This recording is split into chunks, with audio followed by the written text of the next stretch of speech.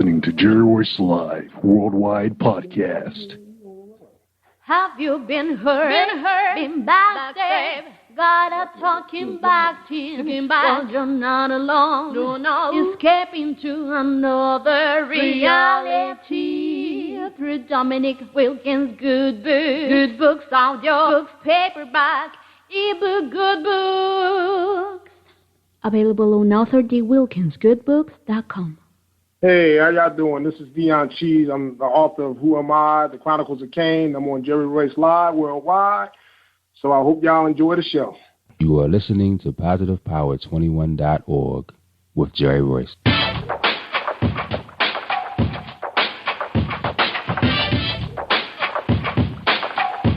What up? It's your boy Kano Kingston. Hi, this is Angel Sessions. Hey, this is Pat.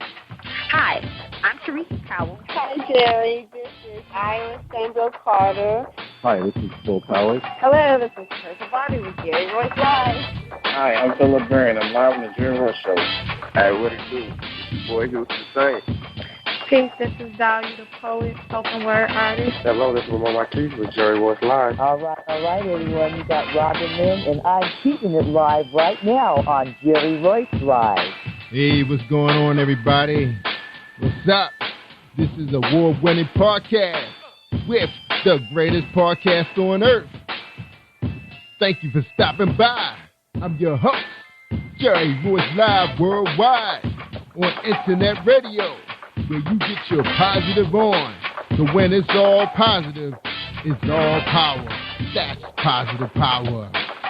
This is a worldwide podcast for growth, wealth, and success.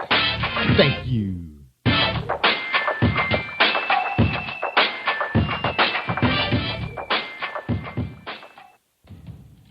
Think you know how drugs get in those little brown bottles? Think again. Set in the green hills of western New Jersey, inside the gilded halls of power of a U.S. pharmaceutical company where decisions are worth billions of dollars and human lives worth less. Nicholas Harding, a young executive at Marshall Pharmaceutical, finds his career, family, and life in jeopardy. The Farmhouse, a suspense thriller novel by Bill Powers, published by Donna Inc. Publications, available at Amazon.com or DonnaInc.org. Go to Bill's webpage at www.authorBillPowers.com. Are you looking for the next great read? A book filled with love, passion, betrayal, and intrigue. The award-winning novel, Season of Change, by Tamika Patrice Kane, is sure to satisfy your literary sweet tooth. Check out this must-read book reviewers are calling uplifting and emotional, and exceptionally great read, deeply intense and thought-provoking. Order your copy today, available in paperback and ebook on Amazon.com or at www.tamikapatrice.com. Are you an author looking for promotional services or a reader looking for a great read at low prices? In this competitive world of books, Writing Royalty Promotions is dedicated to bringing authors and readers together to build a greater respect for literature through our various promotional services and online bookstore. So head over to WritingRoyaltyPromotions.com and check us out.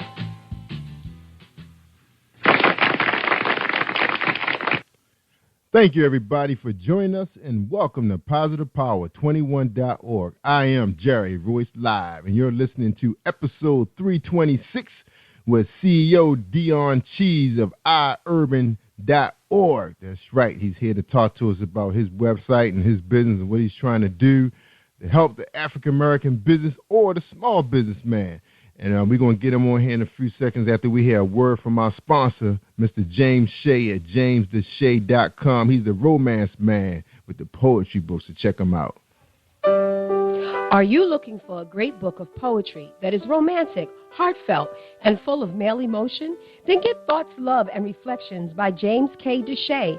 That's D-E-S-H-A-Y. Go to www.jamesdeshay.com. You will enjoy Thoughts, Love, and Reflections. All right, that message was brought to you by James Deshay at jamesdeshay.com. All right, My guest is Dion Cheese. Again, he's the CEO of iUrban.org. iUrban author Dion Cheese is an African-American writer that penned Who Am I?, The Chronicles of Cain, Explain It to Her Mama, and Caught Slipping. That's right, he's an author too.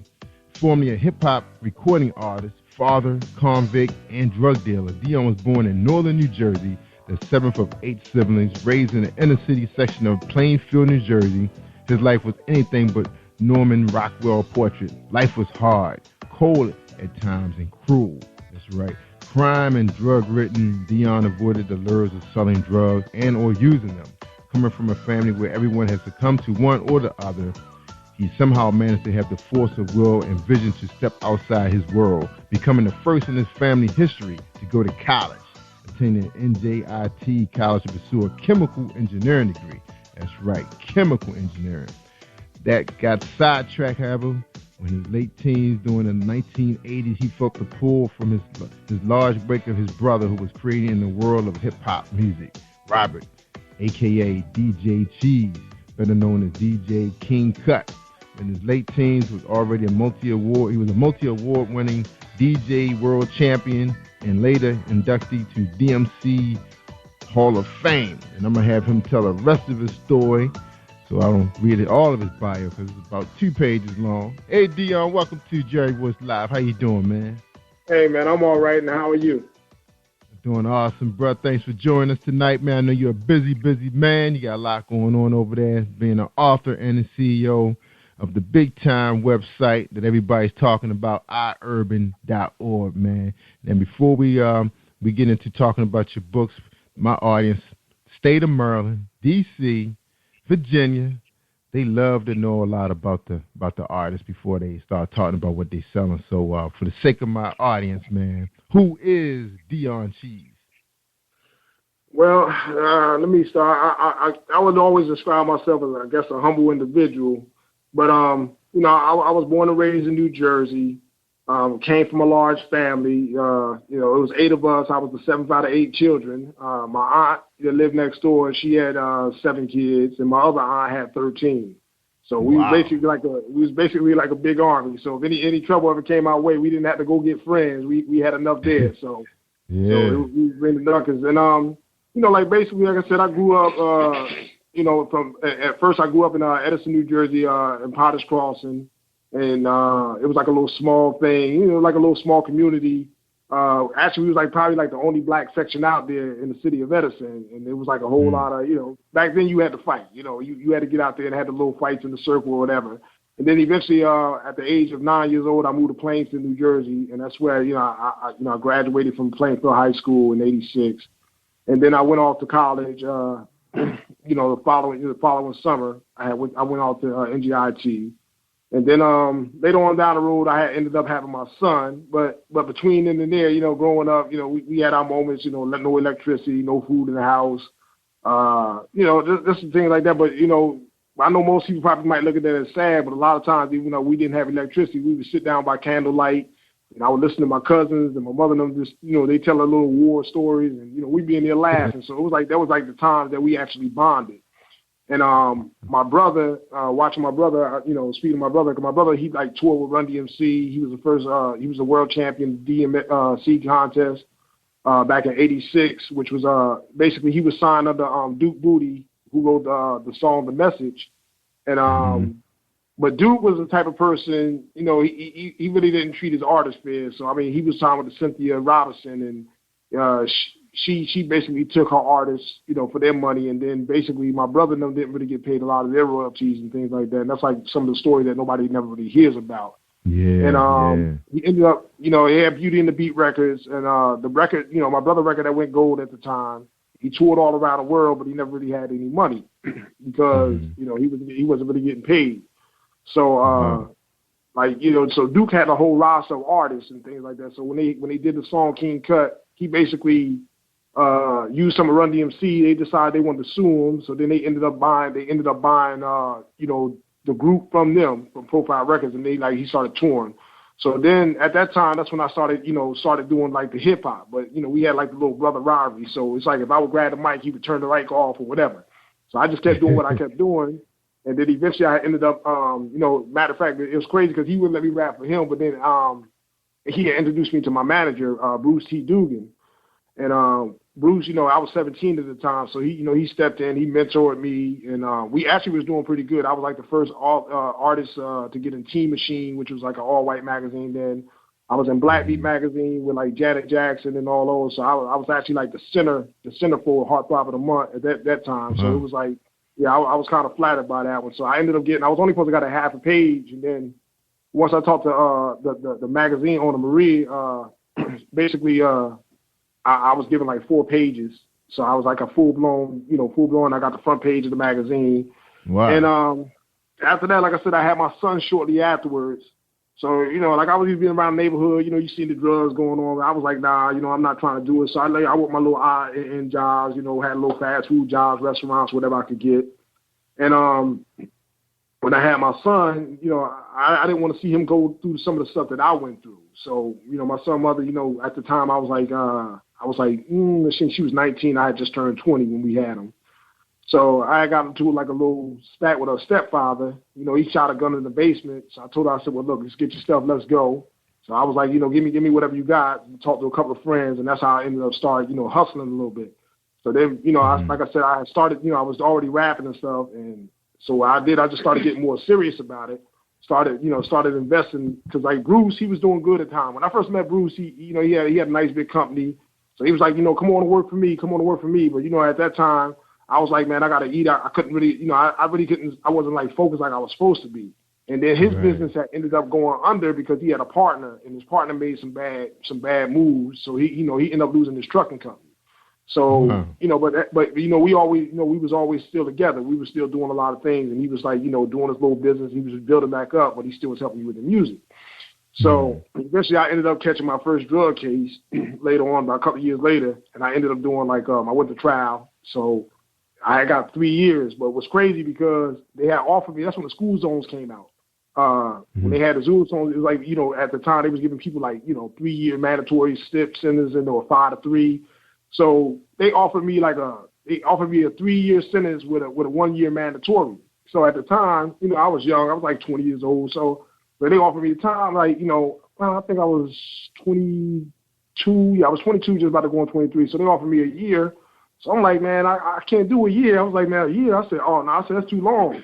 So my brother was like, my older brother, he had been through time. He did stuff. So he was like, look, man, he said, that's a good deal. You better take that deal. I said, a year? I said, oh, man, I can't do a year. I said, nah, I'm going to trial. So I ended up going to trial. I ended up getting 3 years. So I served my time. So then that was like in 95 I got out. So I didn't have no parole or anything. So I came home, got a job, was working, doing like a little construction job. So, and having a record, like my brother got me the job.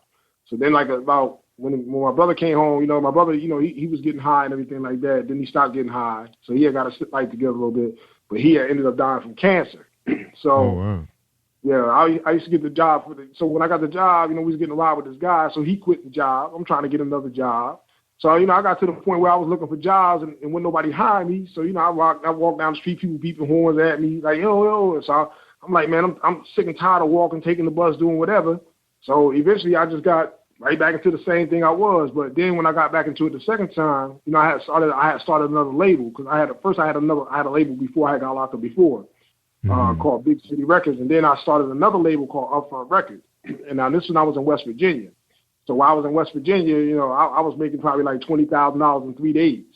So I started, but I was always an investor. I never was like, I didn't get high. I wasn't getting drunk. I didn't drink. I didn't smoke weed. I always kind of took care of myself. But I always had a straight mind. Like I said, because I was like basically, I was college bound. I was going to school for chemical engineering. I was getting good grades and things like that. So, out of 597 students, I think I was like number 13 in the ranking of the school.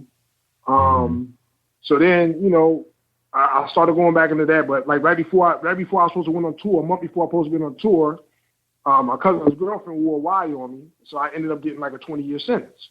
So wow. So I was young, I was like 20, and I'm like, man, it was like 20 years, and I'm like, I didn't know what to think. So And that was with a cop out. That was with a plea. So people don't understand about the federal system is the fact that they treat crack cocaine and they treat cocaine quite vastly different. So if you get caught, basically, let's just say if you get caught with some crack cocaine, which is basically at the time that I got sentenced before they changed the law, if you got caught with a packet of crack cocaine, you would get 5-year sentence. In order to get the same thing for the cocaine, you actually have to have basically of 500 grams to 1 kilo, which is basically the size, of a small bag of sugar. So you can imagine a packet of sugar. And the ironic part was that, in the federal government, under the statute, basically we're sentenced under the Food and Drug Administration Act, which is Title 21. And Title 18 doesn't really, that's where the criminal statute is at. They'll get you with that with the conspiracy, but they basically turn you into a corporation. But it takes almost 85 times the amount of cocaine to get you that same sentence that you would the crack. Wow. So the crack basically, so for having like a small amount of crack, and what the whole thing was, even like when I got caught, I didn't have no guns on my case. I didn't get caught with a lot of drugs, and basically you're getting sentenced for hearsay. We call that ghost dope in the feds, so they would call it ghost dope, because you basically had to prove that you never had the drugs that the prosecution says you had, or the witness says you had, but he ain't got. So you have to prove that you never had the drugs that he said you got, but he ain't got them. So you have no laboratory, no hardcore evidence, basically, but hearsay. And then they would aggregate the amounts of drugs you had. So if you had somebody maybe like he was a crackhead and he might have bought maybe a few grams here and a few grams there, they would add all that up, and then they would come up with their sentence.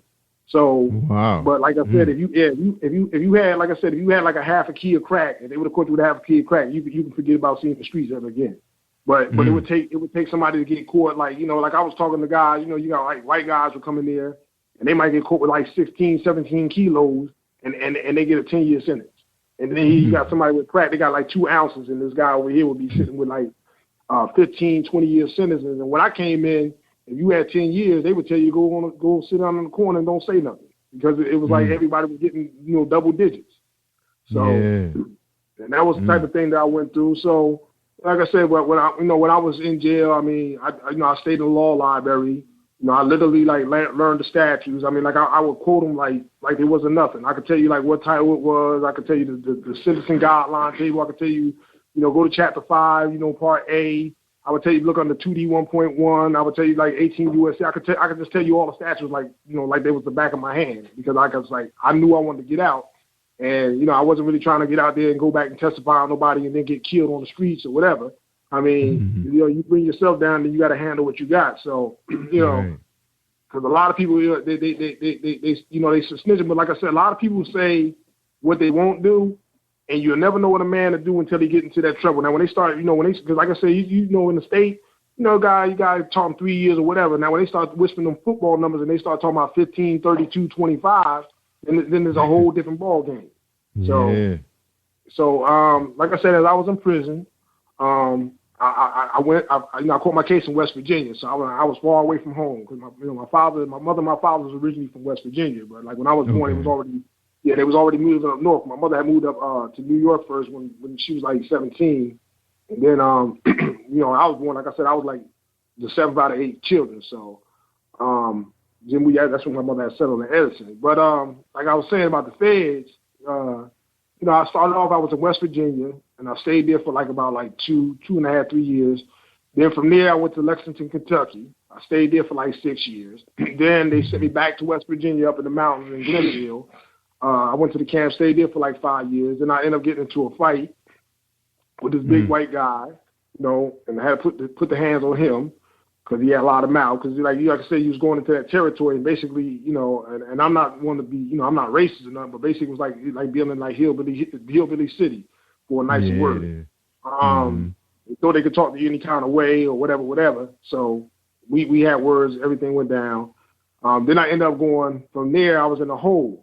So, like I said, I used to write like a lot of poetry. I would write, letters for guys. I would do like a lot of legal. So people used to always like, man, why don't you write a book? And I was like, man, I can't write no book. I said, I never wrote no book.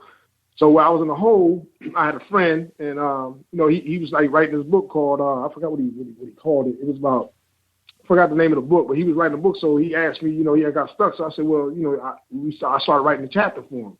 So when I wrote like the chapter of the book, we went back, we started reading it. So we laughed and we looking at the story, and then it was good. So that's when I came up with the idea for the Chronicles, for Who Am I, the Chronicles of Cain. So I started writing that one, and it was like, it's basically a drug story, but it's based on a whole different conceptual back. You know what I'm saying? Like a lot of my characters in my stories, and a lot of people got to understand is that, like when I write, I take inanimate objects and I try to make things that you would see commonly, and then I would turn them into a story. And for a good example of that is my second book, that Explained to a Mama, which is basically a book.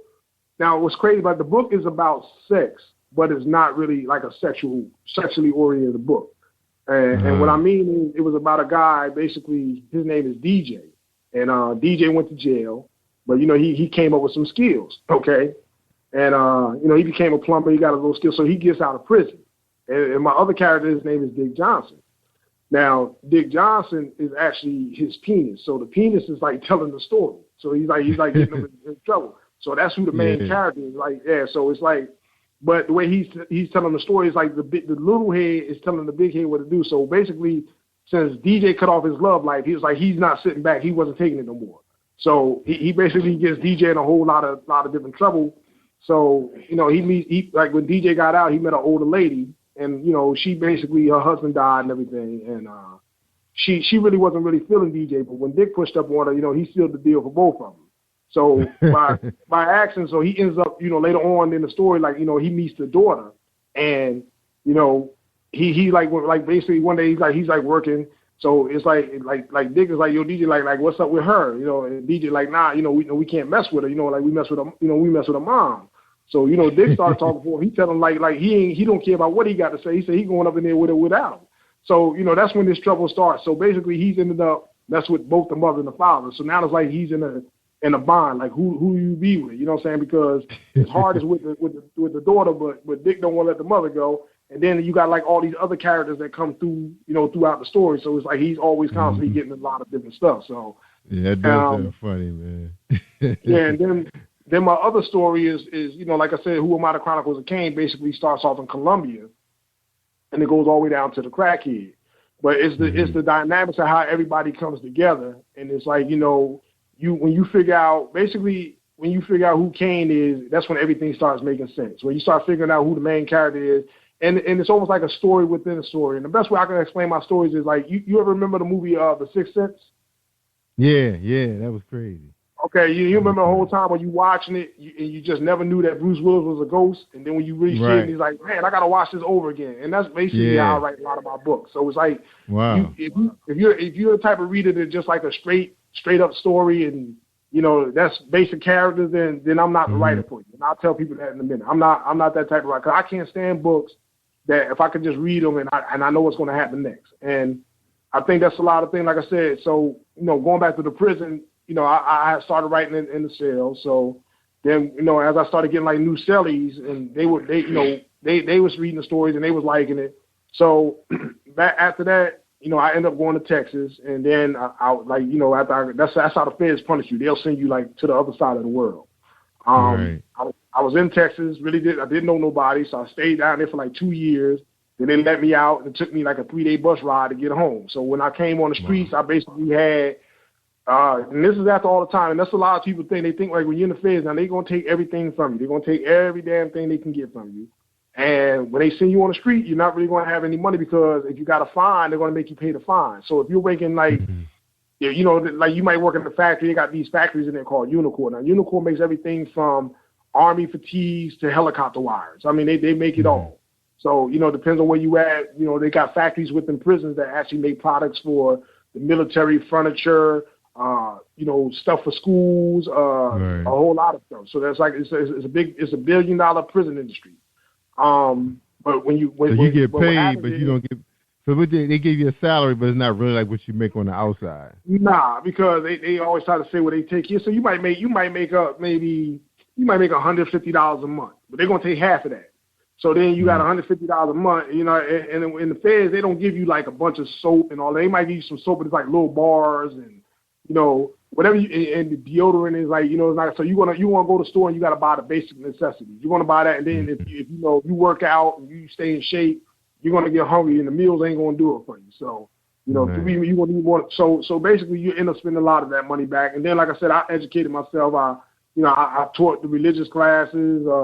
You know, I was doing it, whatever I could do to make myself. I took up a dental technician where I learned how to make dentures. I took a soldering technician. I took a green mill technology. And, well, you know, I could use some of the skills, but like I said, when you get on the street, nobody really wants to hire you. So I came home, like I said, I had less than $100 in my pocket. Then I had to catch, you know, and glad that people when I met a lot of people on the bus on my way back, so they was buying me food and stuff. And had they not did that, I wouldn't have had enough to pay the taxi cab to get to where I had to get to the halfway house. So they gave me basically like $40 and a bus ticket, and that's what you get. So you know, I got out, got a job, it was working and everything. So as when I got out, you know, I got back in contact with my manager because I hadn't talked to anybody who I really knew on the streets because I was so far away. And when they cut me off, I lost all my contacts. So basically, I was out of everybody's life. I didn't get to see my son grow up. You know, I seen my mother maybe like once because, like I said, I was so many miles away. I wasn't going to tell somebody to fly 500 miles to visit me for a couple of hours. It was like crazy. So a lot of people, when they got the families coming to see them, they actually got to travel to other states to see their relatives because they consider you to be close to home. And anything within 500 miles of your home residence, that's what the feds consider you to be close to home. Get out of here. Yeah. So how long were you gone? How long were you locked up in it for the feds? I was in there from 97 to 2011, and I was this was supposed to be the year I actually got out. So what happened was, and back in 2008, that's when they proposed for the crack amendment change. That's when they first did the first crack amendment, and that's when Obama, when he started running for president. So they had ended up, you know, everybody started. Really was because it was what really changed the law was the fact that the housing industry went down. When the housing industry went down, that affected the prison economic center. So what they wanted to do, it's like a relief valve. They don't want to let everybody go, but they want to make it just enough where they can let certain individuals go. So they tweak the guidelines.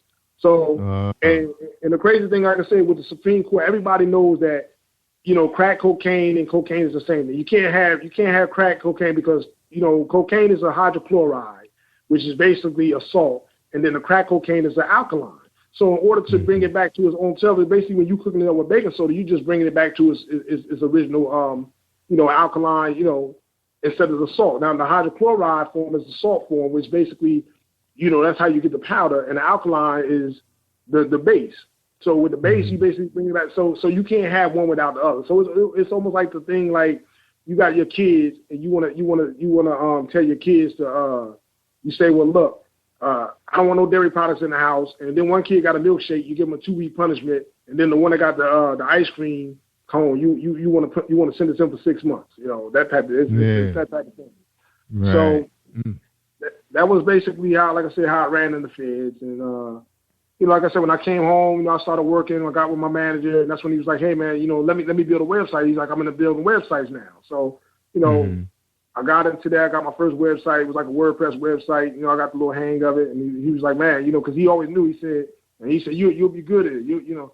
So I caught on. And like I said, because, you know, in the Fed, you don't have no computer. You don't have no computer. You ain't get no. I mean, you can get cell phones. People get them, but it ain't worth the hassle to go through to hide it and all that stuff like that. Right. You get some computer skills, but it's very close. You don't get that on the internet, and it's like everything is monitored. So you really don't. Everything was new to you. So everything was new to you when you got out. Hey, look, Dion, we're gonna take a quick break, man, and then we come back. Man, we're gonna finish your story. Then we're gonna talk about your books real quick while we still got the time for the show. Cause, man, you're right, man. You probably did need a 3-hour show, man. You lived quite a life, man. All right. Yeah. So hold tight, bro. We're gonna hear a message from Reese World Publishing. All right, hold tight, everybody. Message from Reese World Publishing.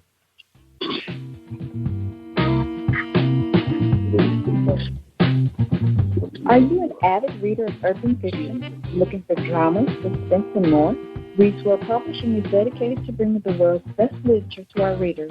Urban fiction, erotica, sci-fi, mainstream fiction, and children's literature are just some of the genres produced by our diversified family of authors. You can reach us on Facebook, Twitter, Instagram, and at our website, www.reeseworldpublishing.com.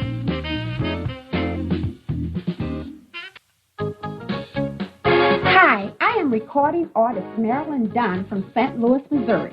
If you are looking for some soul-stirring, anointed, spiritual, and heartfelt music, visit my website at www.marilynnDunnMinistries.com.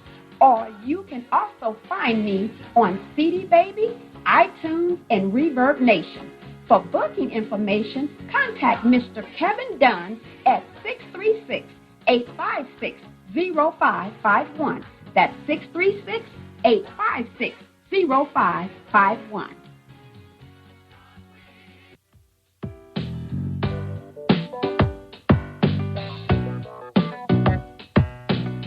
Hey everyone, this is Tanika Gonzalez, spoken word poet. Whenever I'm online, I'm always listening to Jerry Royce Live.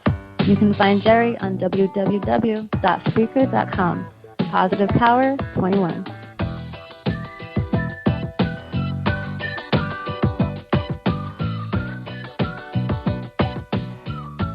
You are listening to Jerry Royce Live Worldwide Podcast.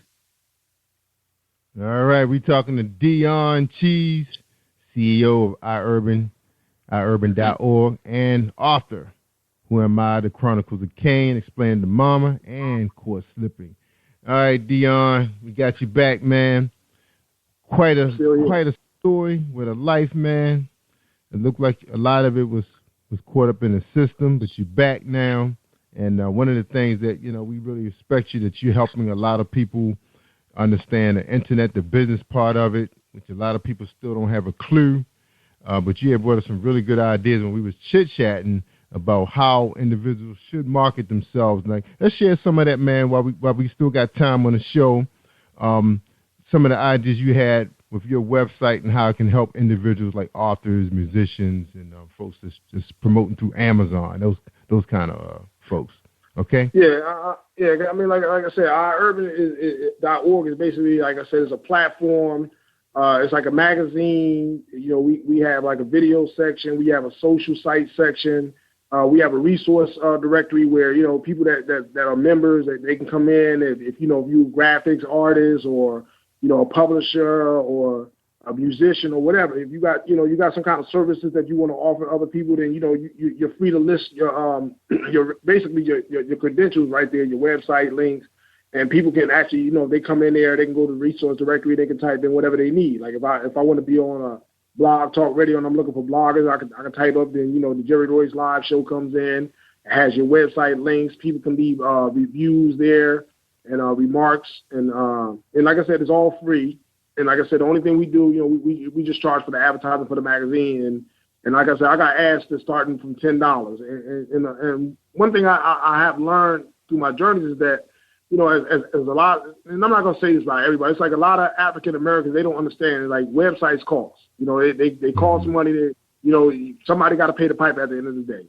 So if you like a site and you're utilizing it and you see a person that's helping you, support the site. It's like you take out a $10 ad. And a lot of times what I do is I try to give people back more than what they usually get. So, and I tell them, I say, look, go out on the web, search the web and look at the prices. I said, they'll be unbelievable. I mean, people walk to me and they say, well, how much you charge to do a book review? And I say, well, I usually charge like $50. So they're like, they $50. Like, I said, listen, I'm not here to read your book while you sit on your behind and I'm gonna go ahead and read your book, write a real beautiful review on it. And I'm not going to just write, hey, I like the book, but I'm talking about a detailed review, something that's verifiable, something that actually helps you in your creativity. And actually, and I have did a lot of reviews where people, when I posted them, like people buy the books just because of my review. And like I tell them, I'm going to give you an honest review. I'm not for sale. You're not buying me for $50. You're buying my services. And for some reason, they feel like, well, since I'm an author, or I'm this or I'm that they feel that they owe them. Like, you ought to be glad to read my book. And it's like, no. I mean, it's a lot of people out there that have talent. And, like I said, people like you or whatever, if you don't have the money to support them, then you give them other things. You share their work. You tell others about it. I mean, like I said, everything is not always about money, but it's about giving back. So, and like I said, when I was locked up, nobody gave me anything. And then, like I said, when I started doing the books, And I was like, well, wow, it's not really nowhere to advertise. And I mean, you got a few sites like the ALLBC and Expression, but like I said, I looked at a lot of those sites and they were kind of like dated to me. So yeah, and you know, I applaud them for what they did because they opened up a door. And I can tell people, like I said, the web is something to be utilized because you have a lot, like, you know, the web, you basically worldwide. Everybody can find you. I mean, if the web is doing what it's supposed to do. So I tell them, like, you know, I try to tell them stuff about like SEO, which is search engine optimization. I tell them how they can save money on, you know, I tell people, look, I got a way where you can produce a book for under $100 nowadays. And, you know, you got sites like Amazon, you know, and it seems like you're getting free services, but it's really not free. And I tell people, I said, look, nothing is really free on the web. You know, it's always got to be a cost involved somewhere. So, you know, what's crazy is like for instance, like with Amazon. Now, Amazon, you know, you can basically publish your book for free if you know how to edit or whatever, and you know how to do a little bit of graphics or whatever. But what people don't understand is like CreateSpace is owned by Amazon, so they'll print your book up. And you know, probably the cost for them to print up a 300-page book might only cost them $1. So they're going to charge the authors, you know, maybe like $4.89 for a full-fledged book, you know. But the point is, which is cheaper than most of the industry, because a lot of the industry, like, you know, like I tell them about like a lot of these shady publishers. So if you see anything with Author House on it, don't deal with them. Author House, they're a bunch of crooks. So I expose them. And you got a lot of Facebook publishers and whatever. But like speaking of a place like Amazon, which they use the Mobi format, and basically everybody, you know, they sell you these commercials, how good the Kindle is and all that. But you know what? I'd rather have an Android over a Kindle any day. Why? Because Android is an open platform system, and I can use whatever I want. So with Kindle, you only can use the Mobi format. It's basically, I look at them like being like Verizon. You know, Verizon uses CDMA technology. It's outdated. The only reason Verizon is in business, why? Because they have enough money to build their own phones. So they're in business. The rest of the world uses the GSM technology. It was almost like Beta and VHS. Beta was a better system, but VHS won because they did better marketing. So people need to educate themselves. And like when you do your book on Amazon, you know, just for them to put your book from CreateSpace to Amazon. Now this is crazy because they own both sites. So it's just like with me, I got two sites. If I really wanted to put somebody else's book and link it up to my Dion Cheese site, all I got to do is, like, once I do the article and I wanted to do it exactly the same way, it's just basically copy and paste it, embed the code or whatever. And it doesn't cost nothing once you get the system. So it's like, you know, when you sell a book on Amazon and people looking at it like, wow, he's getting a lot of money, but they don't realize that Amazon is taking at least like 70 to 85% of the profits. Yeah, so they're taking a lot. Yeah, so a lot of the authors are like, with me, I'm not selling my book for 99 cents. People sell books for 99 cents. I'm not doing it because I spend a lot of time on my work. And if somebody is, because basically what people don't realize, if you're buying a book for somebody and you're paying 99 cents, that person more than likely if he's self-published, he's getting 35 cents. And if they're signed to like a lot of these what I call Facebook publishers, they usually, you know, they take half or whatever. So when I see people on Facebook posting day and night, and it's a bad platform, and you're working for 17 cents a book. You know what I'm saying? Yep. It's like my friend. I got a friend. You know, his name is Clarence Wiley. Port. You know, and he got a book coming out, and he called it. What do you call that? The Elephant Man Syndrome. Elephant Man Syndrome. He said because they're working for peanuts, and a lot of the publishers, what they'll do is, and a lot of people, and what's crazy because they'll sign with these people, and all they're really doing is they'll just get a cover made for them, and the cover might cost them anywhere maybe like $125 on average. Okay. So you get somebody an ebook cover, which they can actually go on Fiverr, probably make one for $5. It might not be the best, but you can get a cover done. But if you really want more professional, you're gonna look between $75 to $100. They don't edit the books, they don't review the books, and they just throw them up on Amazon, and they'll sign maybe like 30 authors or whatever. So you figure you sign 30 authors, and what they'll do, they go sell your books to your friends, post it on Facebook. They're on Facebook posting the same thing day in, day out. So this person might make $100. And a couple of $100 in the what happens is, so if I got a publishing company and I got 30 authors and I make $100 from each author, that's $3,000 a month right there. But they ain't making nothing but $100. So they're not making nothing. So they feel like how you was, like me and you were talking earlier. They feel like they got to put a book out every other month. No, you got to market the books that you have, and you have to believe in yourself. And one thing I tell the people, if you're not willing to invest in yourself, don't expect me to buy your book. I'm not buying your book if you didn't invest in yourself, because I buy a lot of authors' books. I read a lot. I'm not, and what kills me too, and I'm like, how are you an author and you don't read? You know, I hear a lot of, well, I don't have time. So if you don't have time to read somebody else's book, then why should I read your book? Why should I take the time to look over your stuff? Because you're not looking at mine. So, they write. Yeah, they writing 3-4 books a month. It's like when you get to read. And the stories is like crap. Like, you know what? I couldn't do that when I was in prison, and I was in a hole 24/7, and I was writing, and I could not write a book every month because, you know, when you're doing a story and you're doing a good plot line, you gotta have 3-dimensional characters. You're gonna put some time. You're gonna give some thought to that story. And don't get me wrong. Like I said, I never had writer's block or anything like that, but those are the things that a lot of them have to do. They have to understand that if you're going to build a brand takes years to build. You're not going to be an overnight success. And I hear a lot of people say, well, I was a bestseller on Amazon. You know what? You can sell 10 books if you're in the right category. You can sell 10 books and be a #1 bestseller. There's nothing. Every book I had made the top 100. Every book I had made the top 100. But guess what? Still got to have a day job. I tell them when you are successful, it's like, you know, when you become somebody like Dean Koontz and Stephen King, or, you know, Maya Angelou, or, you know, one of those people like that, and you write because you want to write, then you're a successful writer. You know, that's how I look at success. Success is like, you know, you do it when you want to do it, not because you have to do it. And I mean, like I said, they got authors out there like Amanda Hocking. She writes books about you know, I know this is a Christian show. I'm gonna say, I'm trying to get a decent word. She writes about Bigfoot slong. She actually writes books about basically bestiality. You know, these people are actually, you know, which is disgusting. I mean, but this lady's making like $20,000 a month, you know, and they got the nerve to talk about urban fiction. They say, well, you know, they're talking about the drugs and the crime. Hey, you know what? This stuff actually happens. Now, don't get me wrong. A lot of people glorify it. I mean, I don't glorify it in my books. I don't glorify it because, you know what? At the end of the day, I know about the handcuffs. I know what it's like to be away from your family. I know what it's like not to have to, you know, to watch your son grow up. You know what I'm saying? To lose your loved ones. I mean, it's like you lose your identity almost. So, you know, I'm not one to write a book about, you know, glorifying drugs and glorifying that life because it's nothing to glorify. So, it may be in a way, it might be harsh sometimes in some of the things that people see. But you know what? If you want the experience, then the Chronicles of Cain is for you because it takes you from the top all the way down to the bottom. So, you know, like one of the guys is in there, he's a military man, you know, and this guy didn't do anything, but he got pulled in, you know. So these are the type of things that people need to know. And like I said, when they see the word urban, they kind of look at he's illiterate. This person can't write. And I will tell you, like I said, my book Court Slipping, I couldn't classify it as urban because it's not. You know, it's not no slang in it. It's not a whole lot of you know, whatever. But like now my other books, it has some slang in it, but I don't write. You know, I don't narrate like that. And a lot of the authors don't know how to narrate or whatever.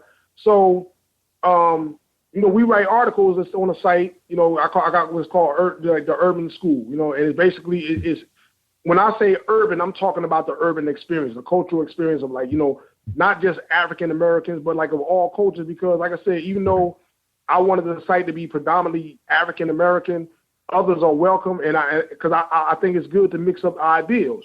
But at the same time, we didn't have a platform for us because a lot of our tastes are different than their tastes. And there's nothing wrong with that because that's why you have cultural differences. But it shouldn't make you ignorant.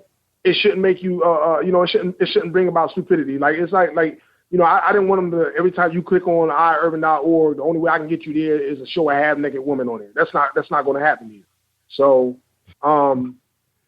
that's how, like I said, that's how I built the platform. So, like I said, you got the videos. I'm trying to get the movies in. You know, I invite people like you. Like I said, you can share your links into the site. And me, if they're really interested, I'll build a whole section for that. So people can actually go to the site and they can discover other things, you know. Because like I said, to me, it's not about the competition. It's about helping individuals coming together, having our own award show. And, you know, I used to hear a lot of authors talk about BET. They was like, oh, you know, BET.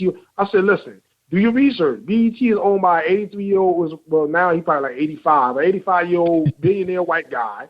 And I'm pretty sure that everybody will, you know, nobody would argue with me that 85 years ago that we were living in a racist society. I mean, like way more racist than it is today. And I mean, it was no problem for them to call you the N-word. So why are you not on BET? Because he don't really care about BET. That's why BET basically has the shows that it has on it now. I don't watch BET. So I really don't even watch TV. Yeah, it's awful. That was an awful program, man. Yeah, so right. I see a lot of talent out there. And what's crazy, like I said, I see a lot of guys that make like my friend, my friend Clarence. He he was starring in the series called The Underground Kings. It was something like kind of like The Wire, but it had like his own little flavor to it. And I seen this show and I'm like, wow, man, let me contact this guy. So me and him, we became good friends, and so this guy is very motivated. He's pushing himself. So I said, well, let me reach out and help this guy, because the guy he's shooting the film with, it's like he's kind of like a little sidetrack. And I'm like, look, why don't you put this on another platform and you can get sponsors? Because like they'll understand when you just throwing your stuff on YouTube, you're basically giving the money to Google. You're not getting nothing for yourself. So if you're gonna go out there and film something, get actors and whatever, make sure that you can remunerate them and give them some kind of pay in exchange for their services. And people gotta understand, So Dion, so what you saying? So he'd be able to run his webinars off of your platform and it would be that's what I would say. They would be able to do the platform, and then when people buy ads, it's like regular TV. The web is basically the new TV station. So. With the streaming and everything like that, hell, you can do everything you can do on the radio. On the radio or TV, you can do it on the web now. So, right. And the prices can be a lot cheaper, and you can actually get to the home of the individual. And a lot of authors need to utilize this. And like I tell them, it's like with that web, when I do an ad, sometimes it takes me a whole day to do an ad for somebody. I mean, I put my heart into it. I'm not going to give you some, crappy little ad. You're paying your money, so you deserve the best. So, and my thing is, don't come and Jew me down, and then you want to go over here and talk to this guy and try to pay him full price. And that's what people will do. Like, and like I said, me, I try to get back in some kind of way. We all got it hard, but one thing for sure, what I see the mistake that a lot of authors do, you want to write the book, but you don't think about the promotion. You should be thinking about how you're going to promote your product before you put the pen to the paper. And that's one of the things that they should always remember. Start looking at your advertising, and that's what I want to do with our Urban. And I invite you, because like I said, you got a wonderful platform. I want people to know about you, and I will recommend and send people your way, because I tell them, hey, look, if you're looking for exposure, you're trying to get known, hey, go to this guy, but also try to patronize this guy. If you got it, man, let them know, hey, look, I don't have it all. Maybe you got a payment plan or whatever. Maybe he can help you, but the whole point is, you need the different platforms in order to get the word out. So if you're not willing to do that, you're not willing to invest. And what kills me, they'll talk about they ate shrimp dinners, but then you don't want to spend $10 in your little crappy book, but then you want somebody to buy it. And I say crappy because a lot of them cannot write. I mean, like you said, everybody has a story to tell, but everybody can't write a story. So everybody can't write it. and I'll be the first to tell them that. So it's like and another thing that kind of peeved me off, because I think they think that authors can't say, like, when somebody reviews their book and they leave them a bad review, and they say, well, the authors can't say nothing back. And I'm like, man, like, listen, we all human, but my thing is I can take criticism, but don't sit up there and say, because you didn't understand it, like one time I got a thing, and I had a 4-star review. And I read the review, and I was kind of like pissed off, because I'm looking at the story, like the one I was saying about the Explaining to a Mama story. So the character, like in my other books, I don't really tell you. I let you figure it out, because there's a lot of characters that, like in my books, some are all real, and then some of them are not real. So you'll know it as you read in the story. But the main character of the Dick Johnson story, he's telling you, he tells you exactly who he is, and you're reading the story and you're telling me, I'm confused, like, who is this? And I'm like, are you serious? so I mean, those type of things kind of like, it's, but you know what? At the end of the day, everybody has an opinion, and as long as I do my best, that's all that matters. And and a lot of people, what they do, they'll give up. And one thing, like I said, you look at books like 50 Shades of Grey. It took that book 5 years to make it big. Look at what's that other book, The Lord of the Rings. That was written back in the 1930s. It's just now becoming a blockbuster. So I tell people, like I said, you just never know when your time is going to come, but you got to be in it. Like Lotto, you got to be in it to win it. And if you're not in it, then you're not going to get nowhere. I mean, you got to be willing to invest. Marathon. That's right. Take your time. All right, Dion, we're going to take a quick break, man, and we come back, man. We're going to get your final thoughts to my audience. I mean, you pretty much broke it all down, man, the way it should be explained. Matter of fact, man, you ought to do a webinar, man. You ought to just go ahead and tape a segment on how you feel, what people are doing wrong out there, because they are doing wrong, and they all following each other's lead. Somebody got to take the lead, and it's hard to just get on here and bash a person's method of promoting themselves because they're making peanuts, like you said. It's the elephant man syndrome. But they got to understand they are playing the game wrong. I mean, like you said, the internet is just like TV, but it's an open platform. It's just you have to find the one that's going to work. And right now, it's like they working hard and then they spinning. They spinning in mud right now, and they can't get out. And that's why they still work. And that's why they still working that job that they don't like. Because they're not spending time branding their name. Instead, they're just throwing titles behind titles. Everybody want a trilogy. I'm starting to see a lot of that too, a lot of trilogies. And it's like, well, I didn't understand the first one. Yeah. Because they're not really built. And then the pages are only 130 pages. And it's like, is that it? There's something missing. So, it's like you need somebody to take the lead and throw a webinar out there and explain how you're really supposed to play this game. How it really works. So hold tight, man. We're going listen to this commercial real quick. When you come back, man, you can summarize your thought, and then we all right, man. Okay. All right, here we go. Bill Powers, everybody. Think you know how drugs get in those little brown bottles? Think again. Set in the green hills of western New Jersey, inside the gilded halls of power of a U.S. pharmaceutical company where decisions are worth billions of dollars and human lives worth less. Nicholas Harding, a young executive at Marshall Pharmaceutical, finds his career, family, and life in jeopardy. The Farmhouse, a suspense thriller novel by Bill Powers, published by Donna Inc. Publications, available at Amazon.com or DonnaInc.org. Go to Bill's webpage at www.author.BillPowers.com. All right. That's right. Bill Powers, man. Check it out. What a story. He took his time. This guy, he lived and worked in the industry for years, got an opportunity to retire, and he knows the industry. The pharmaceutical industry is a deep, deep secret. And check out his book. All right, everybody. We're talking to Dion Cheese. My man, he needs to do a webinar for us, man, because he knows how this machine is supposed to work. He knows how it's supposed to work. And like you said, there's not a lot of places that people can advertise. They think Facebook is it, but Facebook has figured this thing out too. And they know that if you're not working this thing the way you're working it, and their whole objective is to keep you on it, If it's 24 hours in a day, they want you to be on it for 24 hours. And that's their whole objective. So if you really want to use Facebook the way it's intended to be used, you have to buy advertise. That's the name of the game. You got to spend some money because free is like a flyer. If you hand out 500 flyers, how many people you think going to come to your party? Probably 5. So you probably got to triple that number to see 15. So that's exactly what Facebook is. When you're out there posting all night, it's like handing out a flyer on the street to people that you don't have an idea who they are and if they're even coming. When you buy an ad, it's almost like an invite. They know they're sending it to the people who fit your profile. And just like urban.org and positivepower.org, when you buy the advertising, we know who our audience are. I know who my people are. Maryland, Virginia, D.C., they're government workers. They make good money. They own devices. They own Androids, all the stuff that Dion talked about. We know who our people are. So, come on board. We're building a platform so it can work for you. Dion, his numbers are good. My numbers are good. We do get traffic. So we invite you guys to come out and sponsor our site. And like you said, we're not asking for a whole lot of money. You don't need a payment plan to advertise with me. Eventually, who knows? But right now, you don't need a payment plan. I'll work with you. So we're going to get Dion back on here.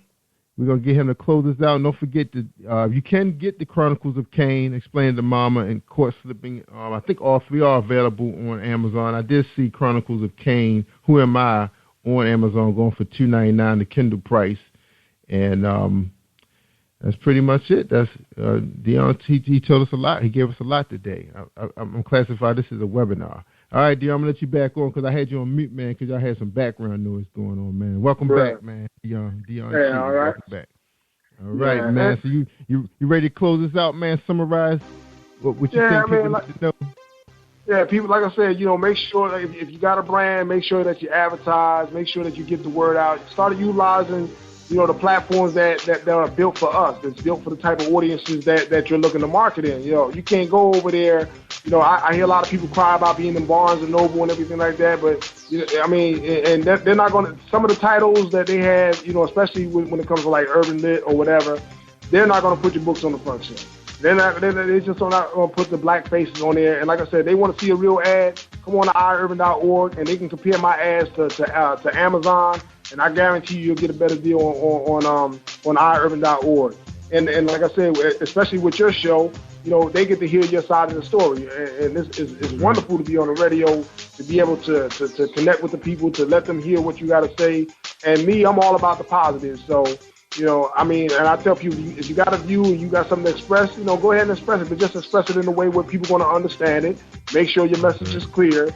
And like you said, it's going to resonate. And then, like with sites like mine, sites like them, like one guy, he asked me one time, he said, well, how many people do you get? And I'm like, well, are you buying an ad? If you're buying an ad or whatever, and you support, then I'll take the time and send you the Google Analytics and show you how much traffic I get, who's looking at what or what they do. And that's the whole thing that, these sites, and like I tell people, it's not free. The site is free, but what I'm saying, being on the web is not free. So you gotta help support the people like you. Like I said, you can't work a 9 to 5, then set up and get a show for people like me.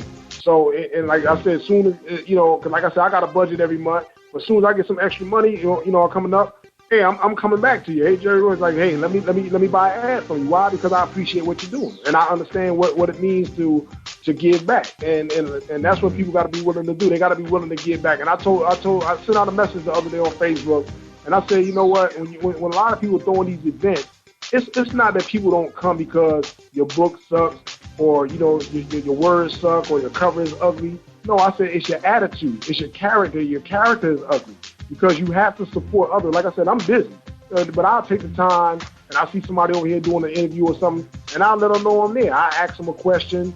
I'll share it, through the media form, but you know what? At the end of the day, they don't even come back and say thanks. A lot of them. So, and the next time that they come back, the door's gonna be closed. Like I tell them, I was like, look, it's not that I need to have them, because I remember when I first started my Dion Cheese site, I only had like 12 people come to see me. And then a few months later, I had like 2,000 people come to see me. So, and I got, between Facebook, between my 2 pages now, my Dion Cheese got 4,000 plus, and then my other page got almost like, the iUrban, which is still kind of new, it's got like 1,900 followers. But like you said, with Facebook, they cut you off. You really don't get the news feed, and they're cracking down on the people that think they're getting these free advertising. They're not going to keep doing it. So, like I said, eventually the doors will close. And like I said, you got to, like you said, the most important thing is to figure out who you're marketing to, what type of audience you're trying to reach, and that's where you should be advertising. Yep. And one of the things I want to tell people too, it's a woman out there who's she specializes in Facebook. She used to work for Tony Robbins when he was trying to figure out social media. She came aboard. Her name is Amy Potterfield. She can really give you a strong explanation how Facebook really works. And she's been on a number of people's shows who do Google Hangout, and she's on camera telling you that you're not getting anything free. You're not getting anything. You're reaching like 6%. Maybe 16 if you're in there for 20 hours posting. I'm hearing people posting 300 times a day in these groups, and you're only reaching 16%. So if you got 3,000, 4,000 followers, you're only reaching 16% of them, especially because they may miss your feed, and people are now allowing you to post to their timeline, so they're not going to see what you're doing. So you have to find a platform similar to yours, similar to mine, where people can come right to the website. Like, you can listen to my show right from my website, and while you're there, you're looking at people's ads, and you can click on it and buy it, right? Right on the spot. And another thing, not to cut you off, another thing a lot of people don't realize is that, when they first do an ad, and that's why it's good to buy monthly packages, because it takes a person 6 to 9 times to see an ad before they even respond to it. Right. So, a lot of these companies, like Coca-Cola and all that, they got these big boy budgets, so they can do that. And that's why, I remember one day I was watching on Facebook, and I seen the guy say, he was like, well, how much would you do for a book? He said he wouldn't pay no more than $50 for an ad. So, and he was like, well, maybe if I was on Oprah, he said he might spend $100. I'm looking at this guy, and I started laughing. I said, because it costs $50,000 minimum to advertise on Oprah Winfrey's site. That's the minimum. It's $50,000. So they think that the websites are cheap, because like I said, the greater the traffic, the more the price is going up because you're reaching a greater audience. And like I said, in order to have that traffic, you have to have the equipment in order to handle that traffic. Because it ain't like, you just throwing it up on your computer and you got this website running and a million people is logging on your website. It doesn't work like that. And knock it down. It shut down in a minute. So that's right. And that platform I'm running on to carry this show, they're one of the biggest, most powerful platforms on the planet right now, bigger than Blog Talk and Spreaker. This guy has put some money into this system, man, and that's why it sounds so good. If you listen to any of my shows, even on a bad, snowy blizzard day that we've had a couple weeks ago, I still have better signals than Blog Talk. And I can tell. I can tell because I did I did quite a bit of talk shows now, and I can understand every word you're saying. I don't have to say, huh, what? I didn't have to say that one time. That's right. And when we're recording that, it's a really strong platform too. They got bridges all over the world, and this company is so big that is hosting this right now. What we're doing now is recording, that they can afford to give this service for free because they make so much money. What they do with corporate America and European companies, that they give this platform away for free, and that's why I like it. And so I do all my recording, and the Spreaker is more designed for like DJs and maybe like if you hook up with Skype, but because Skype doesn't really run that well in my area, it drops a lot of the calls. That this platform right here is a lot better for me to be able to record it, then upload it, because this is a high definition audio. So I know you're going to sound exactly where you sound to anyone you're talking to on your phone, especially cell phones. Like you said, the bandwidth and everything is so strong. Yeah, what I like to do, like I said, because I'm gonna see about it, like I said, with the MP3 thing, whatever, or if you run on YouTube a lot, what I can do is I'll try to, if you start letting me know, I'll create a spot just for you on the site that, like I said, when people come through there, I'll link, any recordings are embedded to my site where they can be able to listen to your broadcast. I've seen you play. Yeah. Matter of fact, I've seen you play. Matter of fact, let's go ahead and close this show, and I'll tell you exactly what we could do, man, since you're interested in turning our program.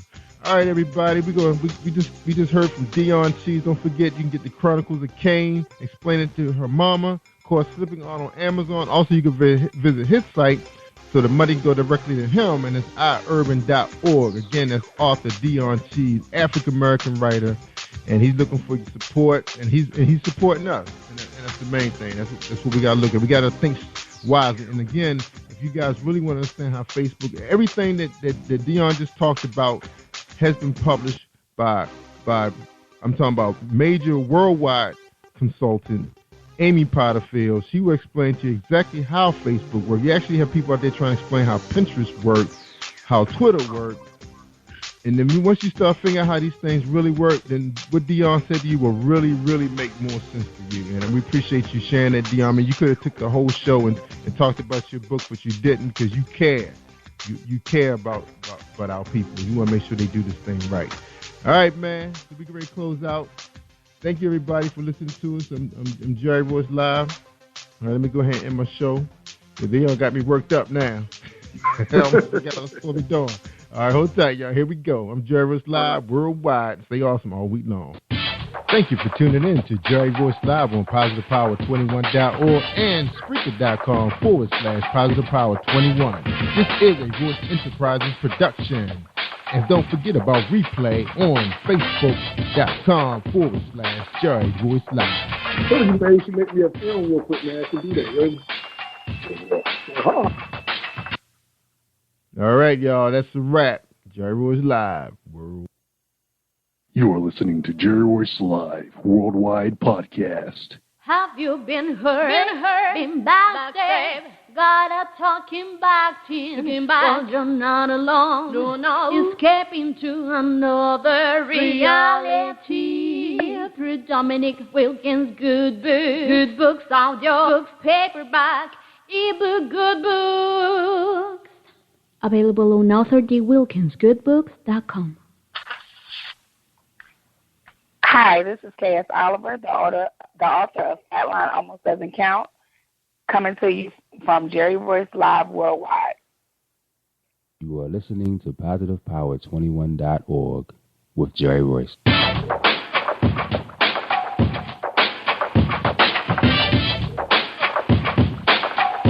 What up? It's your boy Kano Kingston. Hi, this is Angel Session. Hey, this is Pat. Hi, I'm Teresa Powell. Hi, Jerry. This is Ira Samuel Carter. Hi, this is Bill Powers. Hello, this is Teresa Bobby with Jerry Royce Live.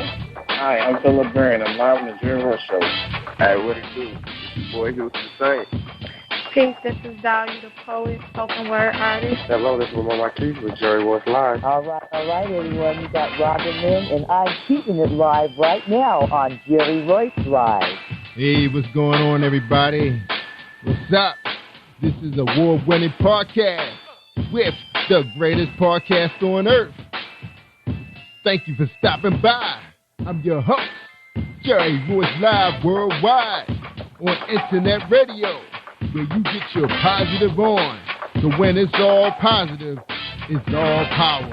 That's positive power. This is a worldwide podcast for growth, wealth, and success. Thank you.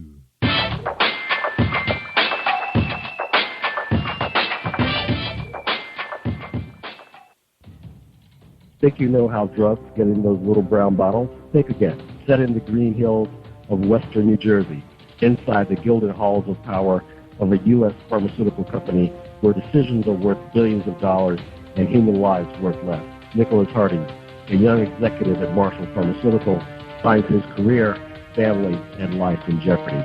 The Farmhouse, a suspense thriller novel by Bill Powers, published by Donna Inc. Publications, available at Amazon.com or DonnaInc.org. Go to Bill's webpage at www.author.BillPowers.com. Are you looking for the next great read?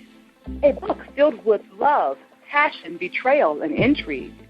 The award-winning novel, Season of Change, by Tamika Patrice Kane, is sure to satisfy your literary sweet tooth. Check out this must-read book reviewers are calling uplifting and emotional, and exceptionally great read, deeply intense and thought-provoking. Order your copy today, available in paperback and ebook on Amazon.com or at www.tamikapatrice.com. Are you an author looking for promotional services or a reader looking for a great read at low prices? In this competitive world of books, Writing Royalty Promotions is dedicated to bringing authors and readers together to build a greater respect for literature through our various promotional services and online bookstore. So head over to WritingRoyaltyPromotions.com and check us out.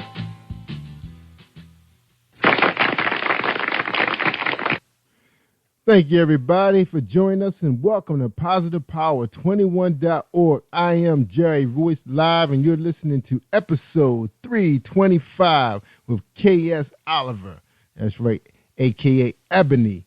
And she's here to talk about her fictional book called Flatline, Almost Doesn't Count, available in paperback. That's right, we'll find out if it's available in Kindle when we get her on here. Now, also, before we get on here, I almost forgot about our sponsor. Let's get a word from our sponsor, all right? And this is my man right here, Deshay, James Deshay. Are you looking for a great book of poetry that is romantic, heartfelt, and full of male emotion? Then get Thoughts, Love, and Reflections by James K. Deshay. That's Deshay. Go to www.jamesdeshay.com. You will enjoy Thoughts, Love, and Reflections.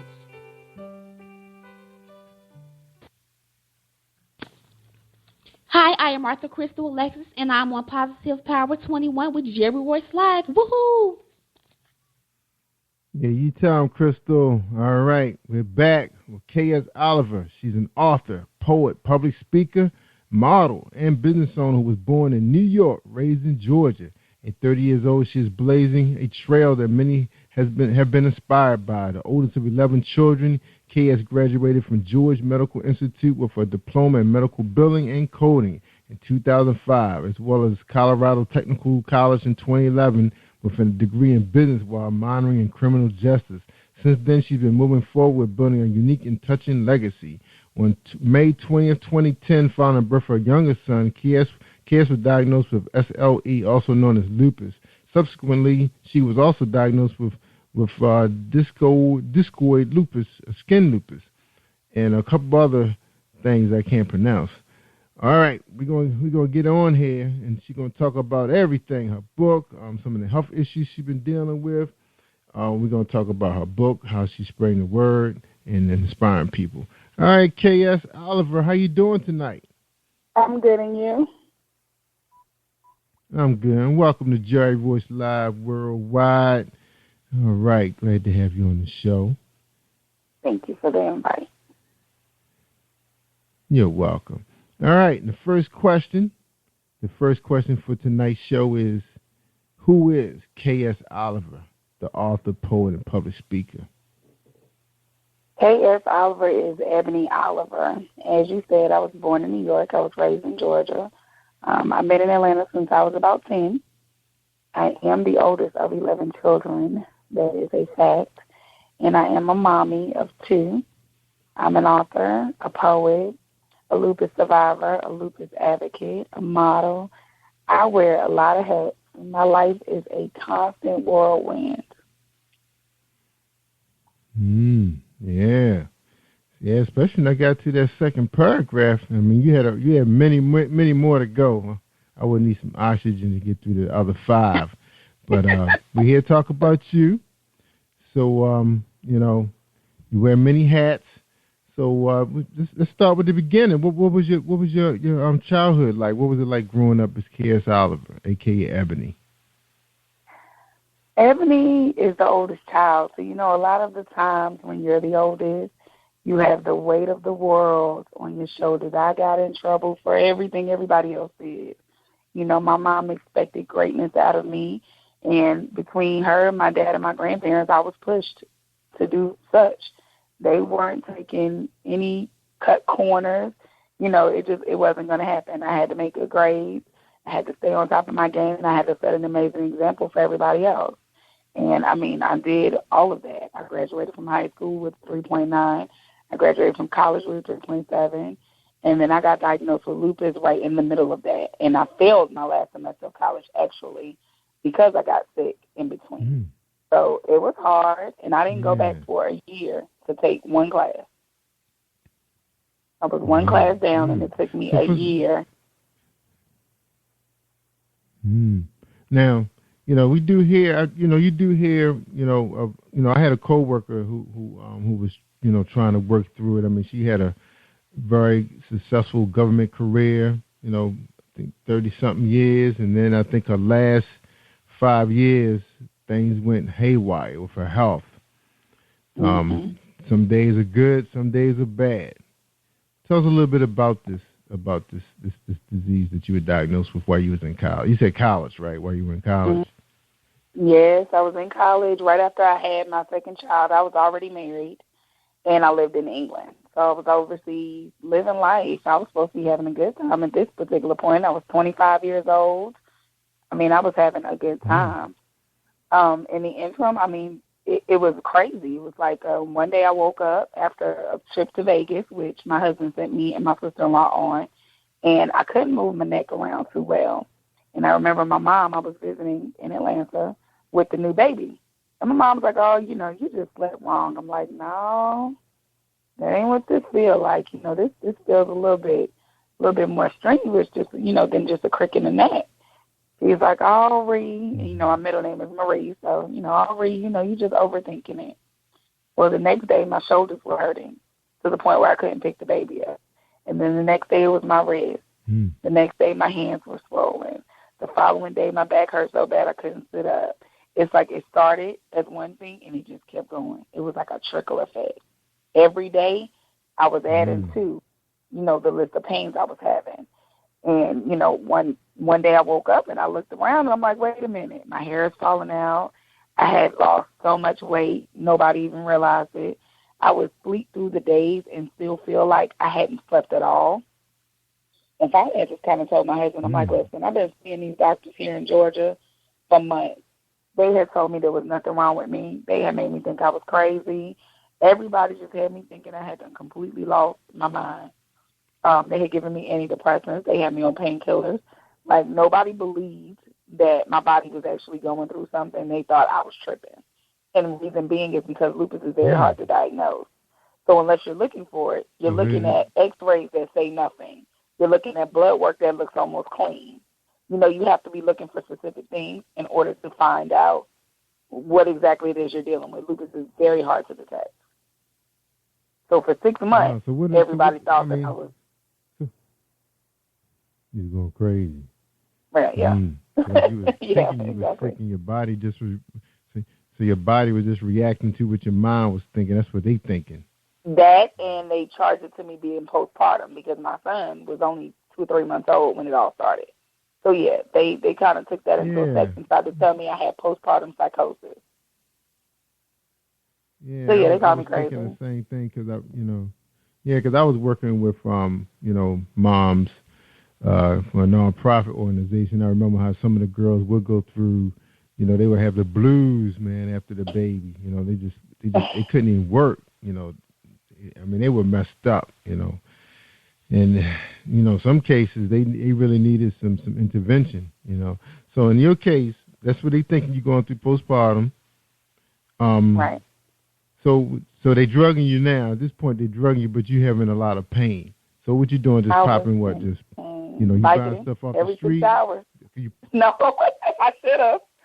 No, I was, no, they were giving me prescriptions for Vicodin, and I would take a Vicodin every 6 hours and go back to sleep. So that was every 6 hours, like clockwork. Sleeping. Wow. Yep. So who was helping you? And the funny thing is the Vicodin didn't take the pain away. It just took the edge off. Like, it would be so bad that I couldn't move at all, and I could take a Vicodin and I could at least sit up on the pillow. But I still couldn't get up and move around like I should have been able to at 25 years old. So who helped you with the baby at the time? My mom and my aunt, my stepdad, all my siblings. I came back home. I was around everybody. Oh, he had to come back home. My husband was in Iraq. Did your husband return back? Oh, he's in Iraq. He actually was brought back. The military actually called him back in the middle of his tour after I went back to the UK and passed out and flatlined in the hospital.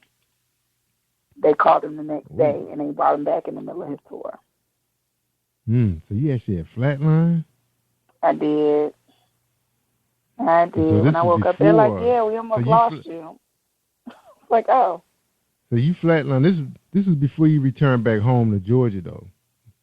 No, I went back to Georgia right after I had the baby before they sent my husband to Iraq. So I saw a doctor in Georgia for 6 months. That's who kept telling me I was crazy. There was nothing wrong with me. So after 6 months of the foolishness, I told my husband, I said, listen, I can't do this. These people are not listening to me. Everybody thinks I'm crazy. I got on Skype with him, and he's looking at me like, why do you look like you have lost every bit of weight? I was a size 3 about that point, and I had been like a size 10. Like, everything. I was like, I was deteriorating one day at a time, and he was like, oh, no. So he booked me a ticket from Atlanta, me and the baby, back to England. My mama fought with me so bad about taking that baby overseas. She was like, girl, are you crazy? You can't stand up. You can't turn your head. But what she didn't understand was I was already tired at that point because I didn't know what was wrong with me. I was starting to think I was crazy. So I'm like, there's no way in the world I'm going and these people sticking me every day and they can't tell me anything. So I knew that if I didn't take one of my children with me, I wasn't going to make it because I was going to give up. I was tired. I was like, I'm not doing this. This has been going on for half a year, and nobody's been able to tell me anything. So I needed one of my kids in plain sight to keep me going. So I took the baby. Yeah, I understand that. All right. So you got there. So when you were in the UK, so you went back to the UK. So you saying their doctors over there? I went back to the UK. Saying? I got sick on the airplane, so they had to land the plane on the land strip and had the medics waiting for me on the ground because I had spiked a fever of 103, and I kept passing out on the plane. So I was getting worse by the minute. So I went back to the UK at a good time because once they took me off the plane, the doctor looked at me. He said, listen, and I had the paperwork from Atlanta, which clearly said that there was nothing wrong with me. He said, I'm not going to look at you and tell you there's nothing wrong with you because it's obvious that there's something here. I just don't know what the problem is. He said, but I tell you what, come see me every day until we figure it out. 14 days later, which was May 20th of 2010, I woke up that morning and I stood up off of my couch to get ready to go to this doctor. I had been driving myself to the doctor every day. As sick as I was determined that they were going to figure out what the problem was. And one of the wives that her husband worked with my husband, she came to the house to pick up the baby because I had a brand new baby. And she's like, if you can't drive yourself to the hospital, I'm like, yeah, I can. And I stood up to grab my keys, and I fell back down because I was so weak.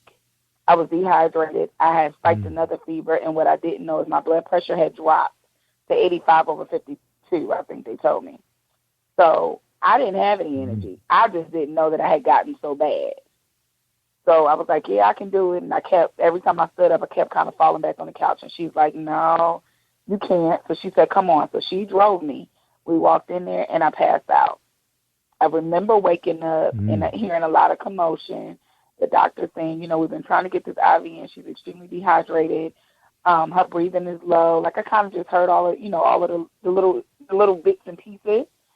And they ended up giving me a sedative and broke the fever. And then I remember they brought in a British doctor and a doctor from internal medicine. And he was like, we almost lost you. And I'm like, oh, okay. He's like, no, really. And one of the other doctors was like, she knows what you mean, because I was just kind of looking at him like, okay, well, whatever. That's kind of how I felt at that point. I had been through too much at that time. It was just like, okay, great. And I woke up, and now what? Yeah. I had a real nonchalant attitude about everything at this point. It was just like, great, I woke up again, and I'm still in this nightmare. Like, what are you going to tell me now? And that was my attitude. It was just like, whatever. Yeah.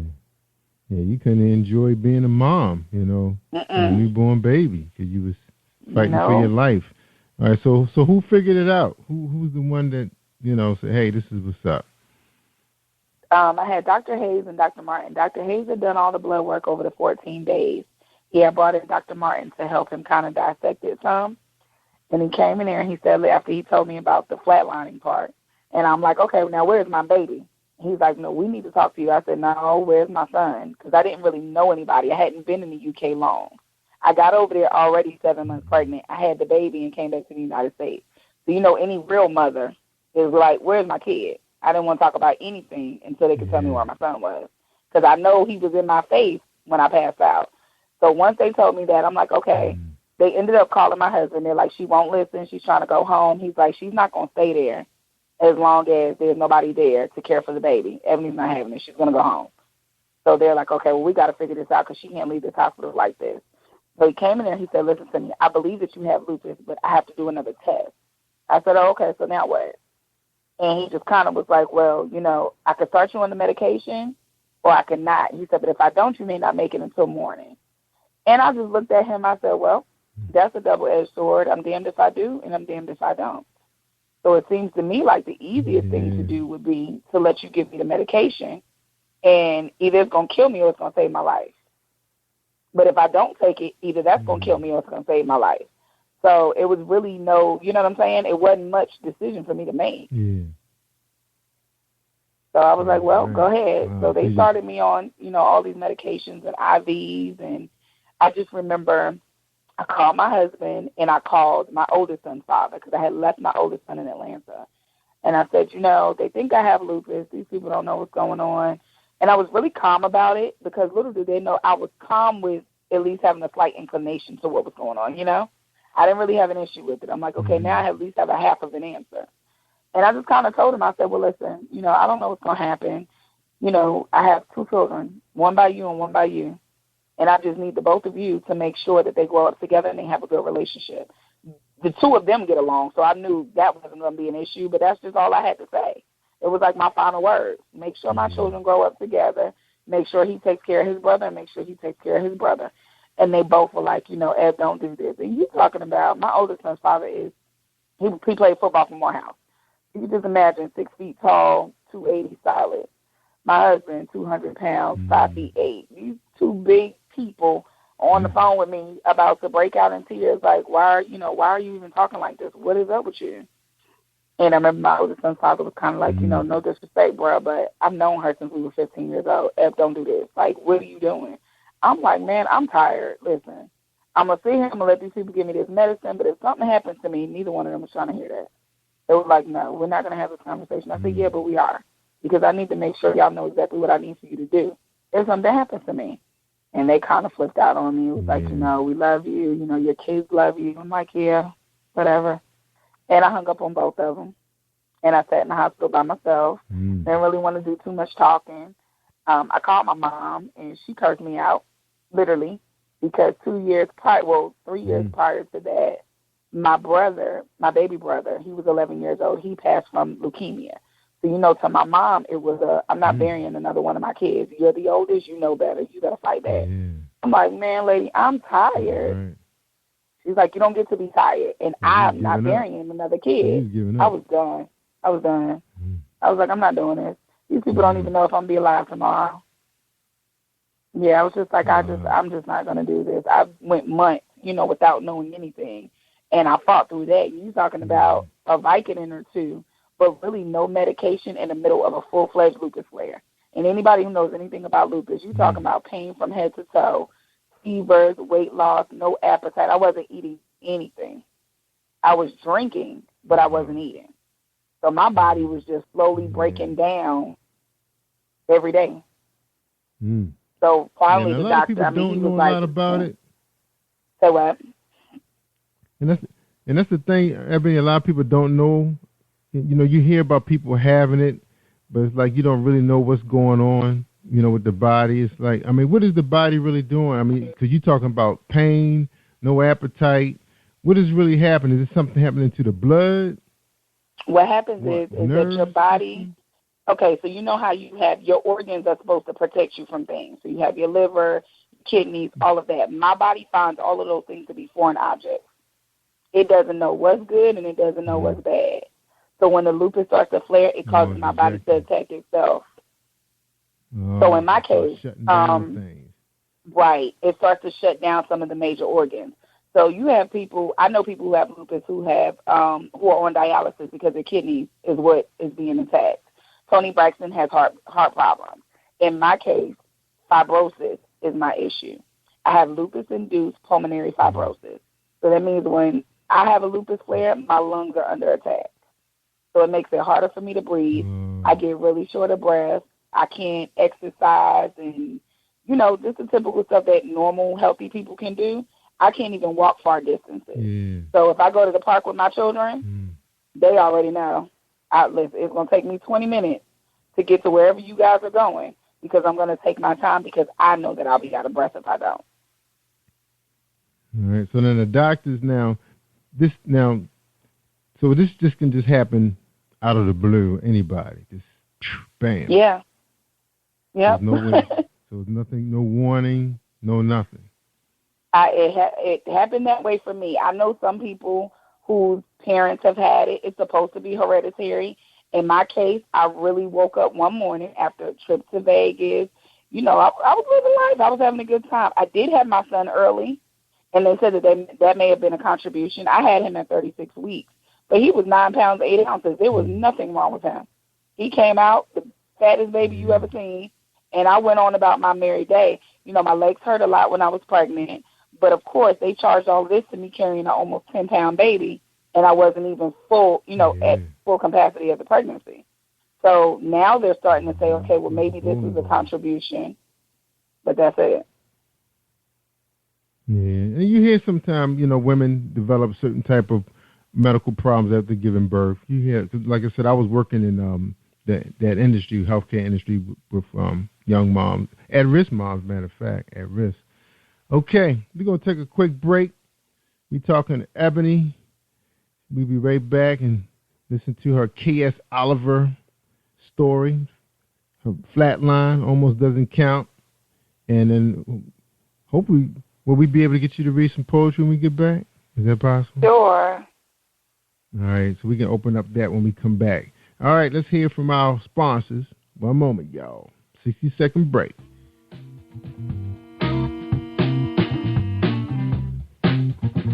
Are you an avid reader of urban fiction, looking for drama, suspense, and more? Read World Publishing is dedicated to bringing the world's best literature to our readers. Urban fiction, erotica, sci-fi, mainstream fiction, and children's literature are just some of the genres produced by our diversified family of authors. You can reach us on Facebook, Twitter, Instagram, and at our website, www.reachworldpublishing.com.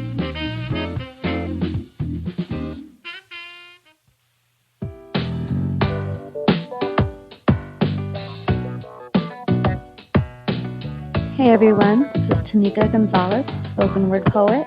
Whenever I'm online, I'm always listening to Jerry Royce Live. You can find Jerry on www.spreaker.com. Positive Power 21.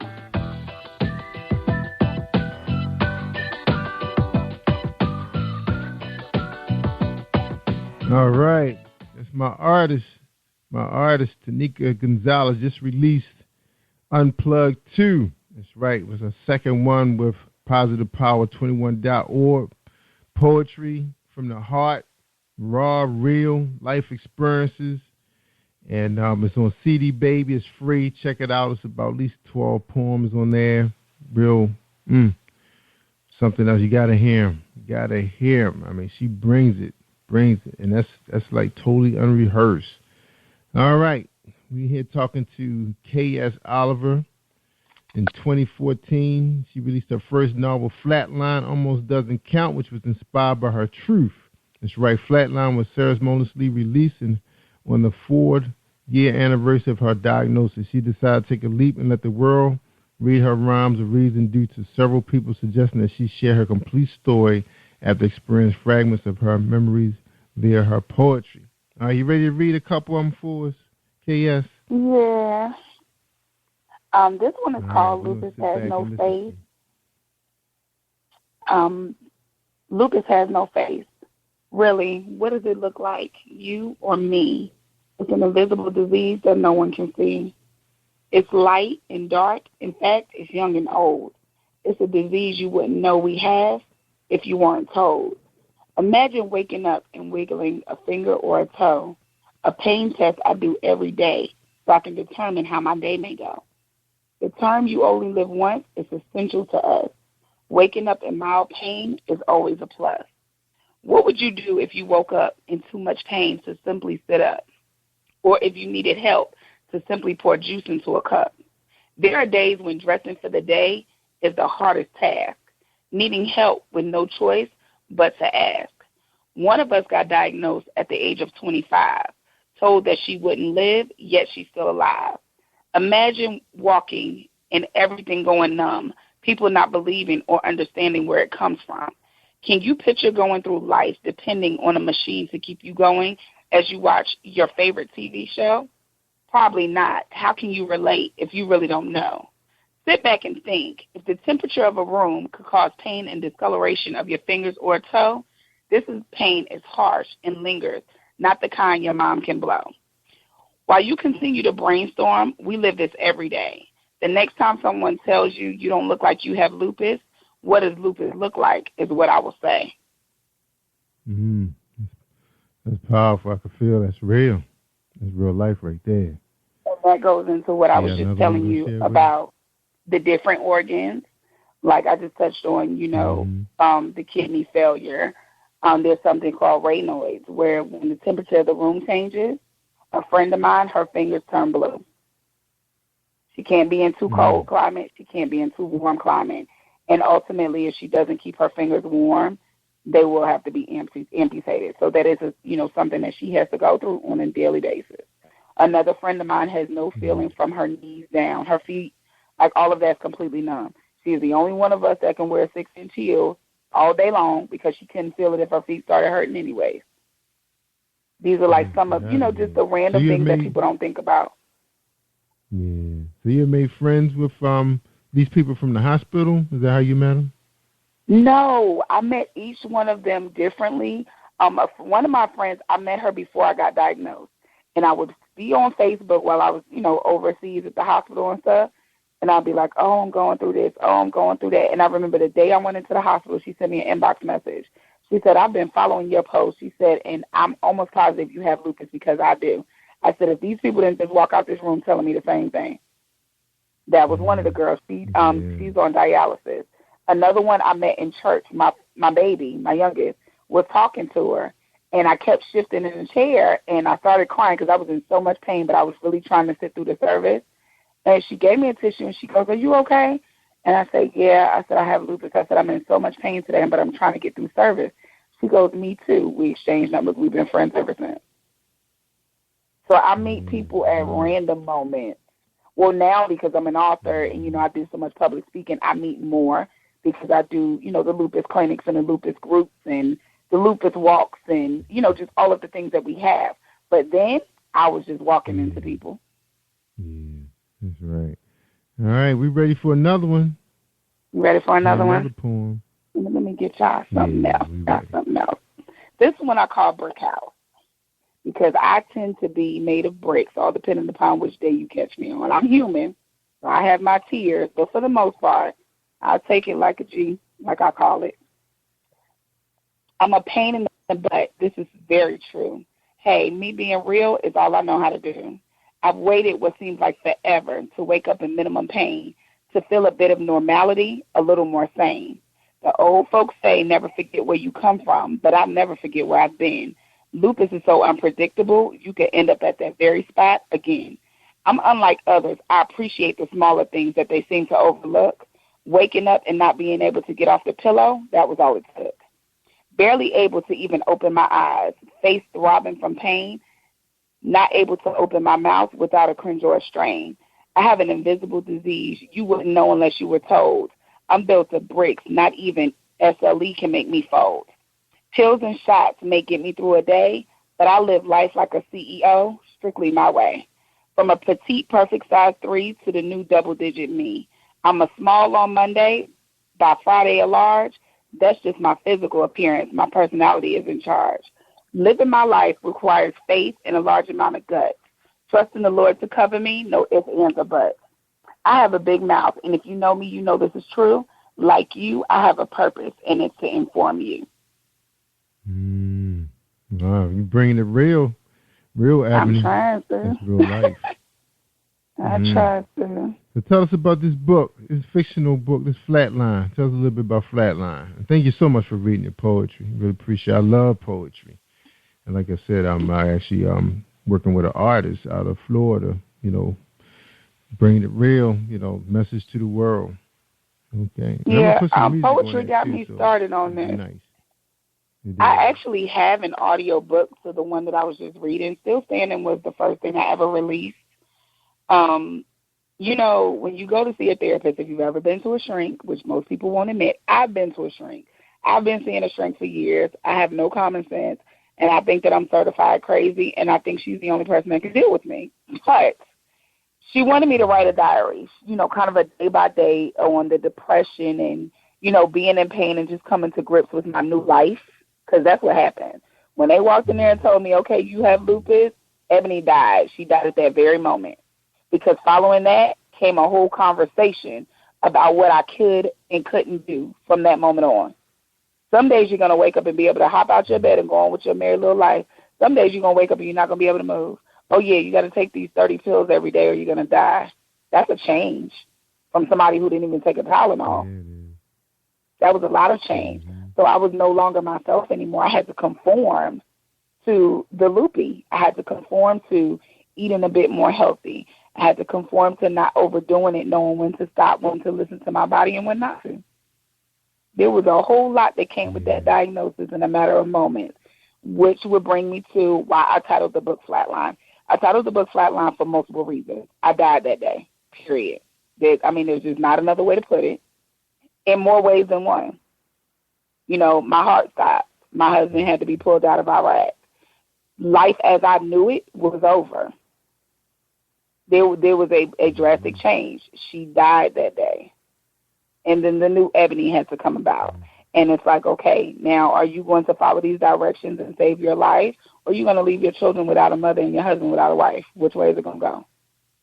And that was a decision I had to make. And it was a hard one. It's rap, easy. Now I'm looking at your reviews on Amazon.com. That's where Ebony's book is available under her author name, K.S. Oliver. Paperback. Now, is this available in Kindle? It is. It is available on Kindle, and it's available in paperback, and it's available on my website in paperback, which is where most people go to. Because, people like signed copies of books. I write personal messages because I meet so many people going through something that feel like they stuck, and I've been there. Yeah, that's right. Now, some of your reviews, you have some reviews out there. They're saying courageously brilliant, loved it. He said the author comes at you from a different angle with fresh perspective, creative approach. Really appreciate it. This is a wonderful book. If you're suffering from lupus or other chronic disease, this book is a wonderful way to look at it in a way to help you along the way. And they said, Survivor, amazing story. People right there with you. They feeling you. Yeah. So what you say to your readers, your audience, your fan base? You appreciate them people? I appreciate everybody, and I even appreciate the people who don't like me. To me, it's a push, and that's just in life. My life is too complicated to not be able to keep going. I get inboxes from people. I get emails from people. There are people that are starstruck when they talk to me, like, oh my goodness, I read your book, and I like to talk to these people. I like to talk to people who go through the things that I go through. Sometimes I talk to people that are like, you're so inspiring. And there are other times I talk to people like, what was your purpose in telling people that story? Well, either you like it or you don't. And it was to inspire those people who can appreciate it, those people who go through what I go through, those people who may not go through what I go through but know somebody else who does. I've had people buy my book for somebody else. That's right. So it just, I appreciate everybody. I'm a very humble person. I've been through too much not to be. I appreciate the smallest things, like you have no idea. When I tell you the smallest things, I appreciate being able to get up out of this bed and walk down to my son's room to wake him up in the morning for school. Because once upon a time, I couldn't do it. I appreciate being able to drive my car on my own. As my husband is over here mouthing, so why don't you wake the kids up for school? Because you do it. But, I appreciate being able to do those things. Mm-hmm. Now, are you signed under Kenny Enterprise? Nope. I am self-published. She is my manager. That's what she is. That's why you spoke to her first. She's a really good friend of mine. Okay. She does manage my career because I am a very busy lady, so it's a lot easier. She's so lovable. I love her to pieces. Yeah, we are friends. So, we hang out together, we talk, all that good stuff. But I feel like in having a manager or marketing agent or anything it is that you choose to have, and I've had a few of them, it's always a lot easier. For me, it's better for her because she knows me personally. She's watched me go through a multitude of these things. She's had to come to the house and cook dinner for the kids when my husband was, gone in the military. She's come to the house and sit with me all day long because I couldn't move. She's kind of lived it with me over the past couple of years. So, see, when she's talking to other people about me, it's very easy for her to convey because she's seen it herself. Yeah, that's right. Yeah. I've had, managers and... yeah. I've had marketing agents and managers that have no clue. Yeah, I live in Atlanta. I lived in Atlanta. Yeah. I moved back to Atlanta in 2011 because I kept getting sick in the UK. So ultimately, they sent me back to the United States. I didn't finish the tour with my husband at all. Oh, wow. Okay. So he's back with you now. He's sitting right here. All right. Cool. All right. K.S. Oliver, the poet, the author. You have another poem to read us to close us out for tonight's show? Sure. I'll read the one that started me in this literary game. I posted this poem on Facebook a couple of years ago, back in 2012. And Marissa Palmer, also known as author Janae Robinson, she read it, and she inboxed me, and she said, I don't know you from point A to Z, but you just had me crying. And she said, I really think that you should publish this. And I said, no, I can't do it.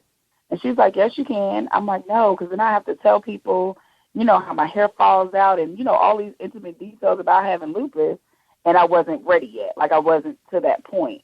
And she's like, no, you can. We've been friends ever since. And when I tell you, she inboxed me every day until I wrote this book. This poetry book came out because she pushed me to finish it. This is called Who Do You Think You Are?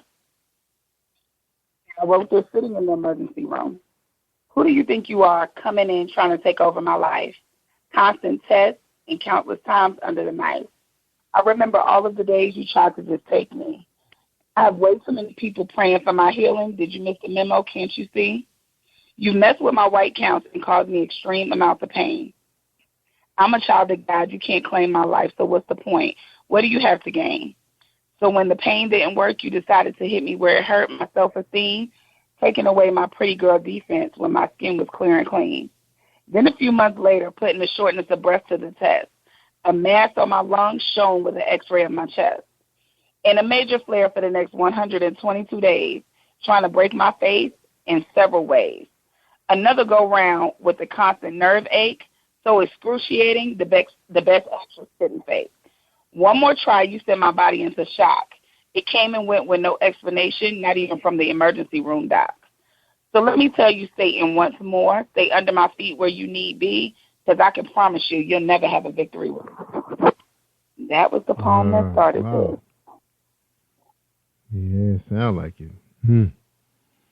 Well, Ebony, I really appreciate you having you on the show, sharing your life, your pain, your struggles, being real with us.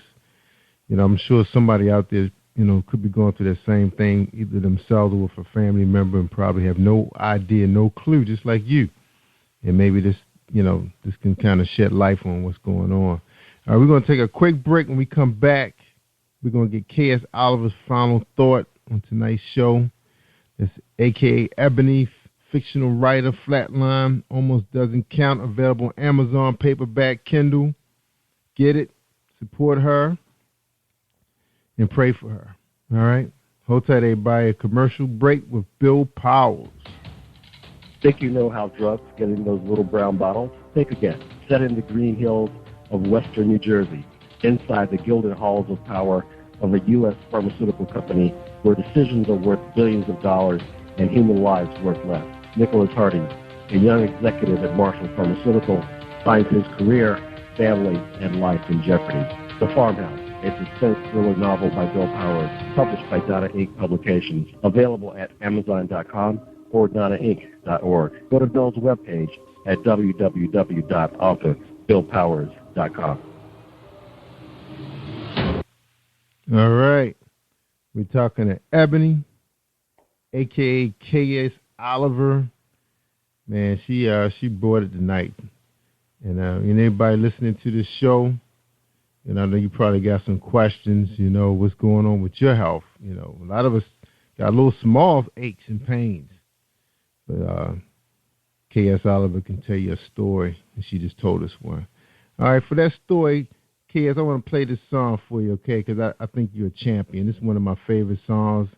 I love listening to this in the morning. I get up a little back pain here and there. Sometimes, we got our little struggle, but it's nothing compared to what you're going through. But I want to play this for you, if you don't mind, for a few seconds of it, okay? Sure. All right, here we go. This Champion by Epic Failure out of New Jersey. Rap duo.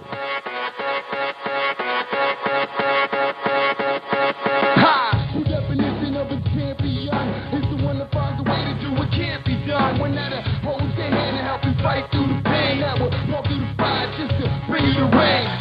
Obstacles are only rocks for the common. It's a race against the clock, and you got the perfect timing.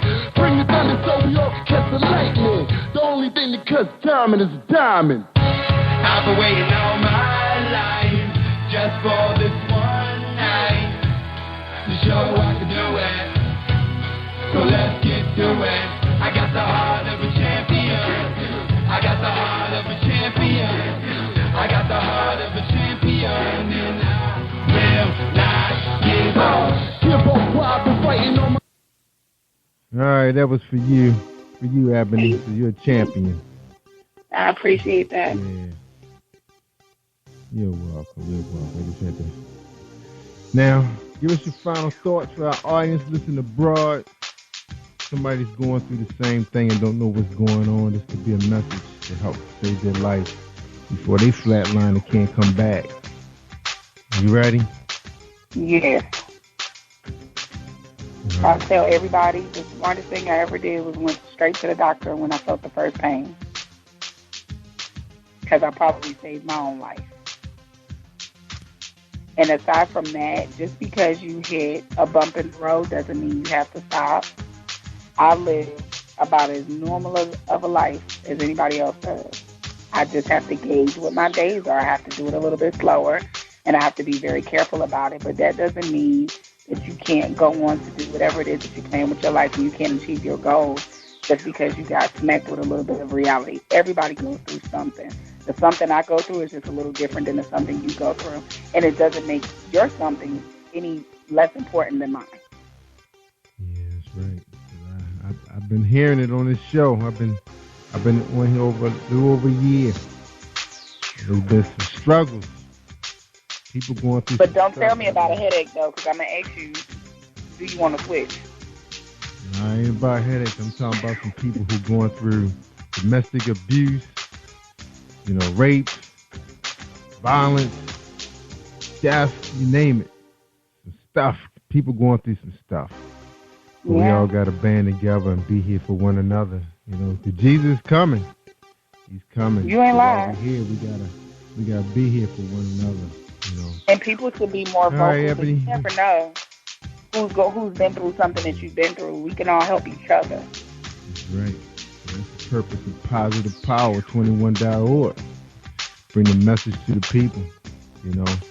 Whether we're in business, we got entrepreneurs out here all coming together for same common reason to share our talents, our pain, our sorrows, you name it. We're here to build each other up, not tear each other down. All right, Ebony, we got to get out of here, but we appreciate you coming on Positive Power 21.org with Jerry Royce Live. Thank you so much for sharing your life with us. We appreciate it. Thank you. I appreciate you. You're welcome. You tell Kenny York that we say hello. And I will. She's probably all the time. Yeah. And I told Kenny and I told everybody, you want to hear the good stuff. I mean the real good stuff. You better listen to Jerry Royce Live worldwide on PositivePower21.org. If you want to hear something on demand, go all the way back. I got 300. And what episode was this? 25. 325 episodes starring K.S. Oliver, a.k.a. Ebony. That's right, in Atlanta, Georgia. She was my 325th show, and I appreciate having her on here. God bless you. We will keep you in our prayers, and I hope everyone listening will do the same thing to heal you. Because God, He performs miracles. And one day you could wake up and go a whole week long. And we hope that happens soon, that you won't feel no pain. All right? Thank you. Take care of yourself. All right? We'll meet again. Jerry Royce Live worldwide. Thank you for tuning in to Jerry Royce Live on PositivePower21.org and Spreaker.com/PositivePower21. This is a Royce Enterprises production. And don't forget about replay on Facebook.com/Jerry Royce Live.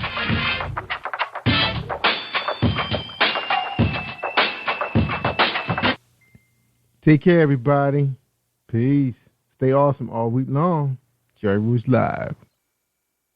You are listening to Jerry Royce Live Worldwide Podcast.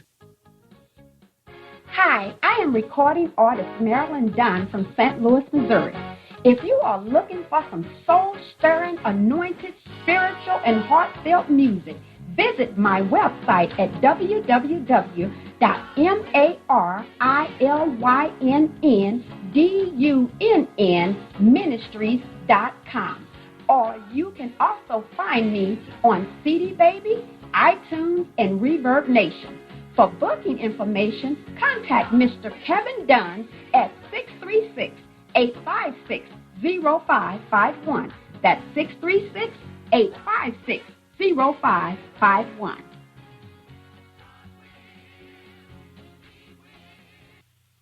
Hi, this is Demara Chanel with my new hit single, Inside Job, and you're listening to Jerry Royce Live Worldwide. You are listening to PositivePower21.org with Jerry Royce.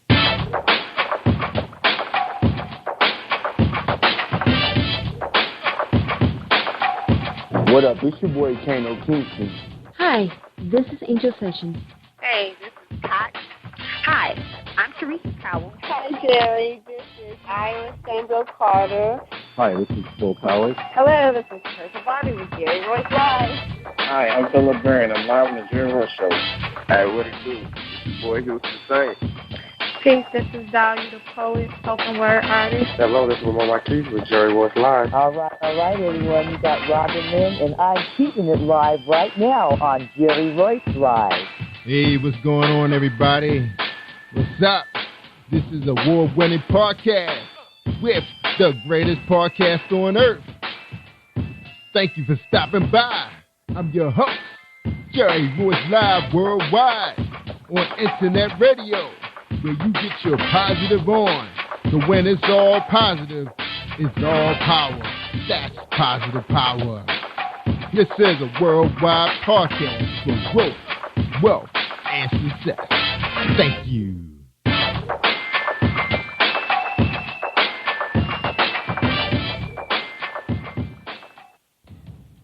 Think you know how drugs get in those little brown bottles? Think again. Set in the green hills of western New Jersey, inside the gilded halls of power of a U.S. pharmaceutical company where decisions are worth billions of dollars and human lives worth less. Nicholas Harding, a young executive at Marshall Pharmaceutical, finds his career, family, and life in jeopardy. The Farmhouse, a suspense thriller novel by Bill Powers, published by Donna Inc. Publications, available at Amazon.com or DonnaInc.org. Go to Bill's webpage at www.authorBillPowers.com. Are you looking for the next great read? A book filled with love, passion, betrayal, and intrigue. The award-winning novel, Season of Change, by Tamika Patrice Kane, is sure to satisfy your literary sweet tooth. Check out this must-read book reviewers are calling uplifting and emotional, and exceptionally great read, deeply intense and thought-provoking. Order your copy today, available in paperback and ebook on Amazon.com or at www.tamikapatrice.com. Are you an author looking for promotional services or a reader looking for a great read at low prices? In this competitive world of books, Writing Royalty Promotions is dedicated to bringing authors and readers together to build a greater respect for literature through our various promotional services and online bookstore. So head over to WritingRoyaltyPromotions.com and check us out.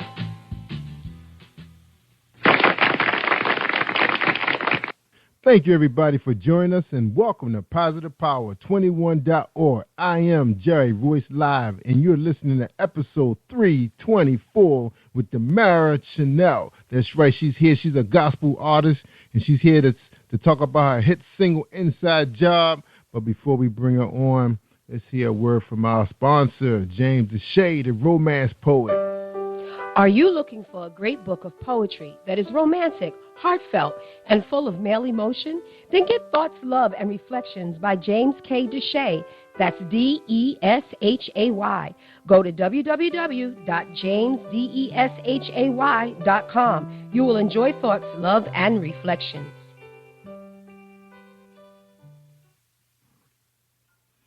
All right. Thank you, sponsor, James Deshay. Check him out at jamesdeshay.com. Very nice publication of poems. And he reads very well, too. So he's also featured on our Unplugged 1, Volume 1. That's right. Check it out on Spreaker.com/PositivePower21. Check it out. It's awesome. Look under Unplugged, and you'll see basically it's about 12 poets, and I call them super poets, and we finding them out there, y'all, and we bringing them to you guys. Just like soon we're gonna be bringing you some comedians, so look for that to happen on Saturday. On Sunday we got a gospel hour well, more than an hour, but we playing it for about 20 hours of gospel music all day on Sunday, being streamed from Florida, coming out of our gospel music. That's right, with my man Pastor Keith Powell and his lovely wife Teresa. So check it out. So they've been gracious enough to allow us to stream their signal here to the Baltimore, Washington metro area and all our 15 countries we streaming to overseas, including Canada. That's right, one of our real big audiences, fan bases in Canada. All right, everybody, be ready to bring Mr. Meyer out. Before I do, let me bring read her bio. Damara Chanel graduated from the Creative and Performing Arts, they call it CAPA, high school with high honors. She was the president of her class while also taking college courses at CCAC with high honors. Damara Chanel, 2014 graduate of Howard University in Washington, D.C., graduated summa cum laude with a Bachelor of Science degree in Music Education. During her time at Howard University, she was a member of the Howard University Choir, Howard Singers, and Howard Gospel Choir. She was also a part of the Golden Key Honor Society and National Collegiate Scholars Honor Society. In addition, she was one of the charter members of Mu Phi Epsilon International Professional Music Fraternity, Incorporated. Damara loves the Lord and has a passion for her music and ministry, while also drawing people closer to God. Damara is a very active member of Metropolitan Baptist Church and a positive role model in her community. She say, I personally would like to thank all my fans, those who downloaded my music, and those who purchased my CDs. She said, may God bless you all. Thank you, thank you, thank you. All right. No further ado, we're going to bring her on. Damara Chanel, how you doing tonight? What's going on? I'm great. How are you? We're doing awesome, and so thank you very much for joining us on Jerry Royce Live Worldwide. And you ready for your first question? Yes, I'm a little nervous. You'll be okay. All right. The first question is, who is Damara Chanel? And I hope I'm saying it right. I'm saying it correctly, Damara? Yes, you are. Mm-hmm. I would say Damara Chanel is just a diligent worker who has a heart for God, and I just want to spread the gospel of Jesus Christ to everyone who I encounter. That's awesome. Good. Now, how long have you been out of college? It's hard to tell these days. People give me well, I've been out of college for a year now, but, I really want to get back in there and get my master's, so hopefully I can start back in the fall. Yeah, that's right. Don't wait too long. You'd be like me. Don't go back. You're saying, maybe I'll take an online class, and then it goes down to, maybe I'll take classes at work. Right. And that's what happened. I take everything that's on a job board. That's right. Yeah, get in there quick. Get your master's. It's hard out here. Definitely. Remember that movie? I don't know if you saw that movie. Hustler and Flow. He said it's hard out here for a pimp. Oh, yes. Hey, man, pimp probably got, like a pimp probably got to have a college degree these days to make it in this world. Probably. It's hard. All right, now they probably do have master's degrees, knowing who's getting into the game these days. But anyway, I was going to say, I know the industry you're in right now is a pretty challenging industry. But before we get into the industry, let's talk about you a little bit. Tell us a little bit about your background. What was it like growing up being Damara Chanel? I would say it wasn't quite easy, actually. Just in school, I really got teased a lot. And that was just because, not only was I singing for God, but I was just this little girl who had a really big voice. And, I didn't want to do secular music. I knew I had a calling on my life, and I just wanted to make sure that I stuck to singing, gospel. And so with my peers, that was always a problem. And then, there was jealousy that came with that because in school, I would get solos and, that always became an issue as well. And so, you don't get invited some places and you're always the outcast. So, I had to really deal with that a lot. But, that never made me maybe want to turn to secular music or just give up on my dream altogether. It just actually motivated me to keep going, even though, I might have been still getting picked on or just being an outcast. Like I said, I just knew that God, I had a purpose and God was there directing my path. And so there was no need for me to even think about giving up. Yeah, that's right. That's right. You hear those stories all the time, from some of your superstars, even in the secular world. They always say they were always, quite different from the other folks, their peers. And then they end up finding people who have similar interests, maybe form a band, and that's all they hang out with. You think about Prince and those guys. I remember, his bio, he had his own band, and he was the boss. And it seemed like you always kind of alone anyway. Even with his own band, it still seemed like he was standing out, from that group. And even thinking about some of the other artists that's out there, you don't really see a real, like a entourage of people who bringing something to the table. Either they just, family members that, say, hey, I'm getting a free ride, or they just, or they management. It's not like it's, you're sitting around your like Dynasty. Destiny Child was probably one of the most unusual situations, and I guess because the father, he put that group together, right, and they stayed together as long as they could. But do you kind of see that, way Beyonce kind of grew up, probably similar situation that you had being Outkast? Would you say that? Definitely, yeah. Because even in regards to Beyonce, like my dad, he's my manager, so he was the one always on me, like forget about them, let's get to rehearsing this music, or come on and just keep going towards your own goal, because like I was saying, my parents are really involved into what I'm doing, and so with my family, that's where I call them my ride or dies. Like they were, always supportive. I could always depend on them. I cried to them.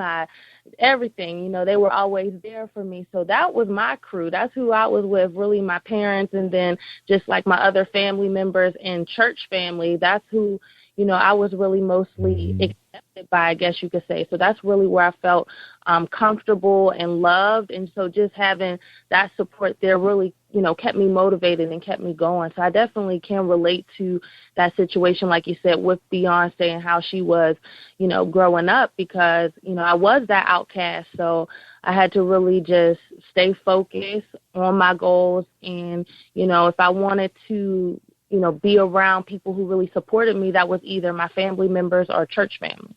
Mm-hmm. And the thing about it's not just in music. God tends to just make those people different. They do stand out. And even though you have friends, sometimes you find yourself around your friends. Sometimes you just don't feel that comfortable with them, like you belong right there. And you're thinking about something else. They may say, hey, come hang out. But it's like you feel like you should be doing something else, like working on your craft, writing a song, working on something, researching.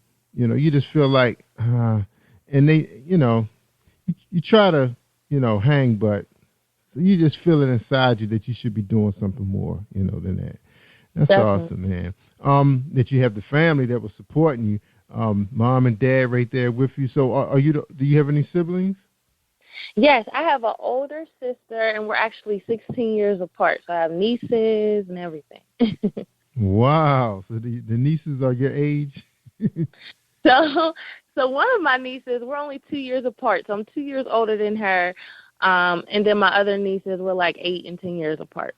Yeah, you hear that all the time these days. I know my kids are pretty expanded too. I have a 30-year-old and then 14, 12, But they all get along really well. They get along well. And they have friends too. But, as you grow older, sometimes, the homeboys and the homegirls are not always going to be in your corner. And like I said, you just got to do what you got to do. God put you on a path, and, you got to sit out and take what's yours. Do what you got to do. All right. Now, church. Now, I've seen the competition go on at church, too. Director, he picked a kid. Your kid better than that person's kid. Backstage moms. What goes on with that? What's the deal with that? Tell us in your own words about the backstage mommies. Oh, goodness. So my mom, I can honestly say she's really not like that. She's actually, just really supportive. But I have encountered some instances where, you know, people try to make it a competition. Like some places I'll go and I'll sing and they'll see my name on the program. And so they'll actually switch the program around so that I'm last, because I've run into some musicians that they don't want to go after me.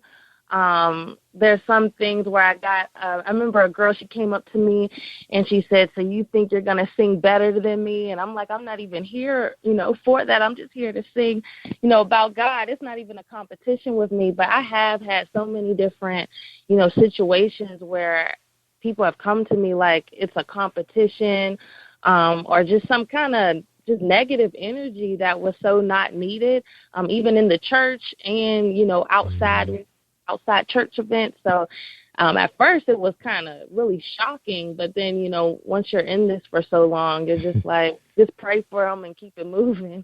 Yeah. Mm-hmm. So, you know, before you know, you find yourself around your real peers, you know, the ones who worked hard and you know, and at the professional ranks now, you know, those are the ones you see at the Stella Awards. You know, they just like Right. you. They know what you've been through. Y'all been down the same path. Now, tell us about Howard University. What was the experience like at Howard? My sister's a graduate of Howard, and I had spent many weekends over at Howard University. I wasn't enrolled, though. Good So experience. Howard, yeah, I really enjoyed my time at Howard. I felt like I grew so much, not only personally, but just in my music as well, because I was a music education major. So I feel like I just really developed as a musician. I was classically trained. So I really just, you know, I just took advantage of basically every opportunity that I could. Through Howard, you get so many opportunities. So I was singing for, I got to be at the White House, and I got to sing at the Kennedy Center, and just so many different opportunities came my way, as well as being with Howard. I even grew a lot spiritually and closer to God, which you really don't hear a lot of college students say. And so there's so much going on Howard's campus with religious life that, you know, if you really put yourself around like-minded people, that can really, you know, motivate you to stay on the right track. Because at Howard, I'm not going to lie, it is easy to sway and, you know, be with that party scene and everything. But just with grounding myself in that religious life that they have on campus, it really helped me just to stay on the right track and just to focus. Yeah, you got all types. But I hear this story all the time. You know, people found their faith, you know, at school, you know, especially, you know, your HBC schools, you know, you get with the right people, and they're going to be your friends for life. Because I know my sister, even though she pledged, she didn't pledge Delta until after, I think, after graduate chapter, but, you know, her girls, they were the same friends she had at high school. They all, you know, attended Howard together, and still friends to this day, you know, friends for life. That's awesome. Yeah, music major. So what's a typical semester like for a music major? Just remind me of somebody who's there to study like acting or something. Is that all you do, or they do give you like your other type of courses for everyday life? Yes, that's what a lot of people think. They thought I was just singing all day, and I'm like, no, this is some hard work. So actually, you first start out, you know, with those core classes. So I was taking algebra, I was taking pre-calc, I was doing my English comp courses, and that was all just during my freshman year. And then after that, you start taking that music theory courses. I was in different choirs, and so that counted. Also, you have your private lessons. Because I'm music ed, I had to be able to at least be somewhat proficient on all of instruments like woodwinds, brass, strings. So I had multiple private lessons. We had some courses such as like counterpoint. We had our music education courses, because not only did we need to be proficient on the instrument and then my own instrument as in voice, but we have to be able to teach it. So we had those courses, and then my senior year, I was a student teacher at Wilson High School in D.C., and I got to work with Miss Lori Williams, who is amazing, and I learned so much from her. I feel like I learned more from her than I actually did those 4 years, because just by watching what you're actually going to be doing, you really learn a lot, but also because she was so amazing. Like, she's really a great teacher, and she has a passion for what she does, so it was awesome. Oh, yeah, she is an amazing woman. Matter of fact, I know her personally. She's my wife's best friend. They graduated from Hampton together. And, great. She's been singing forever. Her daughter, her beautiful daughter, We've been to her shows in Blues Alley, and what a performer. And she's been on this show. Matter of fact, she's one of my first guests that, helped me get this thing off the ground. Yeah. Oh, shout out to Lori Williams. In a small world. Definitely. Too small, even on the internet. Yeah, because I saw she was your friend, a mutual friend, but I said, musician. Then I saw you graduate from Howard. And I said, maybe you guys had crossed paths, performing, because she does a lot of performing also. Yes, met a lot of great. And she's into jazz, and her genre is jazz. Now, have you thought about, doing jazz? Pretty clean. You ever thought about doing jazz? Have you tried that? No, I actually haven't. But with school, like with being at Howard, and even I went to performing arts middle school and high school, I had to sing jazz, and I loved it. But I just don't think it would be best for me, honestly. Yeah. And if you had a manager directing you, they probably would say, "No, let's go to gospel direction." I guess gospel is probably the biggest genre when it comes to music, correct? I wouldn't say the biggest genre, but it's pretty big.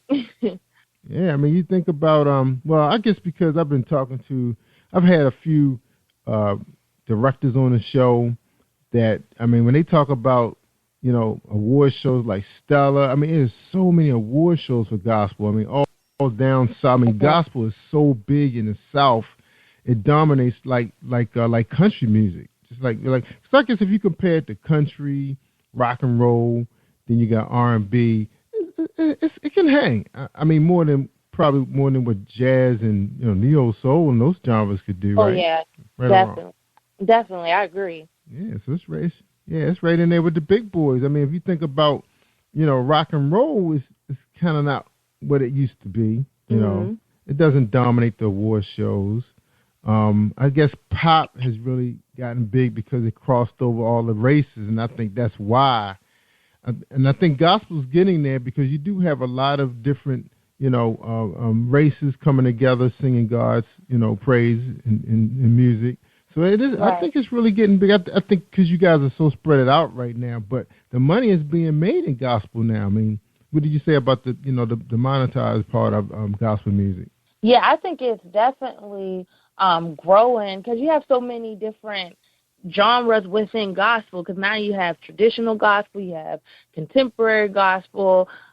There's so many different things. You have like Christian now, and that's a whole different genre. So there's so many things under like that gospel. So I really think it is growing right now, and then it's actually crossing over. If you look at Erica Campbell and Mally Music, even Lecrae, they're really crossing over into mainstream. So I think that's and even the urban. Because I mean, I've had some guys on here that I mean, when I played the beat, I was like, wait a minute, I thought you told me it was gospel. I'm in here rocking, And these guys were rappers. They were actually R&B rappers signed to a mainstream label, and then they decided they want to be, pastors and preachers and everything. So now they playing music for the Lord, but they still have that beat, that them bass lines. But of course, they clean the language up, and then you have your urban gospel where it's almost sound like you can be in there dancing, having a good old time, raising your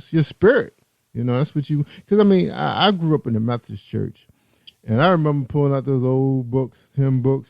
Ooh, man. If I heard that organ playing one more time in that same bar, I'm going to go crazy. But so that's why, you get an old Methodist guy in a Baptist church. I'm like, yeah, I like it here, And this preacher up there dancing too. Yeah. Yeah. So, yeah. Nothing like urban gospel. Love it. Yeah, because I get some people here with some really creative beats, man. And the production is just awesome. So awesome. All right. Now, we talking to Mary Chanel. We're going to take a quick break. When we come back, we're going to talk about the industry since we kind of almost led right into that. So we're going to have a word from our sponsor, Dominique Wilkins. All right, and Reese Publishing. Hold tight, everybody. Be right back. Have you been hurt? Been backstabbed? God, I'm talking back to you. Well, you're not alone. No. Escaping to another reality. Through Dominic Wilkins' good books. Good books, audio books, paperback, ebook, good books. Available on AuthorDWilkinsGoodBooks.com.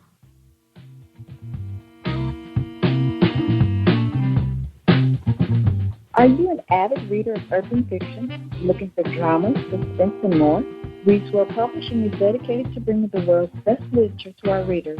Urban fiction, erotica, sci-fi, mainstream fiction, and children's literature are just some of the genres produced by our diversified family of authors. You can reach us on Facebook, Twitter, Instagram, and at our website, www.readsworldpublishing.com. Hi, this is Angel Sessions, and when I'm in town, I listen to Jerry Royce live, positivepower21.org, where they play my favorite music. That's right. We play Angel's favorite music. That's right. On Sundays, all day, about 20 hours, because we up for 20 hours these days trying to make a living. We playing gospel music, streaming live right from our gospel music in Florida. Again, that's Pastor Keith Powell and his lovely wife, Teresa, have made that happen for us, and we love it, playing music for the Lord. And some days, weekdays, you might even hear it. It's right here, a pre-recorded program. All right, we're talking to Mary Chanel. She's a gospel singer, performer, and she has a hit song out called Inside Job. And we're going to listen to that when we come back. We're going to talk about that song. All right, so hold tight, everybody. Here we go, Mary Chanel. Being faithful to complete the inside job.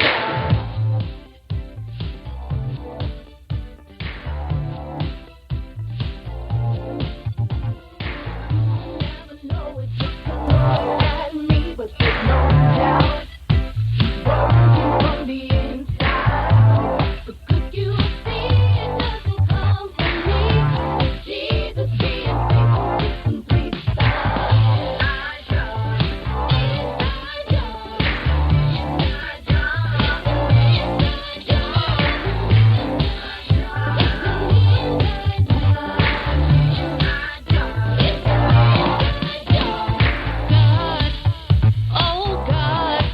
would you ever choose someone like me?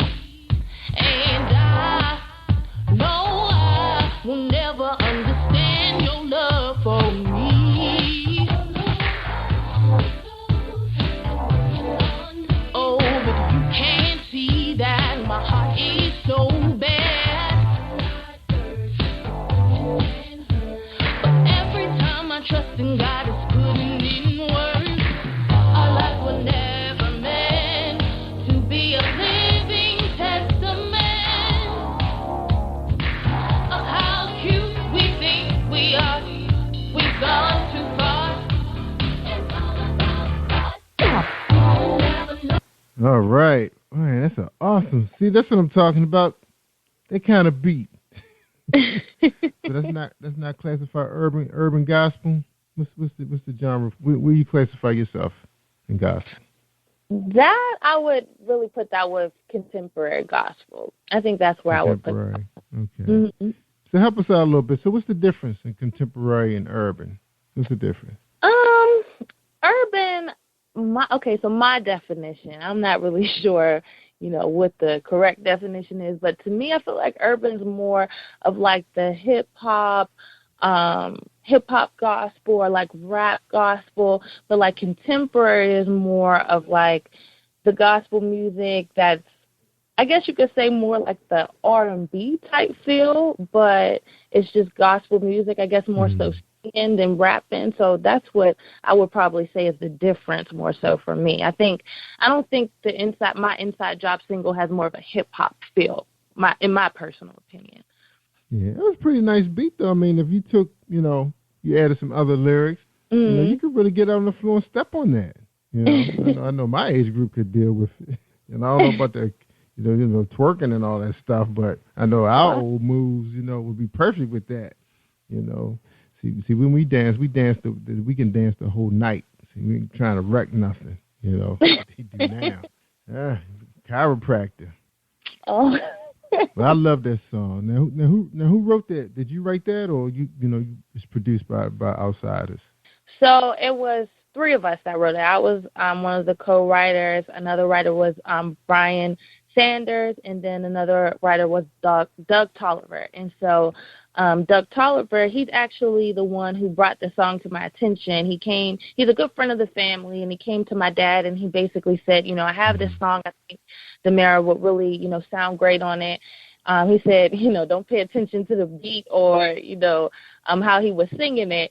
So we listened to it, and at first I wasn't feeling it, to be honest. I was just like, I don't know if this is for me, because I was trying to get a new sound. I wanted to sound younger, but still have, a really good message behind it. So I was really looking at the lyrics and seeing where he was going with it, and it was great. I really, liked where I saw where the song was going. So we hooked up with Brian Sanders, and then he came up with this new beat, and we worked on the words, and so that's just how it all really came together.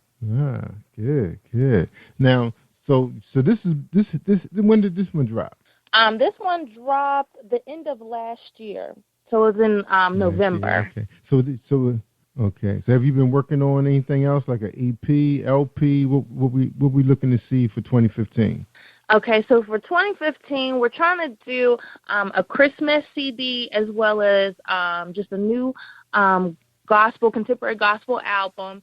Right now I'm working on some singles in the studio right now. We're about to finish up on one this weekend. So we're just, trying to do a Christmas CD as well as a whole new album right now. Yeah, so you have to start pretty early on the Christmas work, huh? Definitely. So how many songs should we expect to see on this Christmas?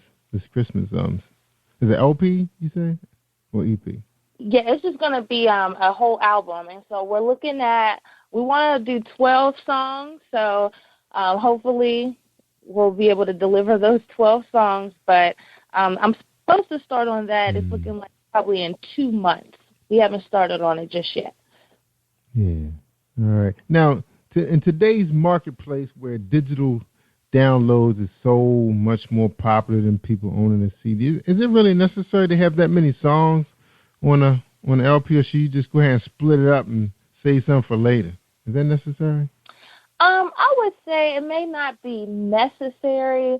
I really just feel like it's up to the artist. What do you see, as your project? For me personally, I know CDs, I've seen some with just either 6 or even 8 songs, and I'm the type, I always want more. I'm like, can I get more? So, with my fans, I always want to give them, my all. So if 12 songs is what God's putting on my heart, that's what I want to deliver.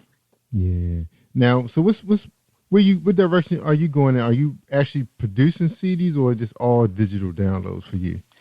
So we are producing CDs, and then we also have the digital downloads. But I'm seeing a lot more with, of course, the digital downloads, because some people are actually downloading my music overseas, and I'm like, that's amazing. Sometimes I'll look online and I'll see some people from Japan even downloaded it. So it's really great with the online, because anybody can get, your CDs. When it's more so in stores, or if you're selling it, where you're performing, it's more, I feel like it's more limited. And with online, it's like anybody can get to it. Mm-hmm.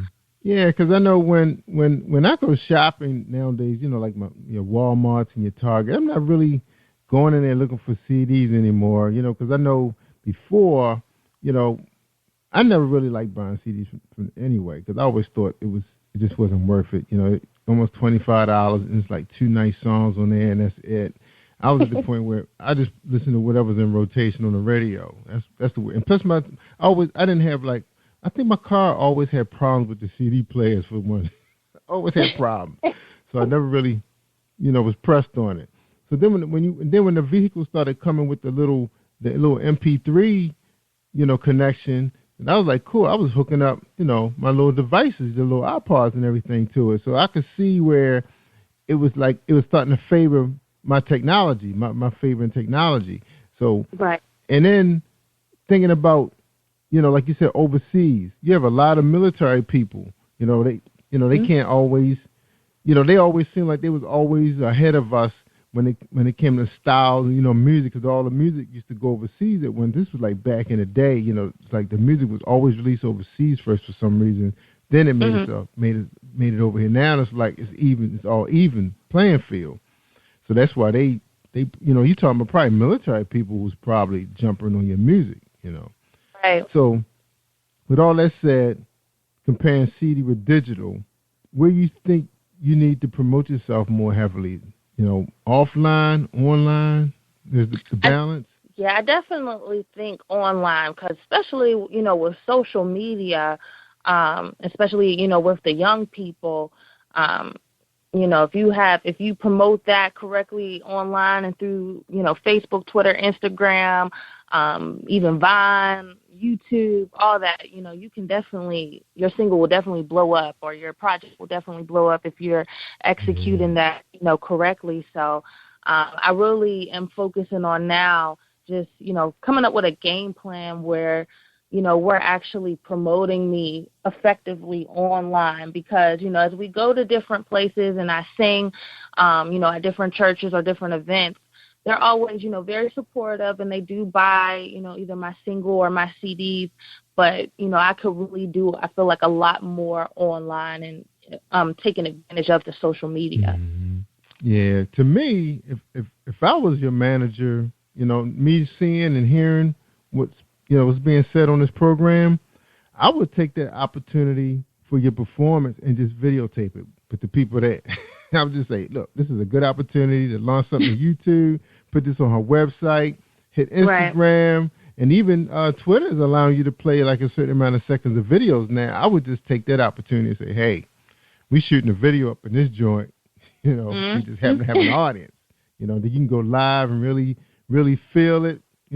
Have a good time with it. Now, and the reason why I'm saying that too is, like, we just saw Empire have a very successful season, and now the characters are on tour.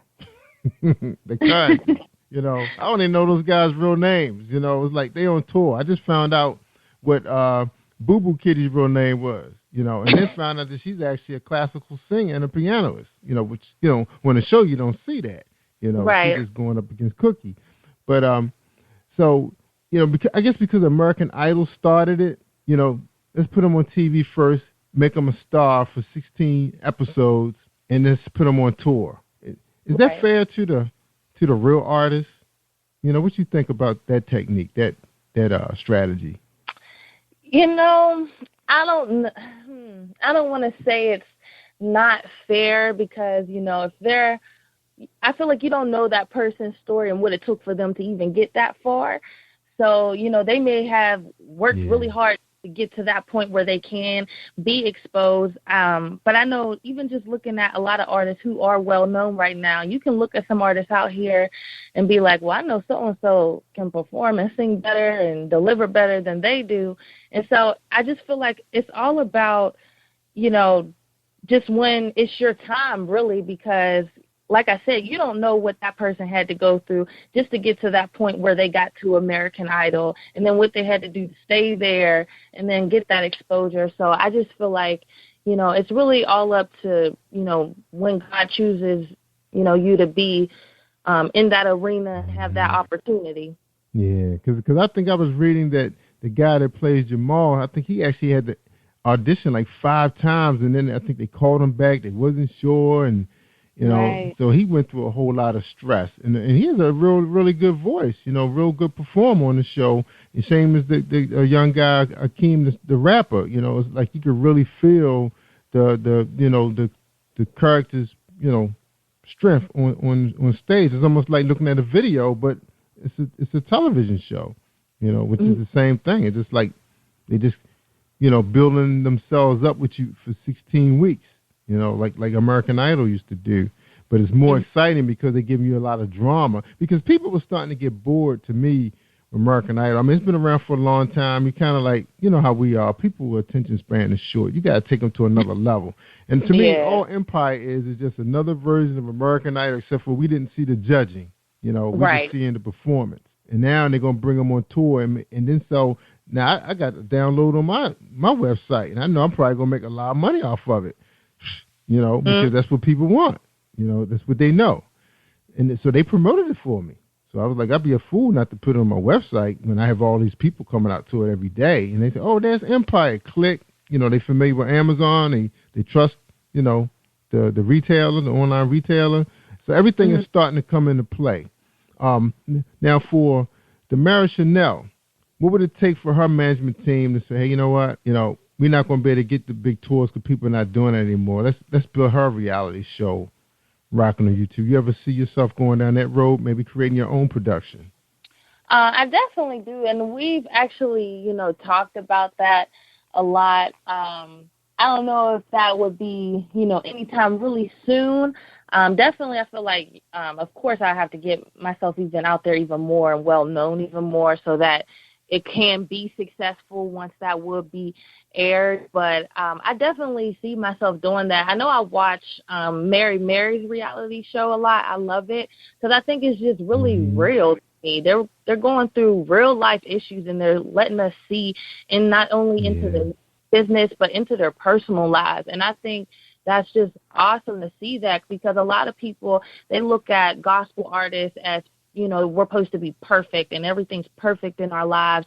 And that's just showing that they're human. And that's what I would definitely, want to show if I did have my own, reality show or something like that, that I'm human and I go through some of the same issues that you're going through. That's right. Even if it was just just filming you backstage getting ready, people like to say, oh, is that what it's like? You're stressing and you're yelling at your parent. They don't know what you really like behind the camera.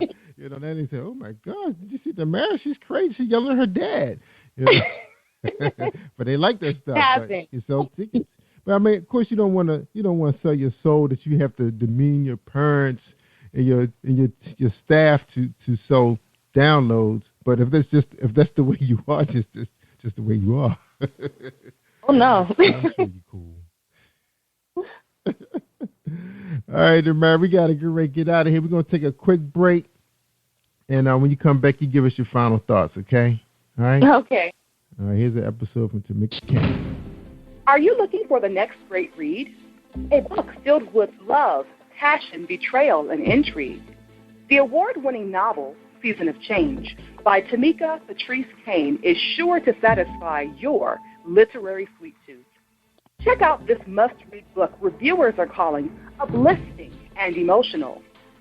And exceptionally great read, deeply intense and thought-provoking. Order your copy today, available in paperback and ebook on Amazon.com or at www.tamikapatrice.com.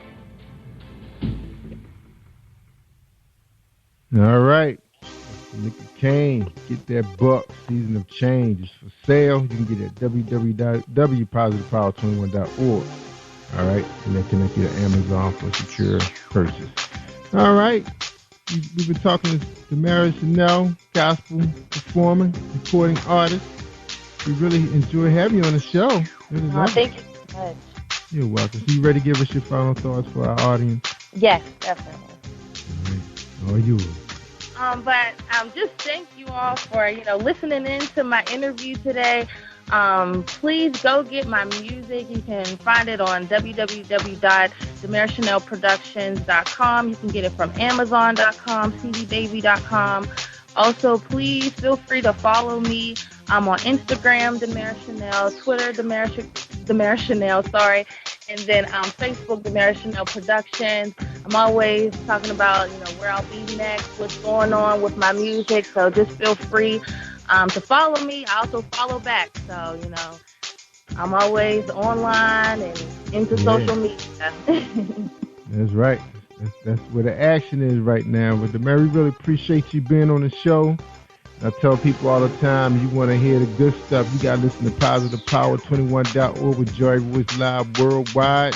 It's right in Spreaker.com/PositivePower21, where all our shows are on demand 24/7, and we streaming in 15 countries, including Canada and all the big boys like Japan and Italy and Spain. And, of course, our home base is Maryland. Now, you didn't tell us where you based it, man. What's your hometown? Oh, I'm sorry. I'm from Pittsburgh, Pennsylvania. Oh, that's right. I did read that earlier. Okay. I didn't read it in your bio, but I did read it on your website. All right. The home of the Pittsburgh Steelers. Yes. We follow football very closely around here, you know, because the Ravens, purple and black. That's we got a love-hate relationship with the Steelers, though. You know, around here, Maryland knows football really well, and even though we have our love-hate with the Steelers, and it used to be the Titans when they were in our division, but now it's more like the Bengals now because they became a kind of a powerhouse. Well, they still are the Bugles in so many ways, the Bungles, as we call them. But we know what you guys are about, and y'all know us. You know, it's pretty much we built like you guys. So anyway, I gotta get out of here for the next guest. So we appreciate having you on here, and stay in touch. Let us know when you drop that LP so we can get you back, okay? Alrighty. All right, Jerry Royce Live worldwide. Thank you for tuning in to Jerry Royce Live on PositivePower21.org and Spreaker.com/PositivePower21. This is a Royce Enterprises production. And don't forget about replay on Facebook.com/Jerry Royce Live.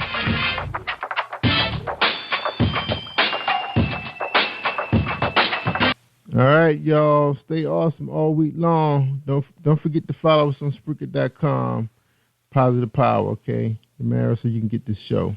All right? Thanks. You are listening to Jerry Royce Live Worldwide Podcast. Hi, I am recording artist Marilyn Dunn from St. Louis, Missouri. If you are looking for some soul-stirring, anointed, spiritual, and heartfelt music, visit my website at www.MarilynDunnMinistries.com. Or you can also find me on CD Baby, iTunes, and Reverb Nation. For booking information, contact Mr. Kevin Dunn at 636-856-0551. That's 636-856-0551. Jerry Hansen, and I'm live on Jerry Royce Live Worldwide. How are you this evening? How would you like to have a book that reflects your life? Hi, I'm Mocha Butterfly. I would like to tell you more about my latest book, The Reality of Mocha Butterfly. It's a poetry chapbook capturing my life that covers subjects such as self-esteem, anti-bullying, spirituality, family, friends, love, and heartbreak. You can purchase your copy online at twopensandlit.com/Thompson. To find out more about me, visit me on Facebook at facebook.com/M8CHA Fly. Thanks for listening. You are listening to PositivePower21.org with Jerry Royce.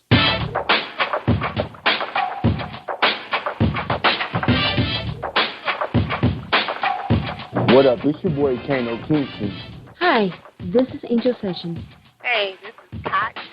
Hi, I'm Teresa Powell. Hi, Jerry. This is Iowa Samuel Carter. Hi, this is Phil Powers. Hello, this is Teresa Bobby with Jerry Royce Live. Hi, I'm Philip Barron. I'm live on the Jerry Royce Show. Hey, what it do? It's your boy Houston Saint. Peace, this is Dahlia the poet, spoken word artist. Hello, this is Lamar Marquise with Jerry Royce Live. All right, everyone. You got Robin Lynn, and I'm keeping it live right now on Jerry Royce Live. Hey, what's going on, everybody? What's up? This is a award-winning podcast with the greatest podcast on earth. Thank you for stopping by. I'm your host, Jerry Royce Live Worldwide on Internet Radio, where you get your positive on. So when it's all positive, it's all power. That's positive power. This is a worldwide podcast for growth, wealth, and success. Thank you.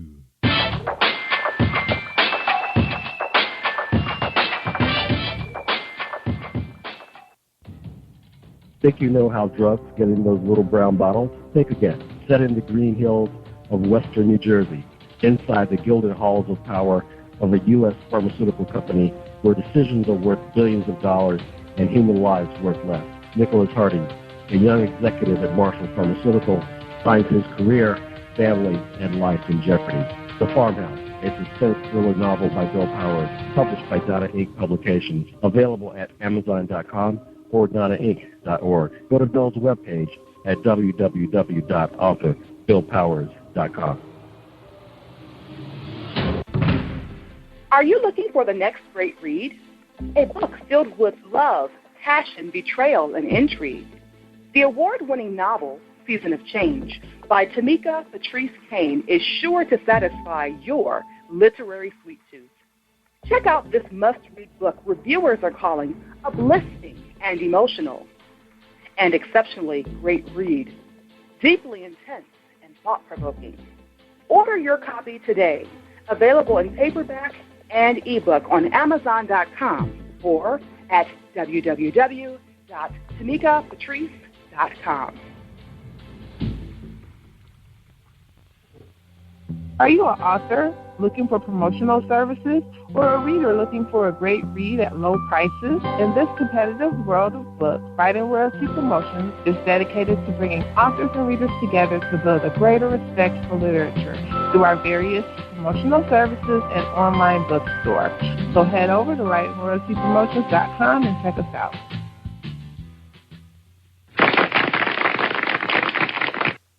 Thank you, everybody, for joining us, and welcome to Positive Power 21.org. I am Jerry Royce Live, and you're listening to episode 323 on Positive Power 21.org. And we talking to tonight, our special guest is going to be nonfiction writer, motivational speaker, author of Fences, Jerry Hansen. She's published under Black Rain Publishing Company. All right, so hold tight, y'all. We're going to get a special presentation from our sponsor of today's show, Reese World Publishing. One moment, please.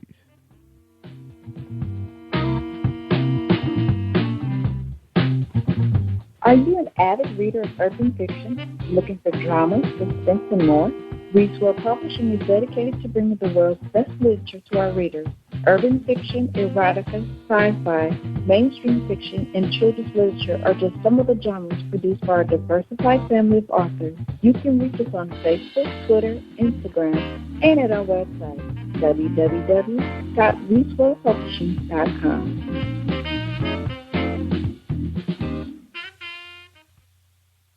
Hi, this is Angel Sessions, and when I'm in town, I listen to Jerry Royce Live, PositivePower21.org, where they play my favorite music. Yeah, Angel, they loving you right now. I see you out there on Facebook. That's right, Angel's been hitting the top everything, Amazon, iTunes, you name it. She's in the top 8, top 5, you name it. She's doing it up. She's showing us how you do this thing, how you promote. And Angel Sessions, she's all over the place on social media. Just love her to death. Beautiful music. Just released a new single. Jesus is coming soon. About to drop her LP. So check it out, everybody. On Amazon, you go rate the. Matter of fact, to make it easy, you go rate the PositivePower21.org. She's sitting right there. That's right, sitting right there on my website. Go ahead and make a purchase. All right? Help her out. Help her sister out. No, help her brother out. That's right. I get commission too. All right, here we go. That's right. We episode 323 with Jerry Hansen, and her bio reads, Fences is a collective wisdom of author and motivational speaker Jerry Duncan Hansen.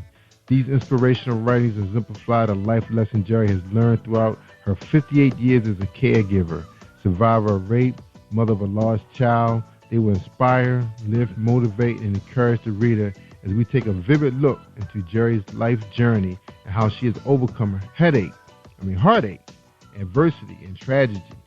Read Jerry's story of fences broken, repaired with the faith to believe and endure, and let these words of wisdom lift you when times get hard. She's the author also of a book titled Fences, The Journey Continues, and she also have a book out there on Amazon titled My Life on the Other Side of the Tracks that was released in October 2013. The others were also released the same year, so check her out. She got rave reviews. Check her out. Ladies and gentlemen, I give you Jerry Hansen. How you doing tonight, Jerry? I'm doing really well. How are you doing? I'm doing great. I think this is about the third time I had somebody else on the show named Jerry. Oh, well, see, it's a good name. It's a strong name. That's right. That's right. Keep it short. Keep it sweet. That's right. Can't talk about somebody that only got 4 letters in their name, right? Right. All right. Well, the first question for you, and I'm so interested in hearing your story. So excited.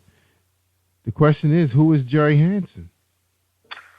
Well, Jerry Hansen is, well, if you read the bio, pretty much puts a lot of things in a nutshell.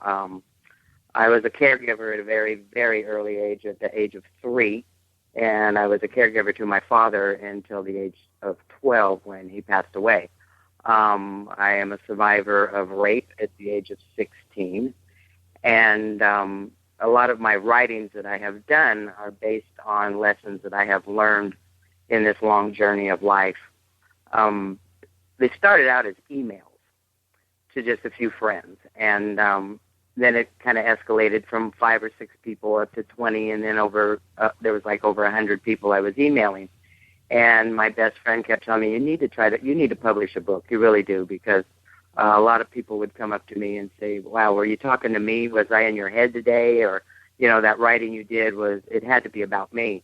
And I think I've been very observant in my life in people, and I've grew up around older people. My parents were much older, so I was always in the middle of adult conversations, and I would listen to stories that were told by the people around me, and I learned a lot from that, and then just a lot in what I've been through and experienced in my life. And I feel that some of the writings that I have written have been helpful to other people, because I think sometimes we go through things and people think we're the only ones going through it, and the reality is everybody's going through something. So that's where my motivational writings started and came from. So that's pretty much who I am. Sure I've had a roller coaster journey, but it's been fun, and I'm not done yet. Yeah, I see. Yeah, and you got it all in like 7, 8 lines. I was like, wow. So much has happened and it started very young, taking care of your family members at a very young age. You never get a chance to be a child when you have to live that way. Do you think that was you think that was a piece that's missing? You never got you talk about Michael Jackson never got a chance to be a child, being an entertainer, because you're constantly on the stage. You kind of on the stage too. You're always doing something to help somebody else. Entertaining them, taking care of them. Was it tough? Not having a childhood. It's still tough. It's still tough because it was very tough because I grew up by myself. As I indicated, I had much older parents, and my father had been married prior to 4 times prior to my mother, and so I had sisters. When I was born, I had a sister that was 34 years old when I came into the world. And so my childhood was, it was taken away from me because my mother had to work. She worked 3 jobs, and my father being so ill, there were no options with caregiving at that time. So I was the one that looked out for him. I'm the one that hooked up the oxygen tanks and did the breathing treatments and made sure that if he got sick, he was in an ambulance on the way to the hospital or whatever the situation was. And I was deprived of a childhood, a normal, what most people would consider as normal, whatever that would be. And I feel that as I've gotten older, I tend to be, a lot of people say, oh, I would never think you were 60 years old, because I have, I guess a childlike perspective on things. I can relate to so many different people, whether they're old, young, black, white, gay, straight. It really doesn't matter. I relate to everyone, and because I've never seen color in my life, as far as I'm concerned, that we're all the same. And so I've been around a lot of diversity in my life, and which was helpful. But not having a childhood has had its effect on me in life. And I think sometimes as adults, you don't want to think about that, oh, I had a great childhood, but when you look back, you realize I really didn't have one, because I was thrown into an adult responsibility at such an early age. Yeah, that is true. It's just like raising your siblings, like mom is at work, and you have to raise your siblings, fix dinner. And I mean, you hear about that with some of the athletes. Like I know I follow the Baltimore Ravens, and that was one of the things that came out about Torrey Smith. He had to raise his his brother and sister. He was cooking their food in the microwave while mom was in college and then working. So it is tough, growing up like that. And then you feel like you're responsible for everybody, because that's what you're used to doing. Do you find yourself being that way around the job? Like you always have to be somebody's friend. You always say, oh, you okay? Do you find yourself doing that? Exactly. And I work in a hospital, so that doesn't help either. So, and I've had an opportunity recently that with the chaplain at the hospital, that he kind of has discussed with me possibility of being like a assistant chaplain to him, because I'm known as the person that everybody wants to hug. So every time I walk through the hospital, because I work in the billing department, and when I'm seen throughout the hospital, when people come up to me, they always hug me. And so I guess my whole life I've been like the Ann Landers and the caregiver to people, and the one that reaches out and, always trying to help somebody. And I think that has the impact of not growing up so quickly is a result of that. So going through, what you went through as a young child, you didn't want to pursue, being a doctor or, a nurse. I did, I thought about being a nurse, but there were certain aspects of it. It's like, oh no, I couldn't do that. And, I think that my calling in life has basically been one of just being there for someone when they, that shoulder to cry on. When I was in high school, how in high school they have the most athletic and the most popular. Well, I had best shoulder to cry on.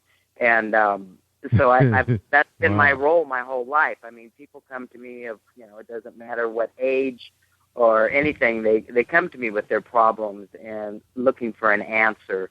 And, it's funny that you can answer other people's questions and help solve their problems, but sometimes you can't deal with your own, Yeah, that's right. Because you're always the one that's receiving, Right, so right. that's why, it's not they coming to you say, are you okay? They never ask the question for you to say, oh, I do have this situation. And then, well, let me tell you about this girl. Exactly. It's their show, right? It's their show, All right. Now, you wrote this book. Now you've been labeled a motivational speaker. Where can people hear you? Can they find you on YouTube? Where can we get a piece of you? So we know what. Well, I haven't actually done too much as far as the motivational speaking on YouTube or anything like that. Mine has just been basically through close-knit family or people that I've known that when I've done a book signing or whatever, then they want me to speak. I do have things on YouTube, but it's actually, I do book trailers as well. So I do book trailers under JDH and Dragonfly Promotions. So there's a lot of stuff on there as far as book trailers that I do, but as far as me speaking, I don't have anything on YouTube at this time. But, I'm looking for something in the future. You never know. Yeah, that's right. Because I saw a tweet that you had out there. I think you was tweeting something from the previous guest we had on the show. Was that a trailer that you had designed? Yes. Her? Mm-hmm. Wow, yeah, it was for Pamela Wright, right? That was really good work. Correct. It told the whole story.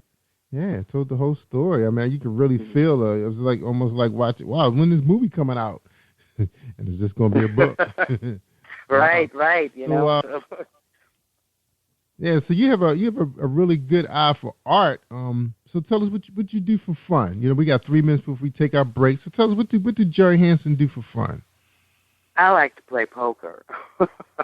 I like to play Texas Hold'em. Okay. I like to go to the casinos. I like to hang out with friends, you know, socialize, do the cookouts, and sometimes just sit at home and veg. I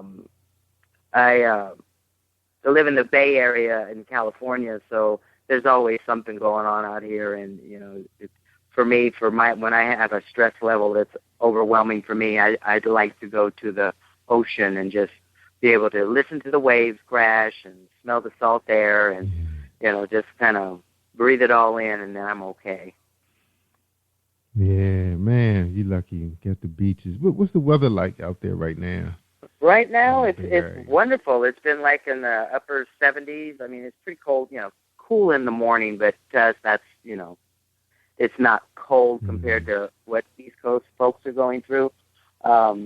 Yeah. I really can't compare. I really don't have a whole lot of comparison with East Coast other than when I went for New Year's Eve a couple of years. I was in New York, and, you know, I'm one of these people, I could shovel snow out here in a tank top and a pair of shorts. But when I was back there, I'd never experienced cold like that. And our weather out here, you know, people say it's cold, but I don't see it that way. We have great weather, you know, a lot of sun. You know, when it does get hot, it only lasts for a few days over here in the Bay Area. But if you get in the San Joaquin Valley, it stays hot for days there in the summer. But it's been really nice. Like Arizona. Really nice. Yeah, I think I would love it out there because, like we've been getting in the 50s. Been in the 50s this week. In the mornings, I think this was the chilliest morning we had because it's been a little windy, so it's been down in the 30s. But they talking about we may have a chance of snow on Friday. Oh my God. With a mixture, of maybe some ice too. So who knows? Yeah, it just never seems to end for you guys over there. It's too much. We don't know what's going on. Early morning. I mean, I leave out of here to go to work at 5 o'clock in the morning, and it's usually about 57. You know, so 45 might be the lowest. So you know, it's been great out here. Yeah. Come on out and enjoy the sunshine. I was trying to get them to go to Vegas for our vacation, but they want to go to the island somewhere, so I lost the battle. But we're supposed to go to Ocean City and for spring break, so I may have to take the Jeep because who knows, we might get snow, so I don't want to take. Yeah, you never know the way things are going right now. You just can't tell. Yeah, so I said, well, we go out there, you know, pick a nice hotel where they have a pool inside and we can chill and relax because they have really good restaurants in Ocean City, you know, because I love seafood and that's pretty much my diet now anyway.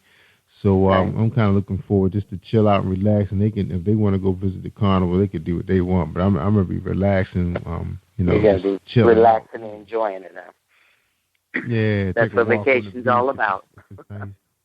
That's right. And we do have beaches too, but it's not, you know, it's not as nice out there. But you know, the main thing, you get a chance to sit out there and relax and listen to some good music and just take in nature. That's the name of the game. Right. Sound like fun. Enjoy what God has given good us. Life. That's right. So you're taking advantage of the good life. You know, you're doing your thing. All right, Jerry. We get back. We're going to talk a little bit about fences, which I'm sure probably going to involve, you know, your journey dealing with being a caregiver, being a survivor of rape, and also you mentioned in bio that you lost a child, and you're here to help other people get through their losses. Okay, so maybe we're going to take a quick break. We're going to listen to Dominique Wilkins real quick, and Tamika Kane, and maybe Bill Powers. All right, these are our sponsors of Jerry Royce Live worldwide on PositivePower21.org. One moment, y'all. Have you been hurt, been backstabbed, got a talking back team? Well, you're not alone. No. Escaping to another reality through Dominic Wilkins' good books. Good books, audio books, paperback, ebook, good books. Available on authordwilkinsgoodbooks.com. Are you looking for the next great read? A book filled with love, passion, betrayal, and intrigue. The award-winning novel, Season of Change, by Tamika Patrice Kane is sure to satisfy your literary sweet tooth. Check out this must-read book reviewers are calling uplifting and emotional. And exceptionally great read, deeply intense and thought-provoking. Order your copy today, available in paperback and ebook on Amazon.com or at www.tamikapatrice.com. Think you know how drugs get in those little brown bottles? Think again. Set in the green hills of western New Jersey, inside the gilded halls of power of a U.S. pharmaceutical company where decisions are worth billions of dollars and human lives worth less. Nicholas Harding, a young executive at Marshall Pharmaceutical, finds his career, family, and life in jeopardy.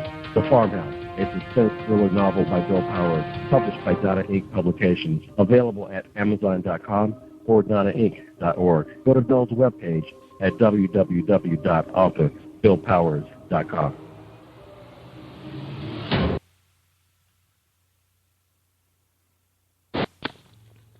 Hi, I am Arthur Crystal Alexis, and I'm on Positive Power 21 with Jerry Royce Live. Woohoo! All right. Thank you, Crystal, my good friend on Facebook. All right. We talking to Jerry Hansen. She's the author of Fences, The Journey Continues. And her other book is out there on Amazon, My Life on the Other Side of the Tracks. They all were released in 2013. She got 5-star reviews on all of them. Somebody's loving them, so check them out. She's on Amazon.com. And also you can go on our website, positivepower21.org. It's going to be there probably for another week. Check it out. Click it. Hopefully we can bring Jerry on as a sponsor. Be there for a couple of months. You can buy all you like. Take your time. All right, guys, you listen to episode 323 on Positive Power 23 with Jerry Hansen, Black Rain publication. All right, so how's your relationship been with Black Rain? Loving it? I had a very good relationship with Black Rain, and it's interesting the way it all of that even transpired. I had a friend of mine that was actually going to try to publish my book for me, and she kind of, was dragging her feet a little bit. And I had met someone on Facebook, and we were involved in a group called Sisters with Ink. And I had posted a post one night, and she's like, "Oh my God, that was meant for me." And then a couple nights later, she had posted that she had published a book for a gentleman. And I was like, "Well, you didn't tell me that you were a publisher." And she's like, "Well, yeah, I am." And so within that conversation, and within 5 days from that very conversation, my book was published. And so I did a lot of blog talk shows for Black Rain and Kim Morrow. I did a blog talk show that was called Is It Just Me with Bo Sweets. And I've done other blog talk shows. And so right now I'm doing a lot of promotion for authors and doing book trailers, and still have a relationship with a lot of the family of Black Rain. Yeah, that's right. Yeah, nowadays I'm finding authors are really concerned about, having that family feel with the publisher now, because everybody worked together to make Facebook work. Because Facebook is a pretty complex machine, and it takes some hard work, some time. It's like a world within a world, Exactly. Making friends, which is a good thing, meeting people doing the same thing you doing, trying to make it work, and going through, and some people going through some of the things you're going through, and people share everything, Yes, they do. They share everything on Facebook, and sometimes I think they share a little bit too much. But I know that you can develop some good friendships, but you can also, there's also a lot of beefing going on Facebook as well, and that's too bad, that it's supposed to be a platform to promote And I think that when the beefing happens, it kind of takes a little bit away from the promoting, because there are a lot of us out there that do want to help promote each other and lift each other up in their works. And so there's a lot of wonderful authors out there, and there's a lot of talent out there, whether that's authors or singers or poets or whatever. There's a lot of talent out there, and I think we need to get back to the basics of life and reach out to each other instead of tear each other down. And I think that support. It's getting to be a little bit out of hand on a lot of stuff. I mean, when you have people that are posting bullying and people getting into fights where they're being brutally beaten, and people are standing around with their cell phones taping this stuff and not even reaching out to help someone, it makes me very sad to think that people would do that, because, I don't think there's anyone walking around here that would be in a situation like that wouldn't want someone to help them. And I think that people have gotten away from that because of things that are being put out there on the airwaves and the media. The media always jumps to conclusions before people are, and then you fall right into the same category, and you don't give a person the fair shake because of all this media publicity that goes on about a lot of things. That's right. So there's enough evilness in the world. Don't add to it. Like you said, Facebook is supposed to be a good platform, so it's an opportunity for you to, try and make a decent living and meet some, extraordinary people doing extraordinary things. Yeah, awesome. Now, Jerry, tell us a little bit about Fences. Let's talk about you released one in March. Let's talk about Fences, the one that was released in March 2013. Basically, like I said, these started out as emails to people. When I started writing, I started at a young age because I came from the generation of you were seen and not heard. And then as I got older, when my mother passed away, I did her eulogy, and after that, several people came to me to write eulogies for them. And if I could get one or two things about a person, I could pretty much put it into place exactly the way that person was perceived by the people around them. So a lot of my writings, sometimes it would just be conversation I might hear in passing, and I would take it and just go with it. Because, every day that you're walking around, everybody has a story to tell. And it's really interesting if you just sit back and listen to people. There's a lot of people out there fussing and cussing and mad at the world, but there's a reason for it.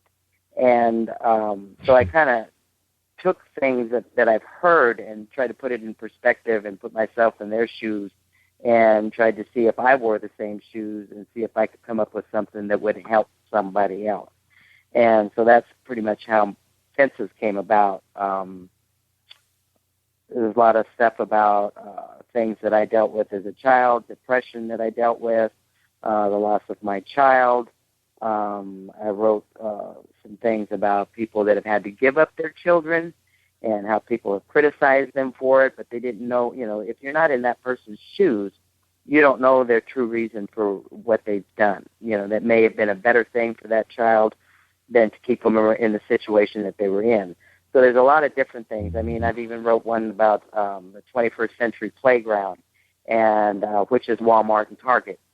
Where people just let their kids run amok, and then they get mad if you say something to them because they're running crazy in the store, but they don't pay any attention to them when they're running around tearing stuff up or screaming and hollering or whatever. And it's interesting that people sometimes it's almost like it's a playground. So there's a lot of different things that just in watching people that I picked up pieces and wrote about it. Yeah. So that's part of Fences, the March version and the April version. So that's The Journey Continues. So tell us a little bit about that publication. Well, The Journey Continues is just like a continuation of Fences. And I talk about why I have the dragonflies. Dragonfly is a symbol for me. When my mother passed away,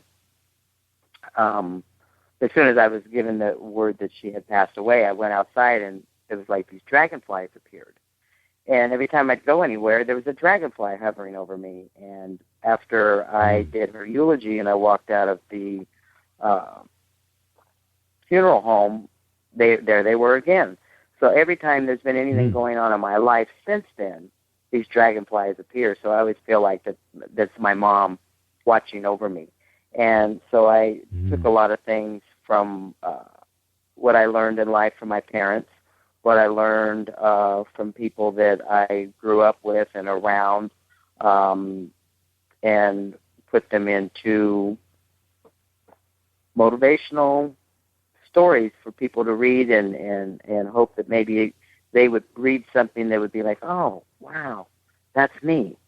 And I've had a lot of response on that. I've had, like I said, people of different ages and races and everything else have read my books. And when I see them, they're like, wow, on page such and such, that was really hit home for me. And so it's been helpful to me knowing that maybe whatever I've been through and the lessons that I've learned from it may be helpful to someone else.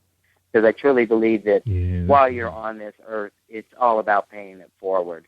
Because you just never know where you're going to be and what you're going to run into and who you might need help from.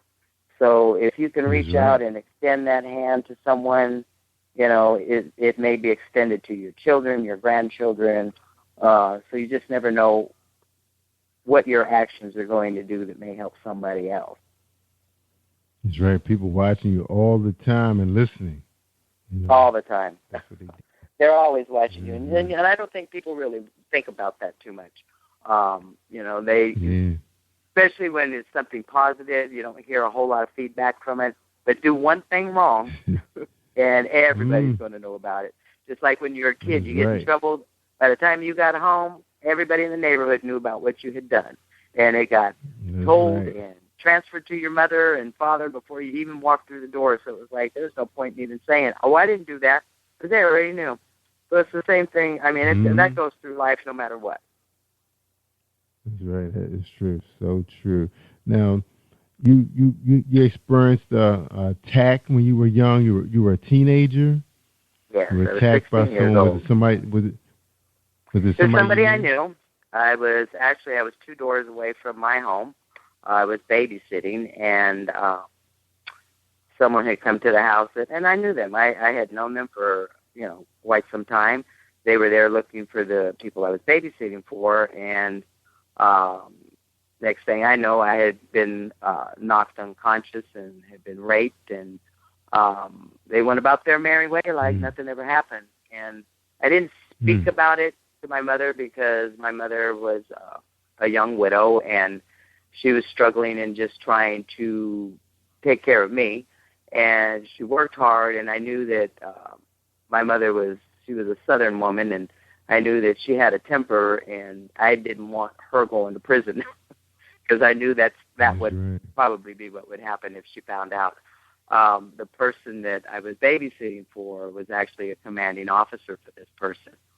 And he told me, don't worry about it, I'll take care of it. Well, next thing I know, this person basically dropped off the face of the earth. I have no idea what he did when he said he'd take care of it, but haven't seen or heard from that person ever again. And, wow. Even though I never spoke of it to my mother just before her passing, she told me she knew. I guess a mother always knows. A mother always knows something's not right. Yeah. And try to protect your kids. You try to protect I've been able to, speak with other people of rape victims, and you can kind of pick people out when you see them. You hear their story, and something's not right. That something's happened. There's been some kind of abuse or rape or something, and it seems to be quite common. And a lot of people are just now wanting to talk about these things because everything was taboo. You didn't want to talk about it. You didn't talk about those things, but now it seems to be easier for people to talk about, and I think a lot of women are becoming free from it. So you're right. I hear a lot of it on this show. I mean, I get someone in here talk about it's about their book urban fiction, and next thing you know, they telling me they were attacked by their biological father and uncle. Right. Ready for that one. Yeah, wow. but it happens, and it's there's a lot of things that happen, and people want to bury their head in the sand about it, but reality is there's things that happen out there every day, and they probably happened back in the day when I was younger too, but you just didn't talk about it, so it was always these deep dark secrets, and people tend to be more open now with their secrets than they did back then, which I think it's cleansing for that person, and sometimes we have to in order to cleanse our soul and be able to help someone else. That's right, and they're using a lot of the technology now to express themselves through spoken word, through songs, and what you guys have done, published the book and wrote your story out. And some people use the fictional way to write their stories out, Right. To go about it that right. way. It's therapeutic in some kind of way, to hurt. Oh, yeah, it's always memory. therapeutic to write down something about what's going on in your life because, for me, music has always been therapeutic. I could be in a deep, dark depression and listen to the music and the words in the song. It's like, oh, they're singing that song just for me. And give me a couple of days in my little black hole, and I'll come back out, and I can solve all the problems of the world. So there's always some way that there's therapy, whether it's in writing, whether it's in music, or just sitting down and talking to people. There's some way for all of us to be able to break free of the shackles that bind us. And like you said, people going through some stuff, on their job. They may not be in a job they love or like, underpaid, unappreciated, talked down to, but they feel trapped because they don't have the training, the education to get out of it, Right. or the benefits of another job waiting for them.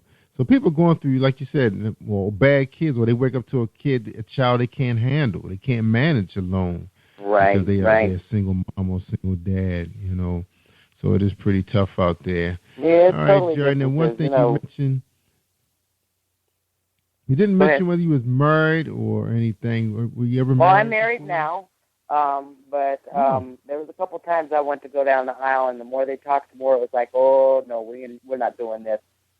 So I waited later in life to get married, and I think sometimes the best is saved for last. So it's a good journey, and I'm very happy of that.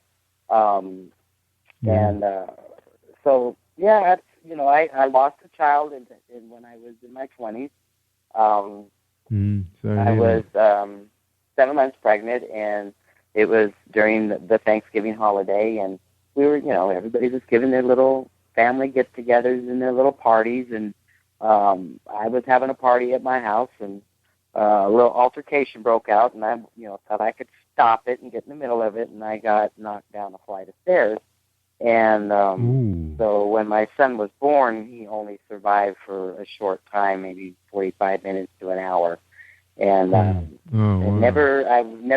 never was able to conceive after that, but I've raised a whole lot of kids in my life. I've been involved in raising a lot of kids, and they're still in my life, and now I'm watching their kids grow up. So it's been a good life. There's always a reason for everything.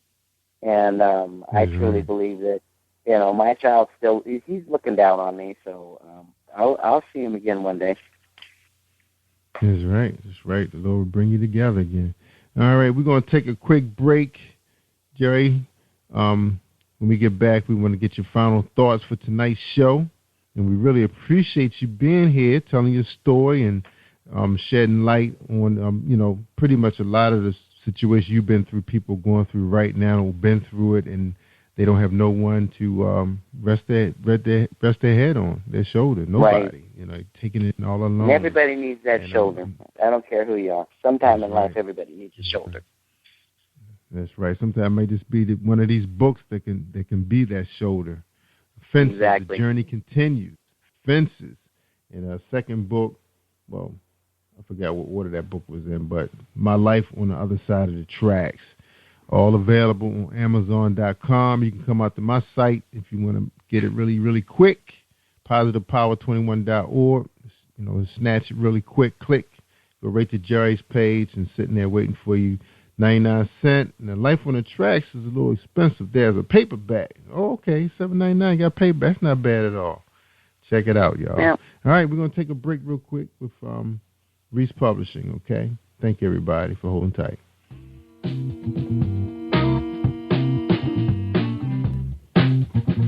Are you an avid reader of urban fiction, looking for drama, suspense, and more? Reese World Publishing is dedicated to bringing the world's best literature to our readers. Urban fiction, erotica, sci-fi, mainstream fiction, and children's literature are just some of the genres produced by our diversified family of authors. You can reach us on Facebook, Twitter, Instagram, and at our website, www.reeseworldpublishing.com.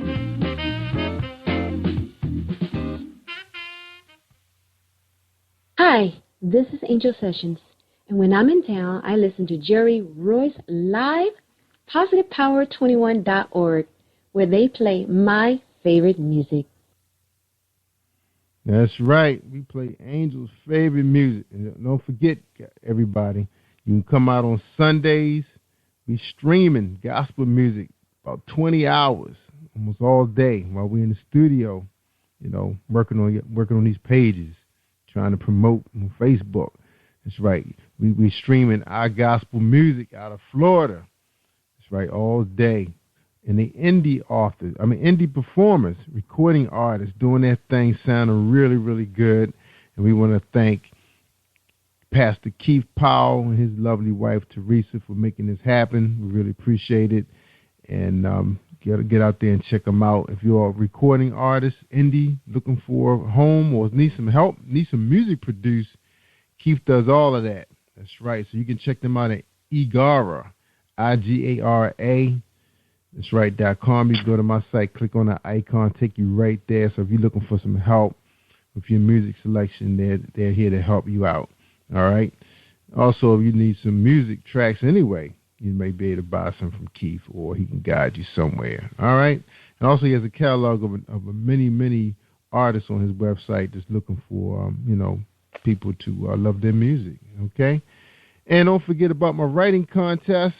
That's right. Check it out on PositivePower21.org. If you're into writing sci-fi, or you just like writing fiction, just making up a story, a good story, you can win something. You can win something nice. I'm trying to put some stuff together. But the main thing you're going to win is an opportunity to be on my show. If you do have a product or a service, you get an opportunity to advertise it for 3 months on my show. And hopefully people will love you to death because they know your name. All right.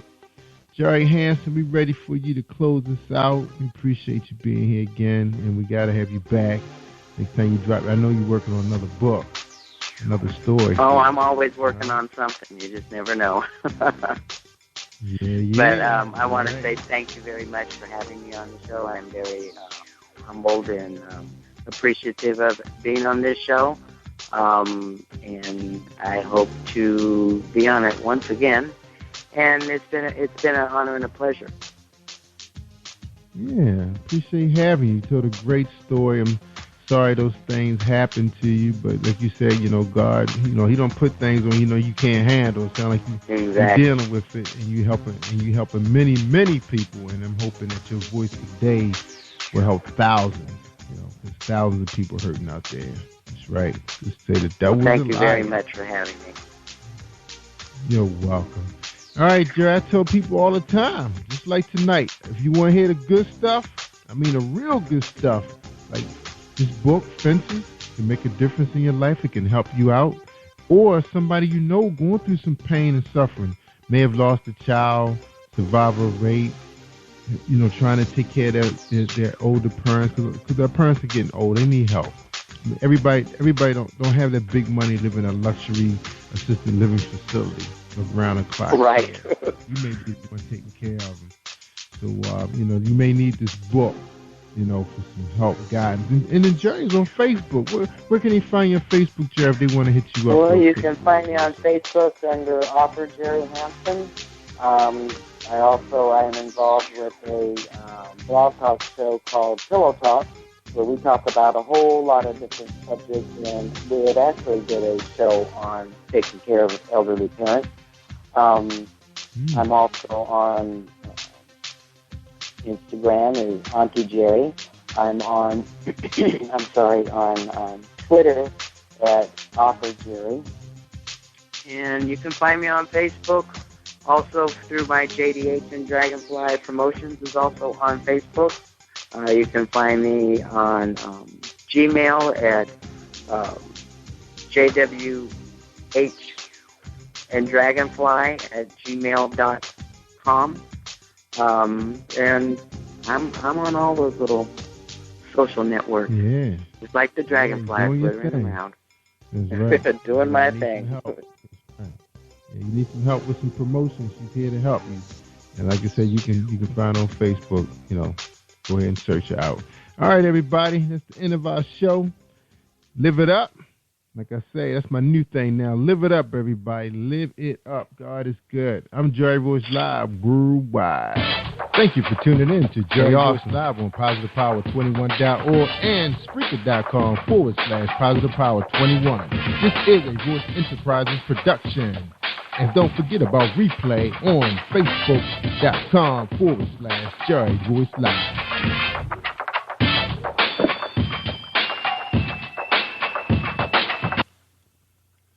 All right, stay awesome all week long, everybody. I see you because I'm streaming www.positivepower21.org. You are listening to Jerry Royce Live Worldwide Podcast. Hi, I am recording artist Marilyn Dunn from St. Louis, Missouri.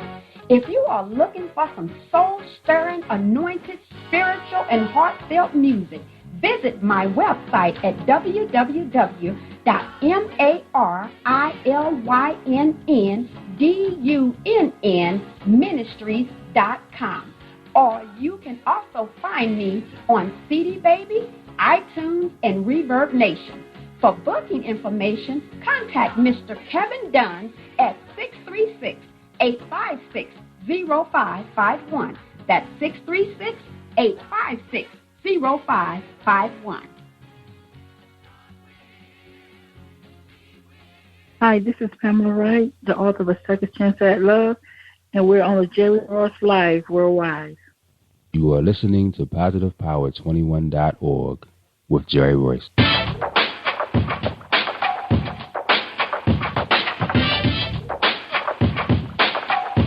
What up? It's your boy Kano Kingston. Hi, this is Angel Sessions. Hey, this is Pat. Hi, I'm Teresa Powell. Hi, Jerry. This is Ira Sandra Carter. Hi, this is Phil Powers. Hello, this is Teresa Bobby with Jerry Royce Live. Hi, I'm Philip Barron. I'm live on the Jerry Royce Show. Hey, what it do? It's your boy Houston Saint. Peace, this is Dahlia the Poet, spoken word artist. Hello, this is Ramon Marquis with Jerry Royce Live. All right, everyone. You got Robin Lynn, and I'm keeping it live right now on Jerry Royce Live. Hey, what's going on, everybody? What's up? This is award-winning podcast with the greatest podcast on earth. Thank you for stopping by. I'm your host, Jerry Royce Live Worldwide on Internet Radio, where you get your positive on. So when it's all positive, it's all power. That's positive power. This is a worldwide podcast for growth, wealth, and success. Thank you.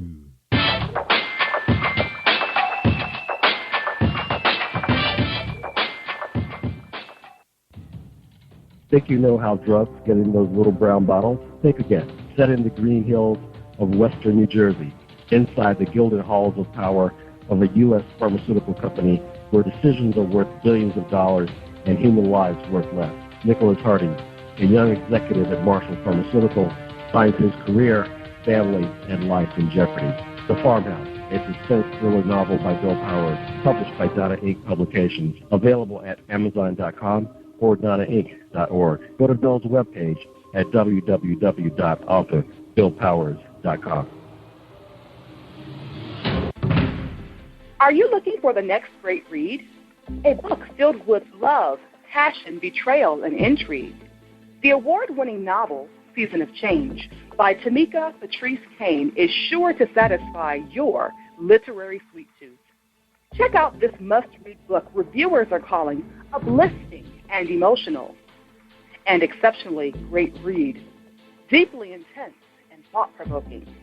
Order your copy today, available in paperback and ebook on Amazon.com or at www.tamikapatrice.com. Are you an author looking for promotional services or a reader looking for a great read at low prices? In this competitive world of books, Writing Royalty Promotions is dedicated to bringing authors and readers together to build a greater respect for literature through our various promotional services and online bookstore. So head over to WritingRoyaltyPromotions.com and check us out.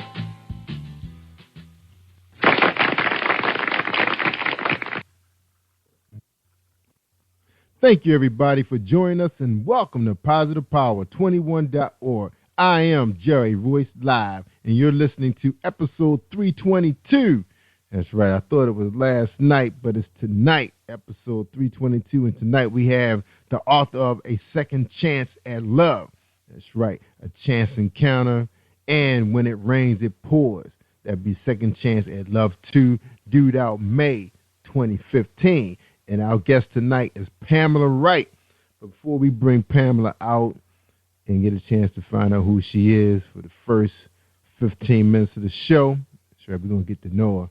We're going to listen to our sponsor. Tonight's sponsor is James Deshay, the Poet Man. Check him out, y'all. Are you looking for a great book of poetry that is romantic, heartfelt, and full of male emotion? Then get Thoughts, Love, and Reflections by James K. Deshay. That's Deshay. Go to www.jamesdeshay.com. You will enjoy Thoughts, Love, and Reflections.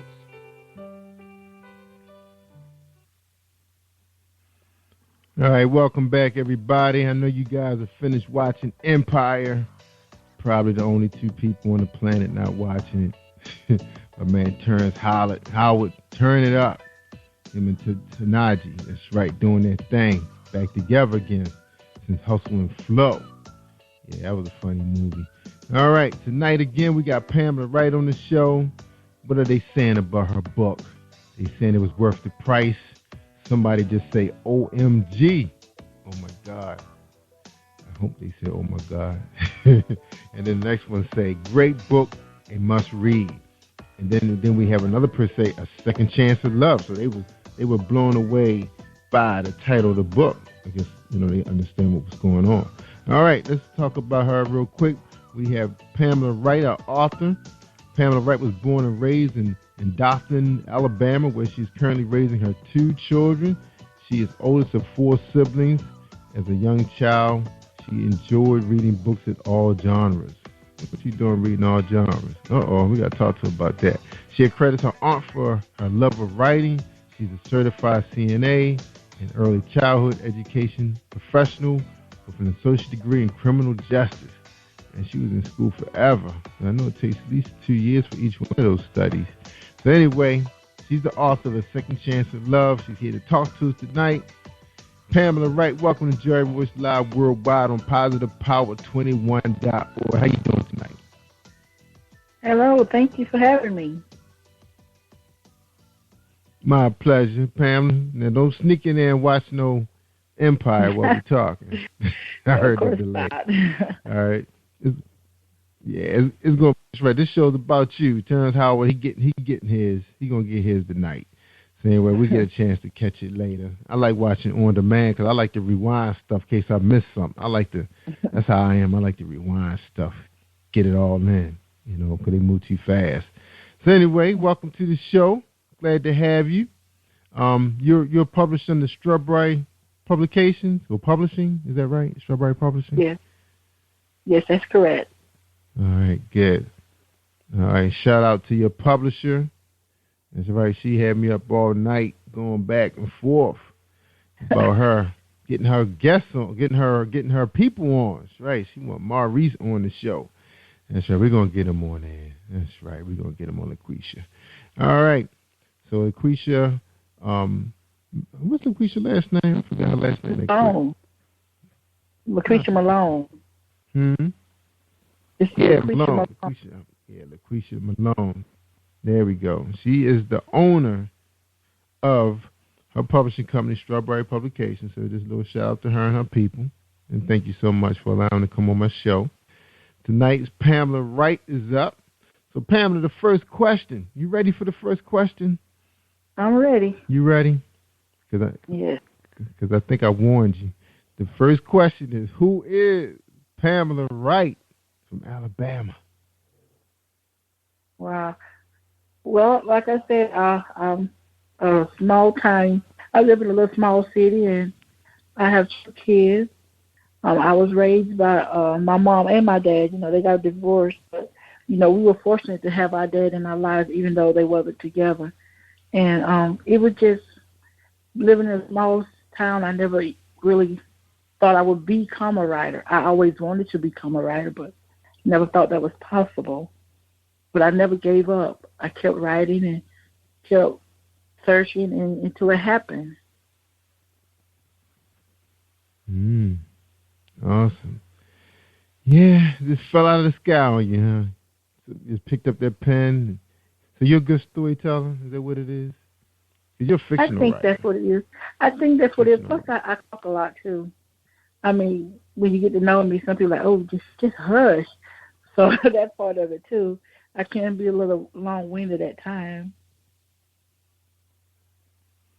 No, it's okay. You know, you got a story to tell. If they listen, they listen. If they don't have nothing to say, they have nothing to say. That's how it goes. All right, because some people are meant to listen, some are meant to talk. Now, I thought I read somewhere that you're a motivational speaker. Is that right? No, that's you? not me. That's not me. Oh, that's not you. It could be me now. It could be me. Because I motivate people around me all the time. But that's not me. Now, I could be a really great motivational speaker. Because sometimes you have to motivate those around you in order to get things done. Not saying that they don't get them done, but sometimes people need a little push. Even I need a little push sometimes to, get going. Because sometimes I do procrastinate, and I have to catch myself and be like, girl, that should have been done 2 days ago. What are you doing? So we all need that little push at times. Mm-hmm. Yeah, we do. Now, you have 2 daughters. Now, you said one of your daughters is having a baby. So was she adult age? I have a daughter or and a she's son. under 17? Oh, no, my daughter's 19. Oh, okay. In college, she graduated high school, and then I have a 5-year-old son. Yeah, 5-year-old son? Yes. Is that what you said? Yes. Wow. Okay. That's what I said. Daughter's No, 17. You said 19. No, my daughter's 19. Yeah, your daughter's 19. Yes. And son 5. Yes. Ooh, you started over. What you say? What's wrong with that? You gotta do what you gotta do. I understand. I understand. Now, you said somebody having a baby. I guess that's the 19-year-old having a baby, right? Yes. Yes. She's pregnant. She's having a baby. So we're excited about that. All right. Good. So you guys gonna raise the baby? You're gonna be grandma every day? I'm gonna be grandma sometime. That's her and her fiance, baby. I'm just the grandma sometimes. Cause I'm gonna have my own thing to do. Plus, I still got this 5-year-old I have to raise. Yeah. Now you grew up. Now where is Dothan? Is that right? Dothan, Alabama. Where's that? Where's that located? It's Dothan, Alabama. It's Dothan, Alabama, and it's like an hour and 45 minutes from Montgomery. Mm-hmm. It's close All from. the action took place. Yeah. Just had that awesome bridge crossing 2 weeks ago in Selma, so yeah, it's up in that area. Yeah, my boss was there too. Yeah, she was so proud of herself making it down there. All the big shots from around the world made it down there. Yeah, it's awesome. Now, I know was it a lot of talk building up to this event? What were people saying? That you didn't hear them mention before this great moment. Well, of course, living down here in Dothan and being a part of the South, we've always heard about the Bloody Sunday, and you have seen bits and pieces on TV, but it was just so different, to actually see it and see how they was treated and just trying to walk a bridge. It was just amazing. It was amazing. I had my kids sitting there with me, and they were just watching, like, what are they doing? And I had to explain to them, this is a part of our history that's if you're not careful, it can happen any day of the week and seem like it's still happening. So it was just very powerful. I bet it was. Now, did you guys ever really quite get over, that event? I mean, like, they brought it to the silver screen, so the world could see what went on. Now it's out there. I mean, are you guys still experiencing some degree of problems, Still a healing process? It's still a healing process, and, Dothan is just like, parts of the world, other parts of the world. You have good and you have bad people of all races, and I think it's just dealing with that and knowing that and being aware that, at any given time, if you're not careful and you may say the wrong thing, or, you can be in a situation, kind of similar to that. So I think it's a healing process. Being a CNA, I have taken care of countless people that remember that day, that was a part of it, or their parents was a part of it. And like I said, it's very powerful. You sit and you hear these people talk about this moment in time, and you just sitting there because you can't believe that they were actually so violent back then. But, the proof is in the screen, when you look at it. Yeah, it was. Yeah, that was some serious violence. Cause you talking about that went all the way up to leadership. Leadership. Ooh, that's what was so crazy. It took the White House to act on that.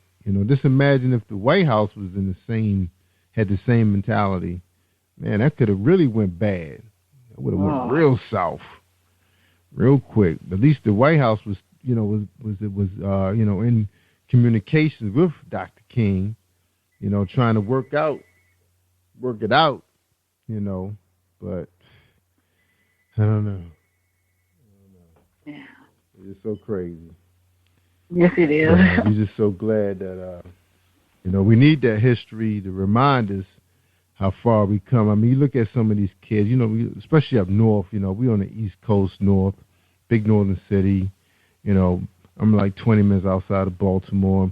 And Baltimore's always been, they call it the charm city. We always had neighborhoods that were, had some neighborhoods that were segregated, and then you have some that was integrated. People just started coming together because what happened was, in where I grew up at, the Jewish people had like a really strong community, real strong. They had businesses and everything. And what happened when they got older, their kids went off to college and became lawyers and doctors. They didn't come back to the community. They went out into the county areas, a little further north, Pennsylvania. And what happened, they left their moms and dads, and when they got older, they wanted to move into smaller places. So they started selling their property to the African Americans, really nice communities, nice homes, row homes. So in businesses, they left business, they sold us businesses. So that was pretty much how we started to prosper, and because they were our lawyers and everything, they were our doctors. So we were getting good, legal advice, good medical care, all those good things. So we was benefiting here in Baltimore with that. And then, of course we have, really good paying, a lot of government jobs here because of the city. So I guess it's a little different, I guess, in the South. We rely on manufacturing and produce and livestock to carry your wages. So you're talking about lower wages and you're dealing with ownership. I guess it's a little different, down there. So did the silver screen, did the movie, did it really portray, the emotions that went on there accurately, you would say, in your own words?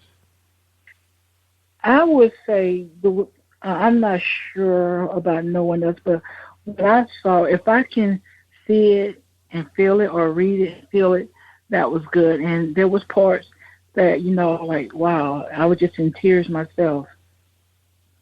Just amazing. Mm-hmm. Yeah, That it was brutal. It almost so kind of hateful. remind you.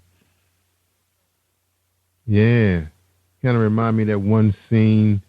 I can't remember what movie it was, but I remember Charles Dutton and those guys were riding on a bus, and the bus got stopped, and they started throwing bottles and threw a cocktail bomb on it, and man, I can't remember what movie it was. I can't remember if it was a sports movie or it was a movie on civil rights. But you just say, wow, all this stuff, all these laws were just passed in '64. It wasn't that long ago. No. So that was our streets. Yeah. So you're still there. You didn't pack your bags up like most of them and just leave and come to the big city. Mm-hmm. What happened? You didn't want to come to the concrete jungle? But you heard the streets was too rough. Actually, I'm a very slow person. I live, the country living is where, I'm more comfortable at. And then when I had my family here, my mom was here, my dad, and down here in the South, we're real big on family. That's your number one support structure is your family. And there was no way I could leave my mom. Yeah. Or my dad, but basically leave my mom. Yeah. Right. Yeah, and that is big, understand. But I hear, we have some southern communities here in the Maryland area, where they have plantations. Slaves were brought here and purchased and sold. Yep, right here in Maryland on the Eastern Shore. Is where a lot of my family, sharecroppers, livestock, poultry's real big, fishing, clams, because we got the Chesapeake Bay. So you did have a lot of jobs, clam chucking and crabs, crab meat, oysters, as well as cows and chickens. Chicken's real big because of, Jim Purdue family. So I kind of understand, Yeah, family. not only that, they stayed in that one house. Yeah, like my mom used to always tell us, she encouraged us to leave if we wanted to, but she used to always say, if you can't make it in your hometown where you know people, where people can somehow give you a helping hand if you need it, if you can't make it at home, you're probably going to have a harder time if you go somewhere else where you know nobody. And I always kept that. I always took that to heart, and I didn't understand it till I got older. And I kind of agree with that, because if you can't make it at home, or you got family, and you got people that can help you. If you go somewhere where you know no one, that's kind of pretty hard to swallow. Mm-hmm. And I always said I wanted to be the first person from Dothan to make it, or to have some kind of success. I wanted to be the first one from this little small town to say I did it. It was hard. And it was doubtful at times, but I never gave up, and I did it. Mm-hmm. Yeah, because you got certification as a CNA. So what that means, you can work in a nursing home or nursing home, in a hospital too? I basically work with hospice people in their home when they're at their final stage. I mainly work with those type of people, and I love it. I love getting to know the patient and their family and being a comfort to them while they're losing their loved one. You can be a comfort to someone, and I enjoy that. Yeah. Wow, it's not sad, watching them going through a grieving period while their family members passing away. It's not sad, but it's you get an understanding of them. And either I say it's not sad because most of these people have lived their lives, and they're in so much pain and suffering that when it's time, you're happy in a sense that they're not going to be suffering no more. They're not going to be in pain, Mm-hmm. waking up because they're in so much pain they can't sleep. And that put them at that. Yeah, I kind of understand because you're working, that it's going to be for the better. It's going to be better. Yeah, I can understand that. It's just like watching your old dog sit around and he can't move, he can't eat. Yeah. You know, you want to, you love having them, but you just don't like seeing them in that state. You know, yeah. Because we lost my mother-in-law a couple years ago, and I mean, as much as we love having her around, she was so funny. I mean, she was just she just loved to laugh at my jokes all the time, and always wanted to go out, always took us out. You know, she would call us, let's go to dinner. You know, let's go to dinner after church. You know, we hung out with her on Sundays all the time. And, she got really sick, because she didn't really take good care of herself. She was a smoker and loved to eat. But, it's like, she just started deteriorating, and you just couldn't stand seeing somebody, go through that. And sometimes, like you said, it's best to just let them pass on, because they're not doing too well in their heavenly, in their earthly body. Yeah, so you're right. You made a good point there. And I've done this so long that when it's my time, I want to be at home around my kids and grandkids, and let God just come on and take me. That's how I want to go. I think that it's just so wonderful when you take feel your last breath. Yes, you have your family there with you, and you know it's okay. Yeah. Powerful. I've cried many times.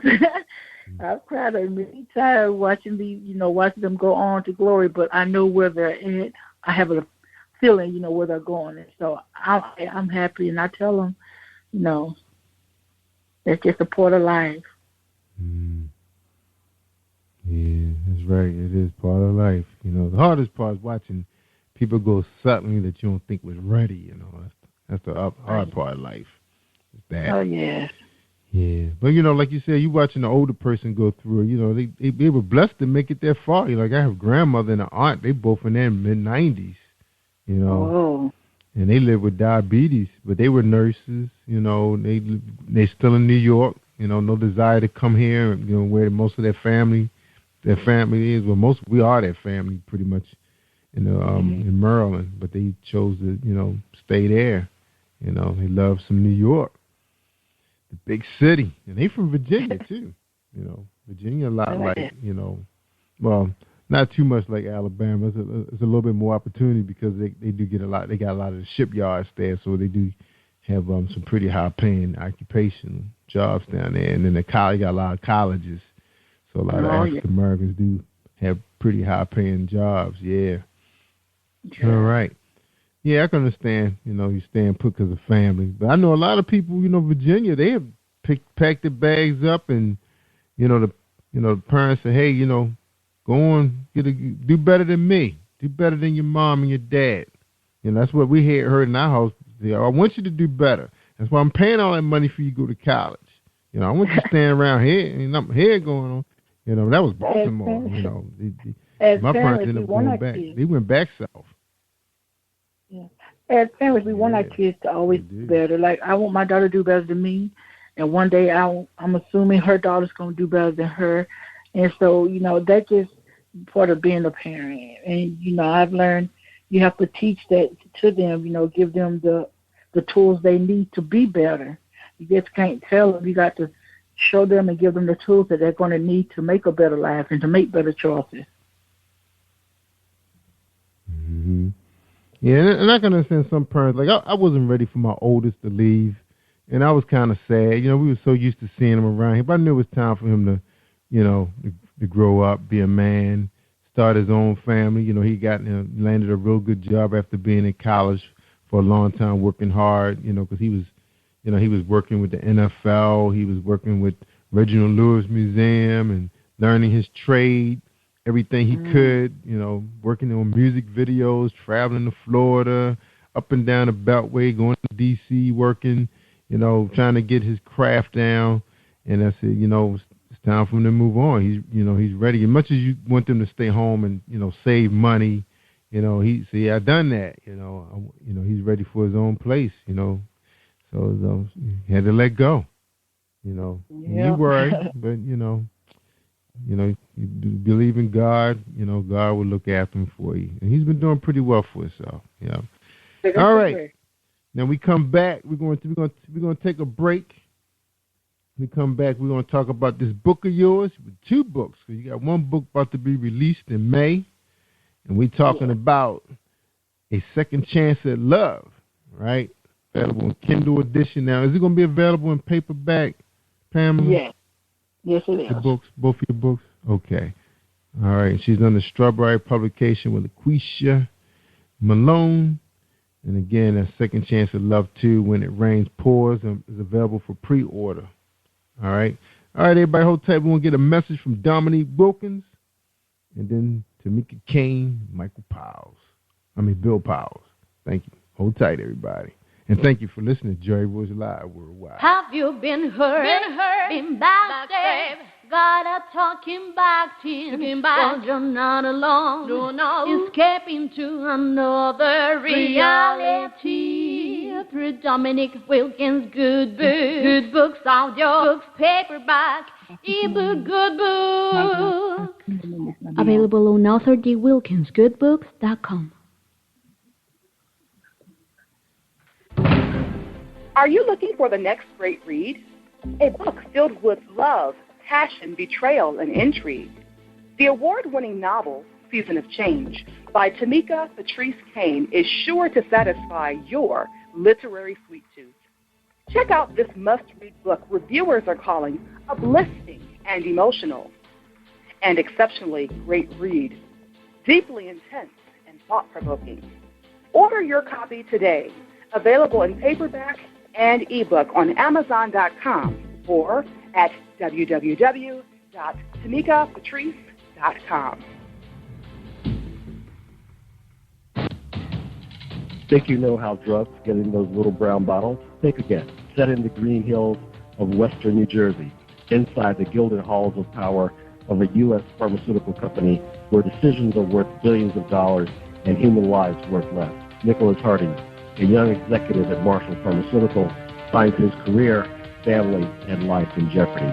The Farmhouse, a suspense thriller novel by Bill Powers, published by Donna Inc. Publications, available at Amazon.com or DonnaInc.org. Go to Bill's webpage at www.authorBillPowers.com. Hi, I am Martha Crystal Alexis, and I'm on Positive Power 21 with Jerry Royce Live. Woohoo! Hey, thank you, Crystal. That's right, that's Crystal Alexis. That's right.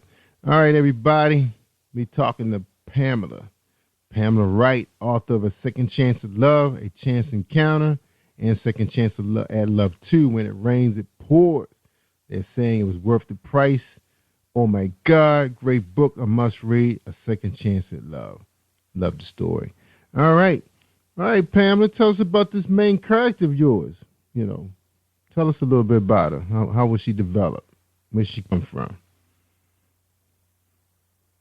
Oh, you know what? I forgot I put Pamela on hold because she was chit-chatting while the commercials was running. All right, sorry about that, Pamela. It's okay. All right, tell us about this character. All right, cool. The Tell us about this main character. How you develop her. I just put together characters from a bunch of different women in my life that I've known. And she's a registered nurse. She was a devoted Christian at one time. She had a family. She had sisters. She was your everyday woman who just believed in working hard and being a wife and a mother, and that was what she took pride in. And she was proud to be a Christian, going to church, being a part of the choir, the Bible study, just the whole 9 yards. Yeah. Good woman. Birmingham, Alabama. And she was devoted. And she had according to your book description, because you guys gave away a lot in the trailer and in the book description, she had a tragic accident, lost her husband of 15 years, children, baby inside her, and she turned her back on the church and God. She was grieving. Yeah. Grieving. Who was taking care of her when she was going through this process? What was going on in that part of the book? Who was taking care of her? Take care of her while she was going through this grieving process. Her family was taking care of her when she allowed them to. Because sometimes our grief can be so powerful that we don't want no one around us. We don't want to deal with nobody. We just want to sit there and wallow in that kind of pain by ourselves. And I know it may be hard so you had enough experience. Yes. And it's hard, it's hard, Yeah, I know we got a delay. Yeah, I know we got a little delay, with your cell phone and our connection. But I was just saying that you have a lot of experience dealing with this kind of thing. So you feel like, your experience, working in hospice, you were able to write a really compelling story, a real believable story.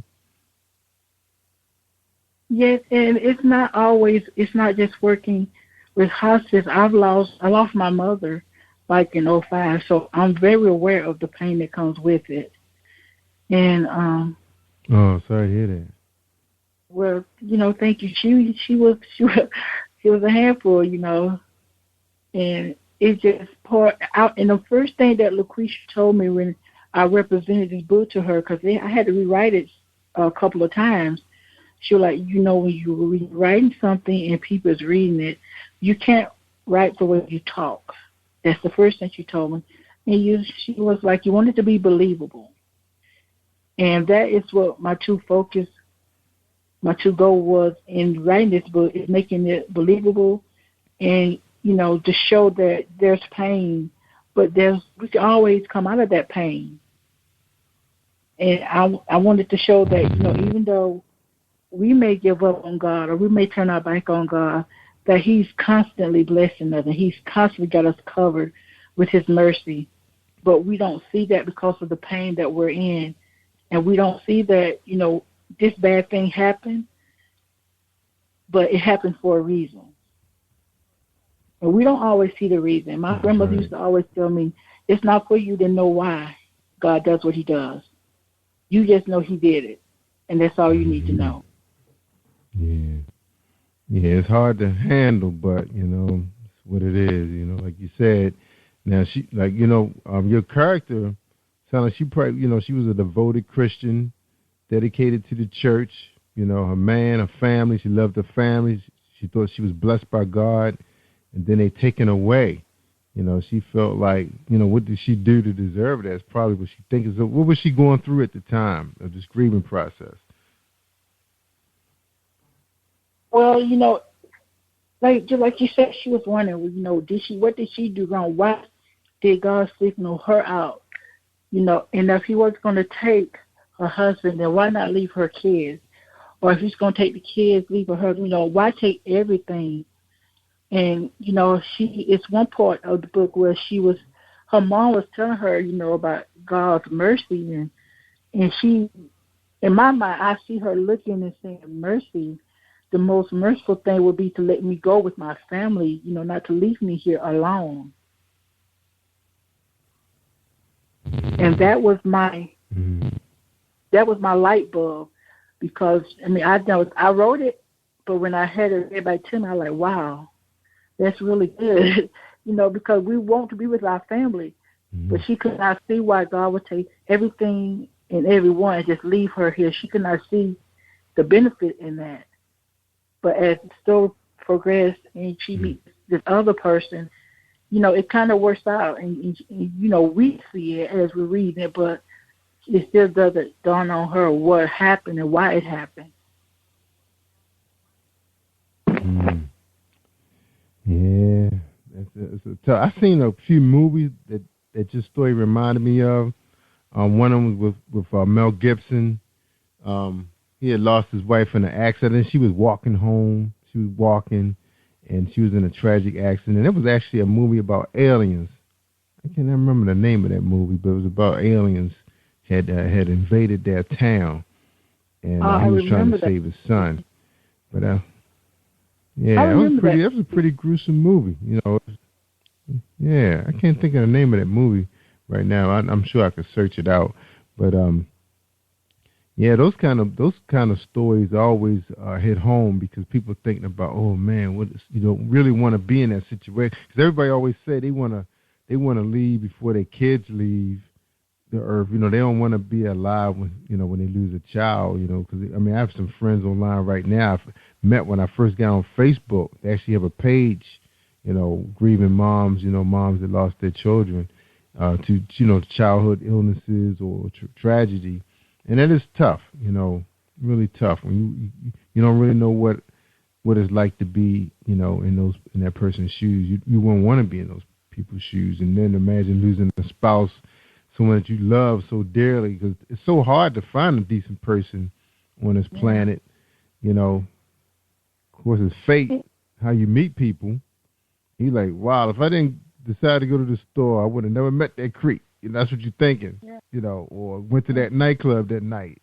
Because I know one of my best friends met his wife in a nightclub, and that thing turned bad, after a couple of years. But he ended up finding his dream woman, his dream lady. She was thousands of miles away. Met her online. Who would have guessed the government would have allowed us to have access to the internet? And he met his dream girl. Wow. Yeah, that's one thing Now, I wanted to focus tell us a little bit on about too. this.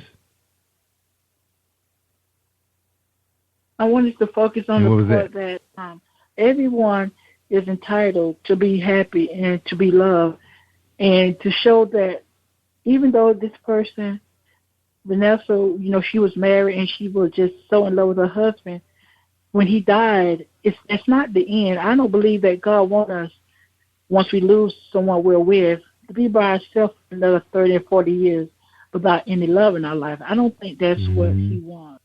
And so second chance at love, I believe, and this just me, I believe we have more than just one soulmate.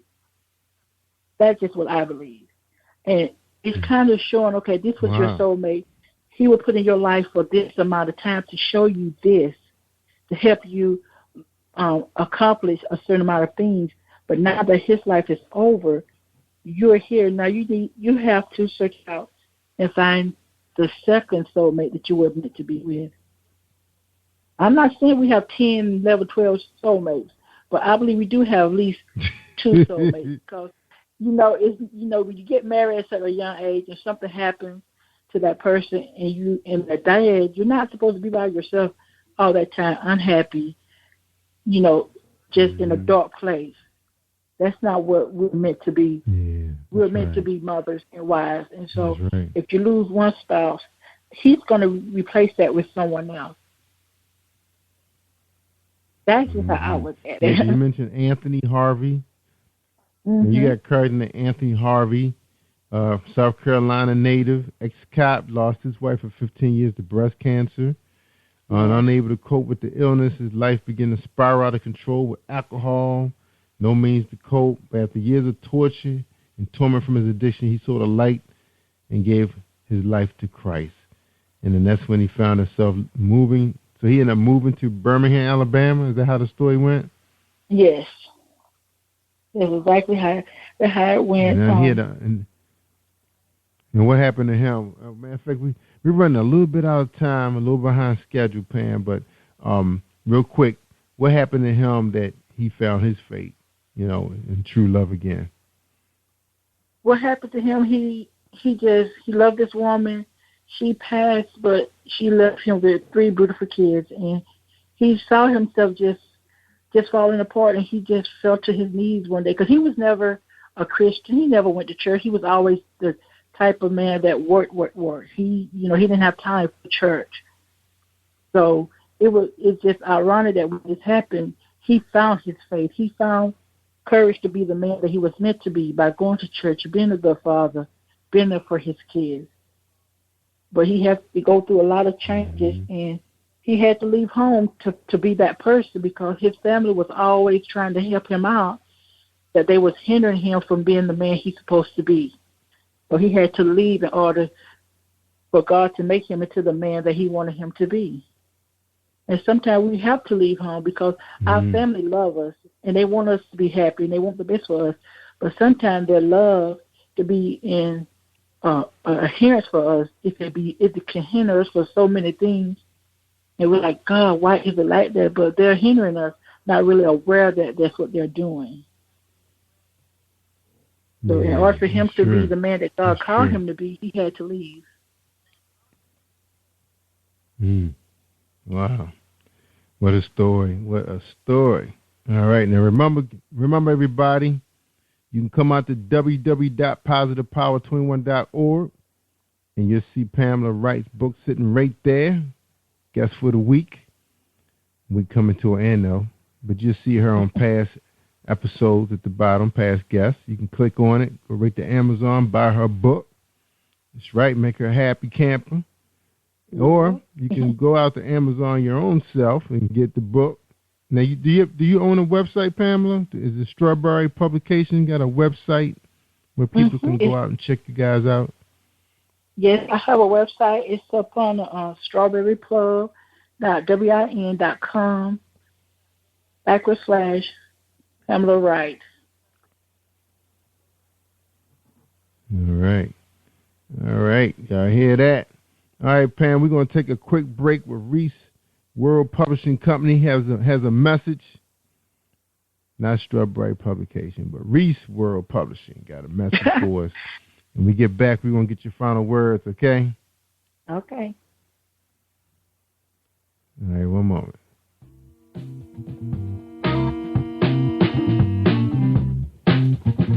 Are you an avid reader of urban fiction, looking for drama, suspense, and more? Reese World Publishing is dedicated to bringing the world's best literature to our readers. Urban fiction, erotica, sci-fi, mainstream fiction, and children's literature are just some of the genres produced by our diversified family of authors. You can reach us on Facebook, Twitter, Instagram, and at our website, www.reeseworldpublishing.com.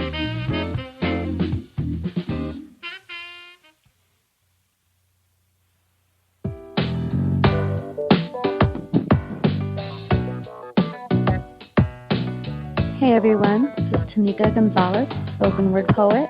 Whenever I'm online, I'm always listening to Jerry Royce Live. You can find Jerry on www.spreaker.com. Positive Power 21.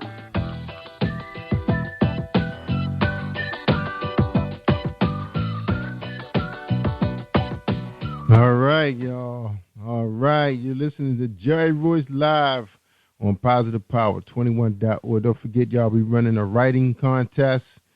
I know everybody says, I'm not a science fiction writer. It doesn't matter. You're a writer. You know, that's what creative writing is about. Become something you're not. You guys been writing fiction stories about the streets all the time. Switch it up. What's the difference? We got people writing about vampires fighting gangsters, gangsters fighting vampires. You guys saw True Blood. They were just some old folks just living in the town, having fun at a bar and restaurant. Next thing you know, a vampire pop up in there. All right. Y'all can handle it. You know, we saw ghosts growing up. Get creative. All right. Don't forget about it. Check it out at positivepower21.org. Win yourself a spot on my show. 3 months of advertising. You can't beat that value. Big value. And then we'll throw some books in there for you, too. All right, tell me what book you like, and we'll pick it up for you. All right, Pamela Wright, your final thoughts for tonight's show. Well, my final thought is that I just want people to not just purchase the book, but to read the book, because it's a wonderful story. It's a powerful story, and it's one that will just lift your spirit. It's going to make you smile. It's going to make you, you know, when you read about these two people and the things that they're going through, it's going to make you think about, okay, I remember when I did that. Oh, I remember when I felt this way. And it's a gradual process, but the thing is, healing does happen. In all our lives, we lose people that we love, and it's the healing process, and it does happen. And we just have to be willing to just put faith out there to know that we can overcome anything that is put into our lives, whether it's good or bad. That's right. That's right. All right. We appreciate having you here, Pamela Wright, spending time with us. I know you could have been doing something else. Right. Oh, I've enjoyed it so much. Yeah, we gotta have you. Yeah, and I know you guys going through something right now. You know, you're waiting for your daughter to have her baby and all that good stuff. And we wish you guys the best, with her pregnancy. May God continue to bless you. She's been blessed so far. Hope she have a healthy baby. Make you a happy grandmother. And good for you. Ooh. All right. All right. Thank you. Okay. All right. Well, Pam, I tell them all the time, every night, almost 8 times a week. You want to hear the good stuff? You want to live it up? You listen to Jerry Royce Live worldwide on PositivePower21.org. And don't forget, I'm streaming 15 hours a day from Positive Power on Spreaker.com. That's right. You go to Spreaker sometime, you can check out celebrities like Justin Timberlake. You got Snoop Dogg, who's on Empire tonight. He's one of the podcasters. So they bring in millions and millions of visitors to to Spreaker.com every day. And they checking me out because I'm right there in the middle of the pack, about to hit 40,000 downloads. That's right. The show's been heard over 40,000 times. And for you guys out there trying to promote your books, your music, your spoken word events, come on out and advertise with us. We put your display up. We getting quite a few visitors coming from our other sister sites, including Spreaker. So that's a good thing. We're doing good. We're happy where we're going. Positive Power. So blessed to be able to have an opportunity to meet these amazing people, telling these amazing stories, just like the story we just heard from Miss Pamela Wright. And Miss Wright, we appreciate you being here, and we hope you become part of our family so we can get your book up there on our site so people can buy it. All right? Okay, y'all. Y'all take care. Jerry Royce Live worldwide. Thank you for tuning in to Jerry Royce Live on PositivePower21.org and Spreaker.com/PositivePower21. This is a Royce Enterprises production. And don't forget about replay on Facebook.com/Jerry Royce Live.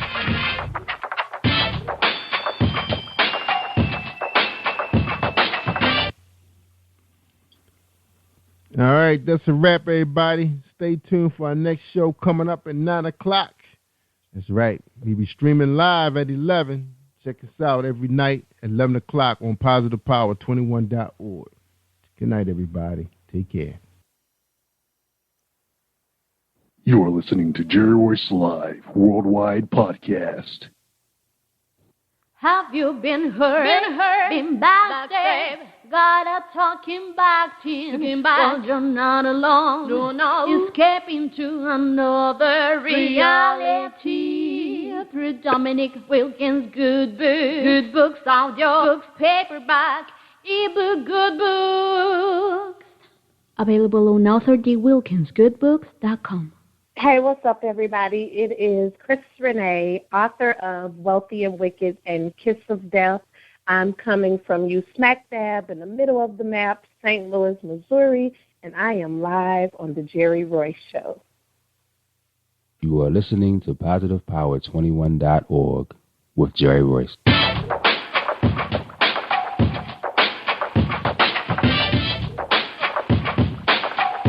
What up? It's your boy Kano Kingston. Hi, this is Angel Sessions. Hey, this is Pat. Hi, I'm Teresa Powell. Hi, Jerry. This is Iowa Samuel Carter. Hi, this is Bill Powers. Hello, this is Teresa Bobby with Jerry Royce Live. Hi, I'm Philip Barron. I'm live on the Jerry Royce Show. Hey, what it do? It's your boy Houston Saint. Peace, this is Dahlia the poet, spoken word artist. Hello, this is Ramon Marquis with Jerry Royce Live. All right, everyone. You got Robin Lynn, and I'm keeping it live right now on Jerry Royce Live. Hey, what's going on, everybody? What's up? This is a award-winning podcast with the greatest podcast on earth. Thank you for stopping by.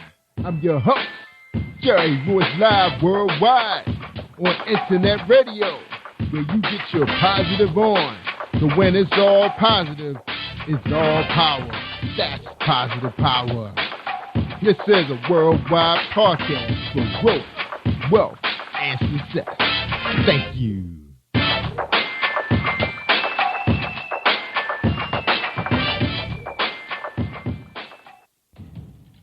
Think you know how drugs get in those little brown bottles? Think again. Set in the green hills of western New Jersey, inside the gilded halls of power of a U.S. pharmaceutical company where decisions are worth billions of dollars and human lives worth less. Nicholas Harding, a young executive at Marshall Pharmaceutical, finds his career, family, and life in jeopardy. The Farmhouse, a suspense thriller novel by Bill Powers, published by Donna Inc. Publications, available at Amazon.com or DonnaInc.org. Go to Bill's webpage at www.author.BillPowers.com. Are you looking for the next great read? A book filled with love, passion, betrayal, and intrigue. The award-winning novel, Season of Change, by Tamika Patrice Kane is sure to satisfy your literary sweet tooth. Check out this must-read book reviewers are calling uplifting and emotional, and exceptionally great read, deeply intense and thought-provoking. Order your copy today, available in paperback and ebook on Amazon.com or at www.tamikapatrice.com. Are you an author looking for promotional services or a reader looking for a great read at low prices? In this competitive world of books, Writing Royalty Promotions is dedicated to bringing authors and readers together to build a greater respect for literature through our various promotional services and online bookstore.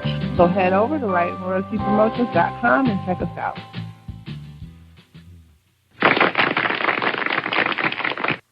Thank you, everybody, for joining us, and welcome to Positive Power 21.org. I am Jerry Royce Live, and welcome to Positive Power 21.org. You're listening to episode 322.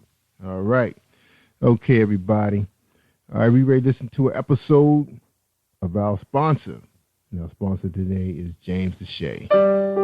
Are you looking for a great book of poetry that is romantic, heartfelt, and full of male emotion? Then get Thoughts, Love, and Reflections by James K. Deshay. That's Deshay. Go to www.jamesdeshay.com. You will enjoy Thoughts, Love, and Reflections. All right, everybody. Welcome to Positive Power 21.org. Don't forget about our writing contest. That's right. Our writing contest is on our website, positivepower21.org. There's a question out there for you to participate. Hope everybody be excited about it. An opportunity to be on our show, Jerry Royce Live Worldwide, 45 minutes.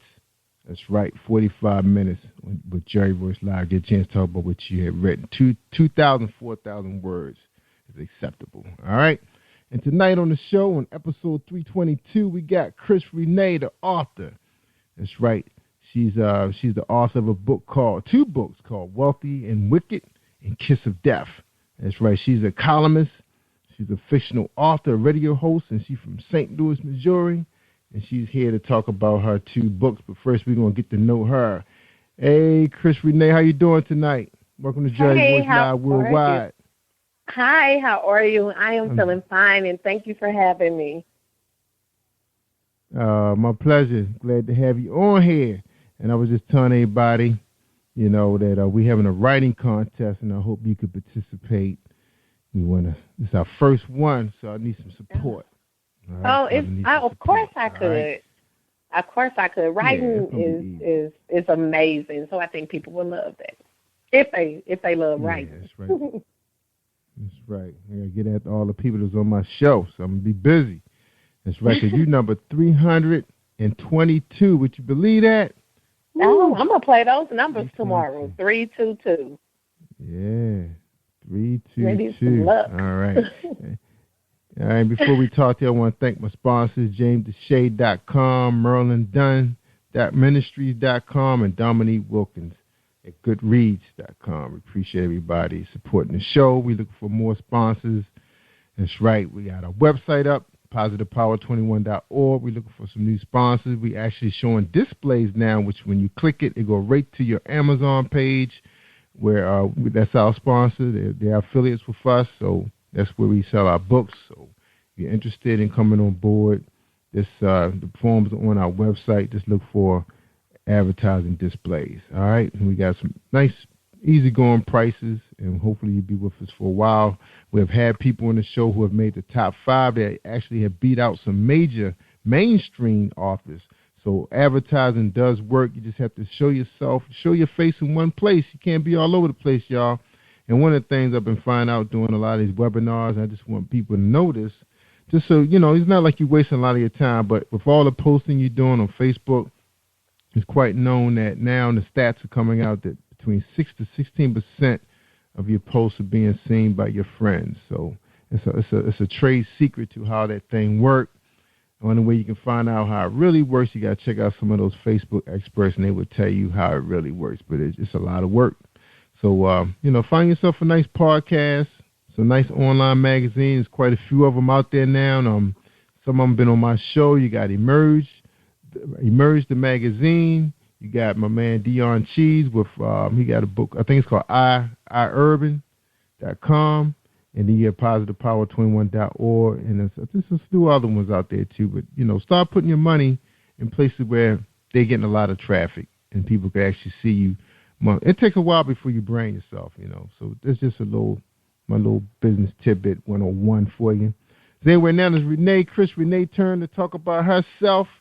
You ready for the first question, Chris Renee? I am. Be gentle with me. You ready? Be gentle. I'm ready. All right, okay. She probably said, Jerry, hurry up. I'm ready to talk. All right, your turn now. Your turn. Okay. All right, and before we move, we just want to let people know that your book is out on Amazon.com in case we get so caught up in the conversation I forget. And what people are saying so far is they said it's good, and this drama kept them on the edge of their seat. So that means Chris Renee going to tell us a good story tonight, y'all. So before we get into her book, which will be probably in about 15 minutes, we're going to get to know her a little bit. Okay, Maryland, Virginia, D.C., and Baltimore. That's my people there. They want to get to know this lady from St. Louis, Missouri. All right, Chris Renee. The first question is, who is Chris Renee? Who is Chris Renee? Well, first and foremost, I am a child of God. I am a mother, 4 children, grown children. I am an author, and I am an extreme lover of life. And I seriously mean that. I'm all about laughing, having a good time, joking around. I know how to be serious when I need to be, but I prefer to just laugh. I'm like, I'm going to look really young when everybody else is looking old because they refuse to laugh. That's all you have to do. So I'm just a young woman. I just turned 35 in December, which is amazing because I know a lot of people who did not make it. And I'm just trying to see what's going on out here in the world, just trying to be able to get my own little slice of the pie. And I'm just trying to be something. I want to leave my mark. I just want to be somebody. So that's who I am. That's right. Yeah, you must be watching Empire where my man, he talking about his legacy. He want to leave his legacy for his sons. And then he got a daughter. Yeah, I love Empire. I love Empire. There's a lot to learn about a program like that. A wicked businessman, the thing about it, even though he's about himself, he's really about his legacy, what he's built, leaving it for his family. Because, when you find out you don't have much time, you want to put your house in order. Yeah. That's what he's trying to do. But that's what men do. A lot of men like to put their house in order and make sure they leave it in good hands. And right now, he's not sure. Who's it going to be? Well, I will put my money on Andre. Andre is a little crazy, but it's something about Andre that I pull to more than the two young, but like the artists. I'm Team Andre, so I would go with him. Yeah, I was too, but I don't know. I think Andre got some issue. I think old girl might, he kind of weak in some areas. So old girl, Blondie might do something to him, but I think the best person probably would be Jamal. Jamal probably the man. Or Rakeem. Yeah, he's so. I was just saying, Jamal is so level-headed that he's eventually going to pop. It's too much. Sometimes when you just kind of carry everything on you like that, when he blows up, it's going to be like, watch out. So, I don't know. Yeah, he's actually the most talented. But I think out of the three, bro, I think if you know, just to make it real quick, 'cause we talking about you tonight, I think Cookie probably would be the ideal person to run it. But if it's between the sons, I would say Jamal. I would give it to him. All right. Yeah. All right. Okay.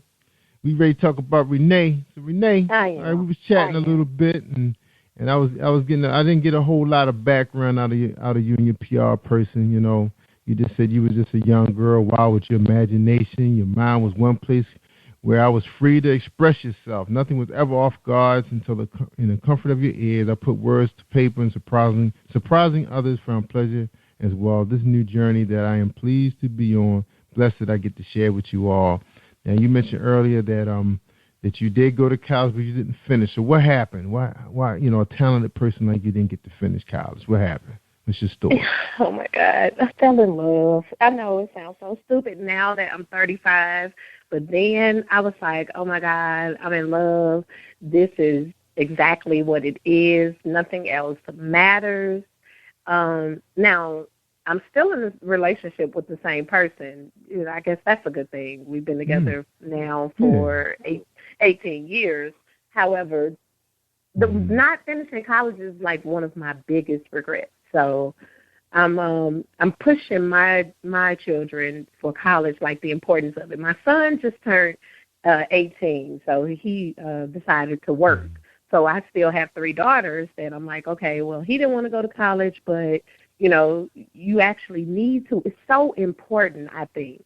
I'm at an age now where when people are talking and we're in a group and everybody's talking about their college experience, I kind of get a little embarrassed that I can't say that, like, you know, I finished and I did that. And I'm never embarrassed. So that says a lot to me, which is, it's kind of been pushing me lately to say, okay, now that, you know, my kids they're not grown, but my daughters are 12, 14, and 16. They're at an age where they pretty much are self-sufficient. So it's kind of time for me to focus on, you know, getting my degree and pushing them that way as well.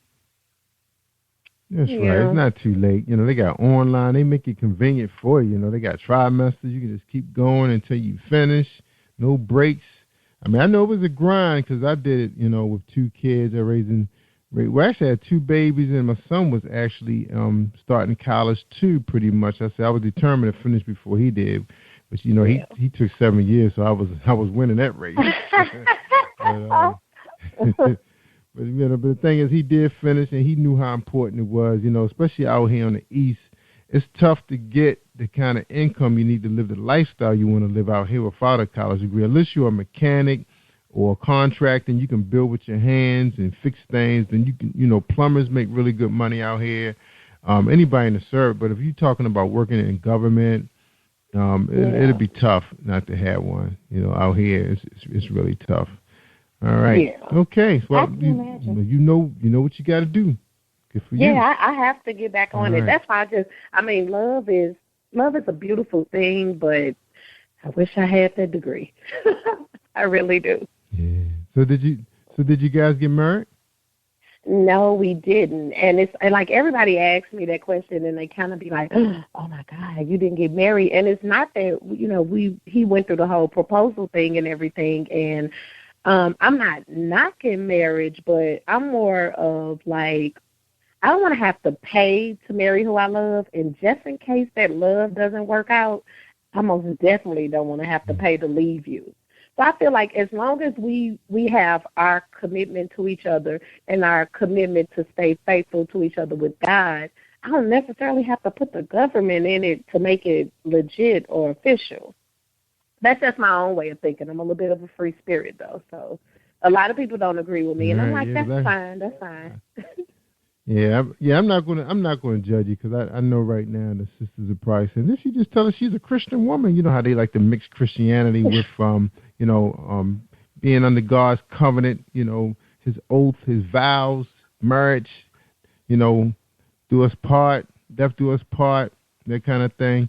You know, definitely people probably saying, "Ooh, did you hear that?" But you know, I've been happily married, going on 23 years. And I tell you, it's an awesome thing, to have that magic, to say, hey, you got those years, you're putting in there, we're raising 2 young children, got 1 out the house, 2 to go, helping our parents out, doing this thing together, we buried a couple relatives, it's like, people look at us, to be the backbones of the family, that's how they look at us, when they see us, So, everybody got their own cup of tea.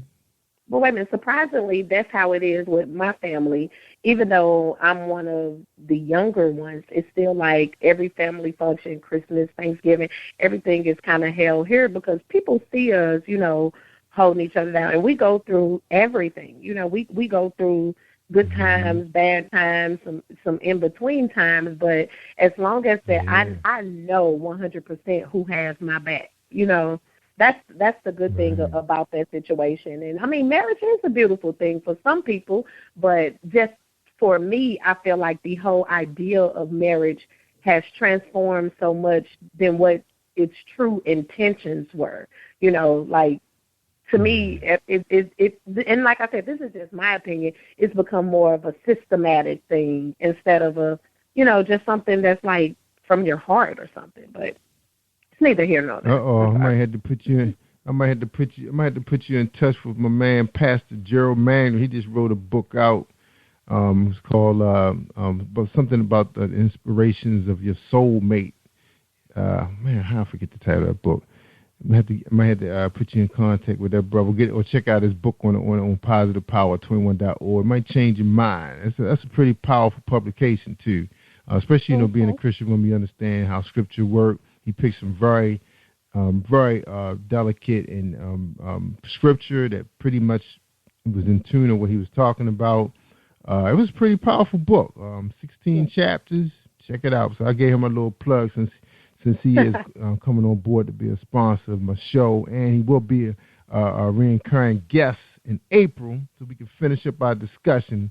Because I wasn't playing devil advocate, I was just going ahead. I know some sisters out there going to want to shoot me some questions. I said, okay, I'm going to open it up, take some questions from my Peanut Squad.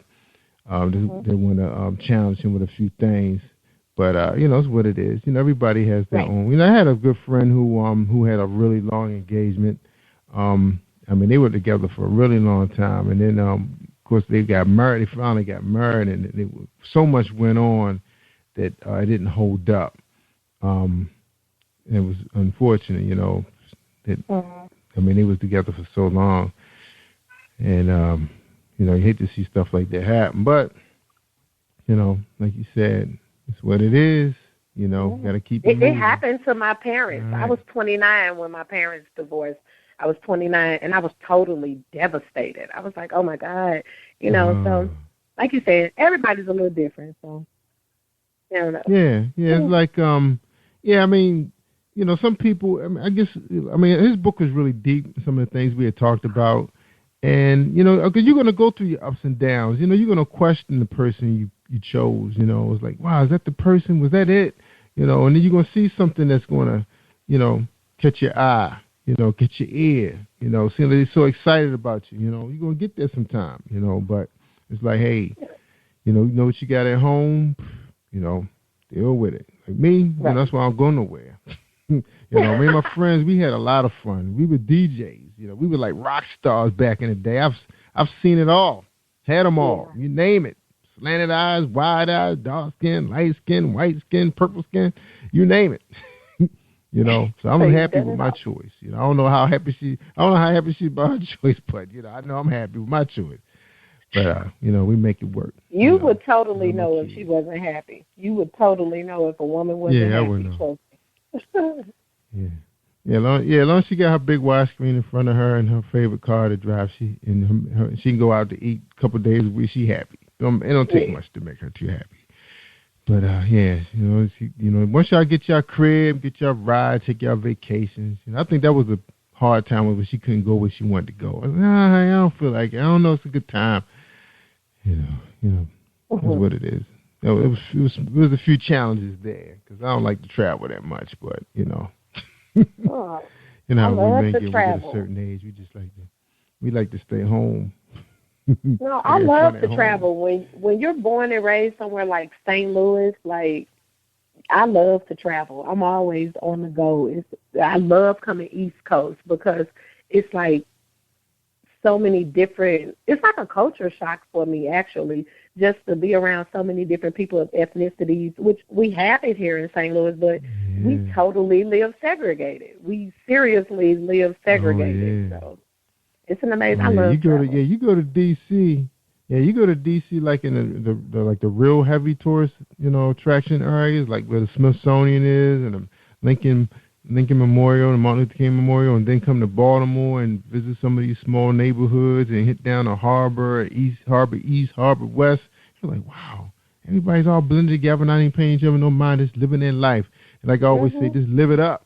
We living it up here in the Maryland area. I mean, we do have some areas that have some issues here, but most of the people live in the city. They got their areas where you don't go there. That's the way it is there. Yeah. That's their life. But most of the areas that are considered to be like suburban is really, really nice. People get along really well, and then people move on. They move further out. They want to be away from everybody. They don't care who it is. They just want to be with their family. It gets like that. Yeah.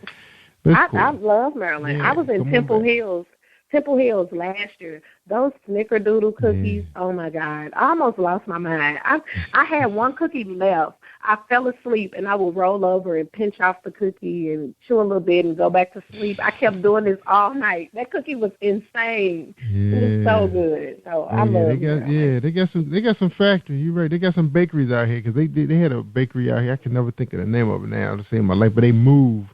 And one of my friends actually had a buddy that was running that place. Man, I was doing their pecan pies, their 7-Up cake, their sweet potato pie. Man, I was up to 230 pounds eating out the place because I would drive by there almost like 3 days a week. Oatmeal cookies, snickerdoodles, chocolate chips, man. Chocolate melt right in your hand before you get to your mouth. That's awesome chocolate right there. That's real milk chocolate. Yeah, not that phony stuff. All right, enough about cookies.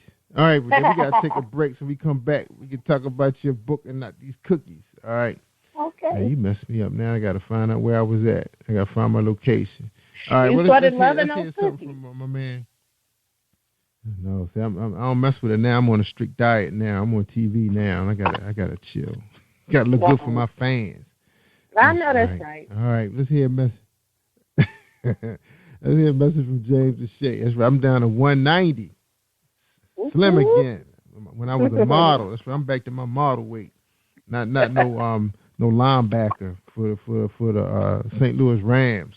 No, not the Rams, Dallas Cowboys. Are you looking for a great book of poetry that is romantic, heartfelt, and full of male emotion? Then get Thoughts, Love, and Reflections by James K. Deshay. That's Deshay. Go to www.jamesdeshay.com. You will enjoy Thoughts, Love, and Reflections.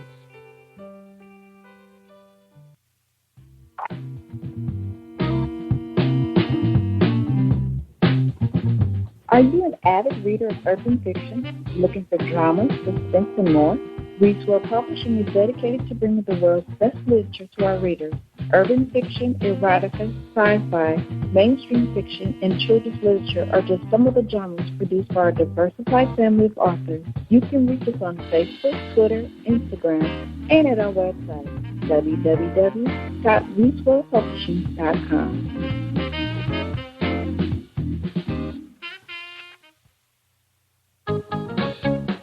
Hi, I am recording artist Marilyn Dunn from St. Louis, Missouri. If you are looking for some soul-stirring, anointed, spiritual, and heartfelt music, visit my website at www.marilynnDunnMinistries.com. Or you can also find me on CD Baby, iTunes, and Reverb Nation. For booking information, contact Mr. Kevin Dunn at 636-856-0551. That's 636-856-0551.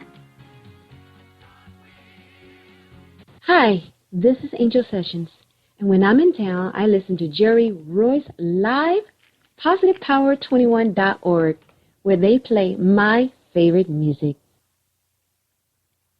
That's right. We play Angel favorite music. That's right. On Sundays, y'all, check us out. That's right. We streaming. We streaming with iGospelmusic.com out of Florida. That's right. My man, Keith Powell, Pastor Keith Powell, and his beautiful wife, Teresa Powell, in partnership with positivepower21.org. So for almost 20 hours, y'all, on Sundays.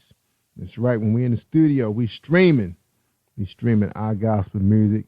So check it out. You can check it out right now on our site. Just click on collections or shows and look for our gospel music, and you can listen to the pre-recorded shows in case you missed something good, because Keith is always mixing it up in the studio.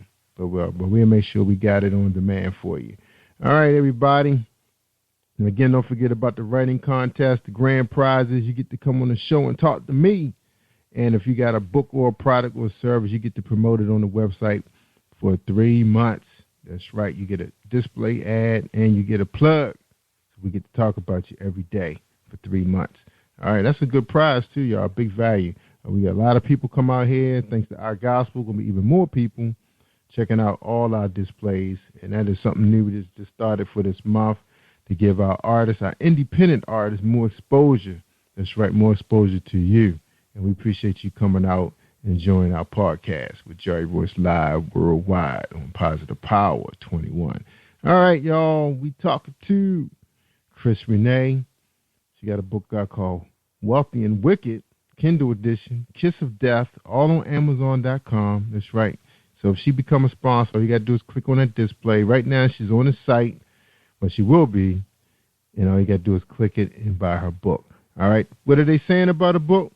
They said it was so good that the drama kept me on the edge of my seat. I stayed up and read the entire book in one night. Chris Renee, she did an excellent job. All right. That's some of the reviews on her book on Amazon.com. All right. All right, Chris Renee. Which one we going to talk about? Which one is your favorite book? Oh, you know what? I forgot. She was making so much noise, I had to put her on mute. All right, there you go, Chris Renee. Sorry about that. You was making noise. I know it was so much going on. I'm sorry, sponsor. It's so much going on here. Well, my favorite book. Let's see. I'm trying to see which is my actual favorite, because it's like choosing your favorite child. It seriously is. And people are like, oh, how can you compare your books to your kids? But this is my labor of love, same as the children. But right. I would say my favorite book would actually have to be Kiss of Death, because it's different than what I normally would write about. It's still fiction, but I'm more kind of like write about love and everyday issues and things of that nature. But with Kiss of Death, I kind of wanted to do almost sort of like an action movie in a book. So I was just kind of like thinking of the craziest things that I could possibly think of. And I was just sitting at home and I was like, okay, I want to write a book about a female assassin. So then I'm thinking like, okay, that story has already been done. How can I make this, like, what can I spin this as? And so I was like, okay, well, her target will be cheating married men. So I was like, okay, so she's, her targets are cheating married men, but why?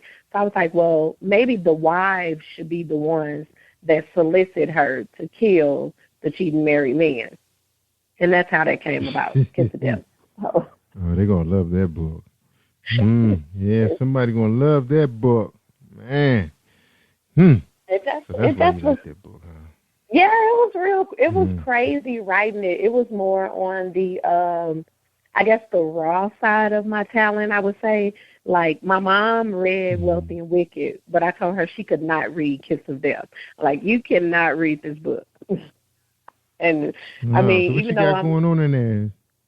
It's a lot. It's a lot going on. Yeah. Pretty graphic, It is, and I won't.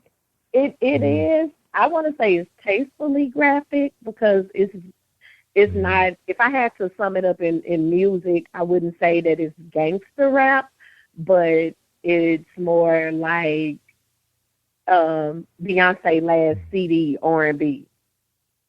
You know, because her last CD was kind of like, yeah. Yeah, little Bonnie and Clyde got in there. Yeah, so it's more on that side. But see, it came out, and the book was out for 4 months last year, and then unfortunately, my brother was killed, so I really couldn't do. I hear that. I am too. We were only a year apart, so it's still something that I'm dealing with. So I really couldn't do as much promotional things as I normally would do because my mind was just not in the right, space. So I'm trying to make up for that now. I'm not 100% back, but I'm better than I was when that happened. I'm not 100% back at all, though. But. Okay. All right. In his honor, his name, we hope this book do well. All right. Yeah. Now, Kiss of Death, who's your favorite character in this book? Yeah. Who's your favorite character in this book? My favorite character in the book is Lady, and she's an older woman. She's like a surrogate mom to the main character of the book. I actually got the idea of Lady from I went down in the projects of St. Louis for Thanksgiving, and we were passing out turkey dinners to not families, people in the senior citizen home. And I met this woman, and she was so remarkable. And she said that they called her Lady back in the day, and it was something about her that was just like captivating. She wound up inviting me in, and she's letting me see all these older pictures of her, like, in the 50s and the 60s in the clubs of St. Louis. And she was so hip that it kind of like, I was shocked at how hip she was, So I wrote that character based off of her. So she's my favorite, my absolute favorite. Good for you. Good. So that's your favorite, Lady. All right. So you got Lady and Kiss of Death. Now, Wealthy and Wicked is your latest release on Kindle edition. Tell us a little bit about that book. What's the premise of that book?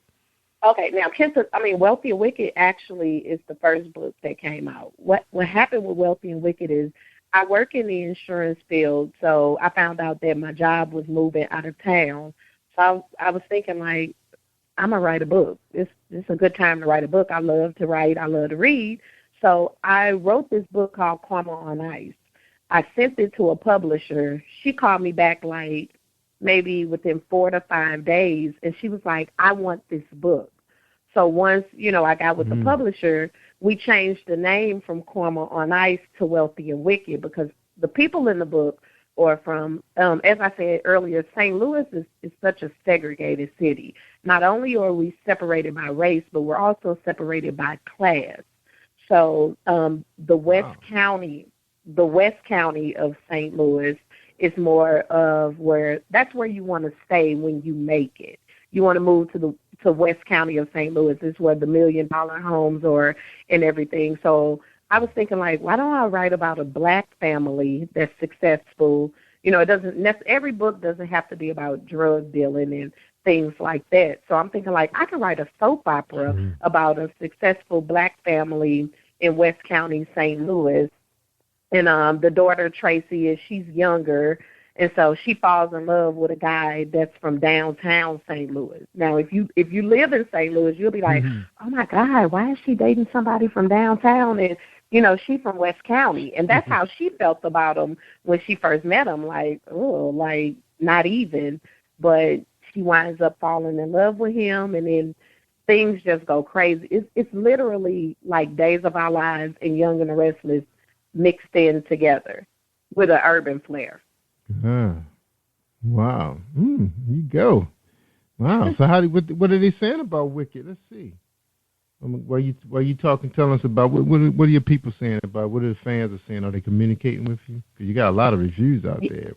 Yeah, it's amazing. Like my support comes more from the East Coast than it actually does here at home, because this is a city where you have to go away and blow up and then come back. So, like, when I'm out on the East Coast, like, people are so excited. They're like, oh, my God, I know you. My publisher is from Brandywine, Maryland, so like the Upper Marlboro area. So it's I do a lot of book signings that way, and I'm amazed at how many people have already read the book. And I had a mother and a daughter like give me and like, now, girl, what are you gonna do in this second part? And why would you do this in that book? And I hate Christians so much. And I'm thinking like, these are characters; these aren't real people. But that excites me that people feel like that. Yeah, that's amazing that people feel like that. Remember, yeah, because one, you gotta remember, we don't get a lot of soaps anymore like back in the day. We had a lot of soaps, and a lot of these women were home watching them, raising their kids, and now they're in their 50s, 60s, good government jobs, good jobs, period, in private industry. They don't have time to sit in front of the soaps. That's why Empire is so powerful. People like that. They like to see drama mixed with wealth and poverty and all that stuff, the both sides of the tracks, because that's where all of us come from. We started there. So wealthy, they like the word wealthy, and then wicked is like, okay, what's up with this? Something going on. You already told them right now that it's going to be some drama in the book. So that's why they picked it up. Yeah. All right. I also want to, I'm sorry. I just want to say I also want to let people know. Say something about your reviews. Oh, even though it's just like, how most people kind of like blow off, it's a fictional book and, it has an urban flair to the book. However, each book that you read by Chris Renee, the message of you have to know God is in each book. I had somebody that left me a review and said, oh, my God, I love how you incorporated God into the book, because a lot of people are, when you think of urban fiction, is which they categorize the book as, it's a young girl for the most part, and a lot of the younger generation didn't have grandmothers as we did, where you had to go to church no matter what. Like, you're going to church Saturday and Sunday and Wednesday and Friday. So I felt like, well, this can be a way for me to get that message out to everybody, but still, keep it to where it doesn't seem so smothering to some people.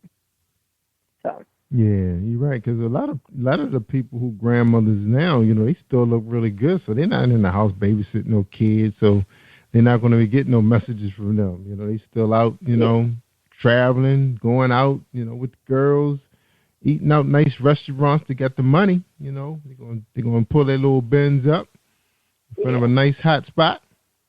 And then read their books in their spare time. They don't got time to be sitting around the house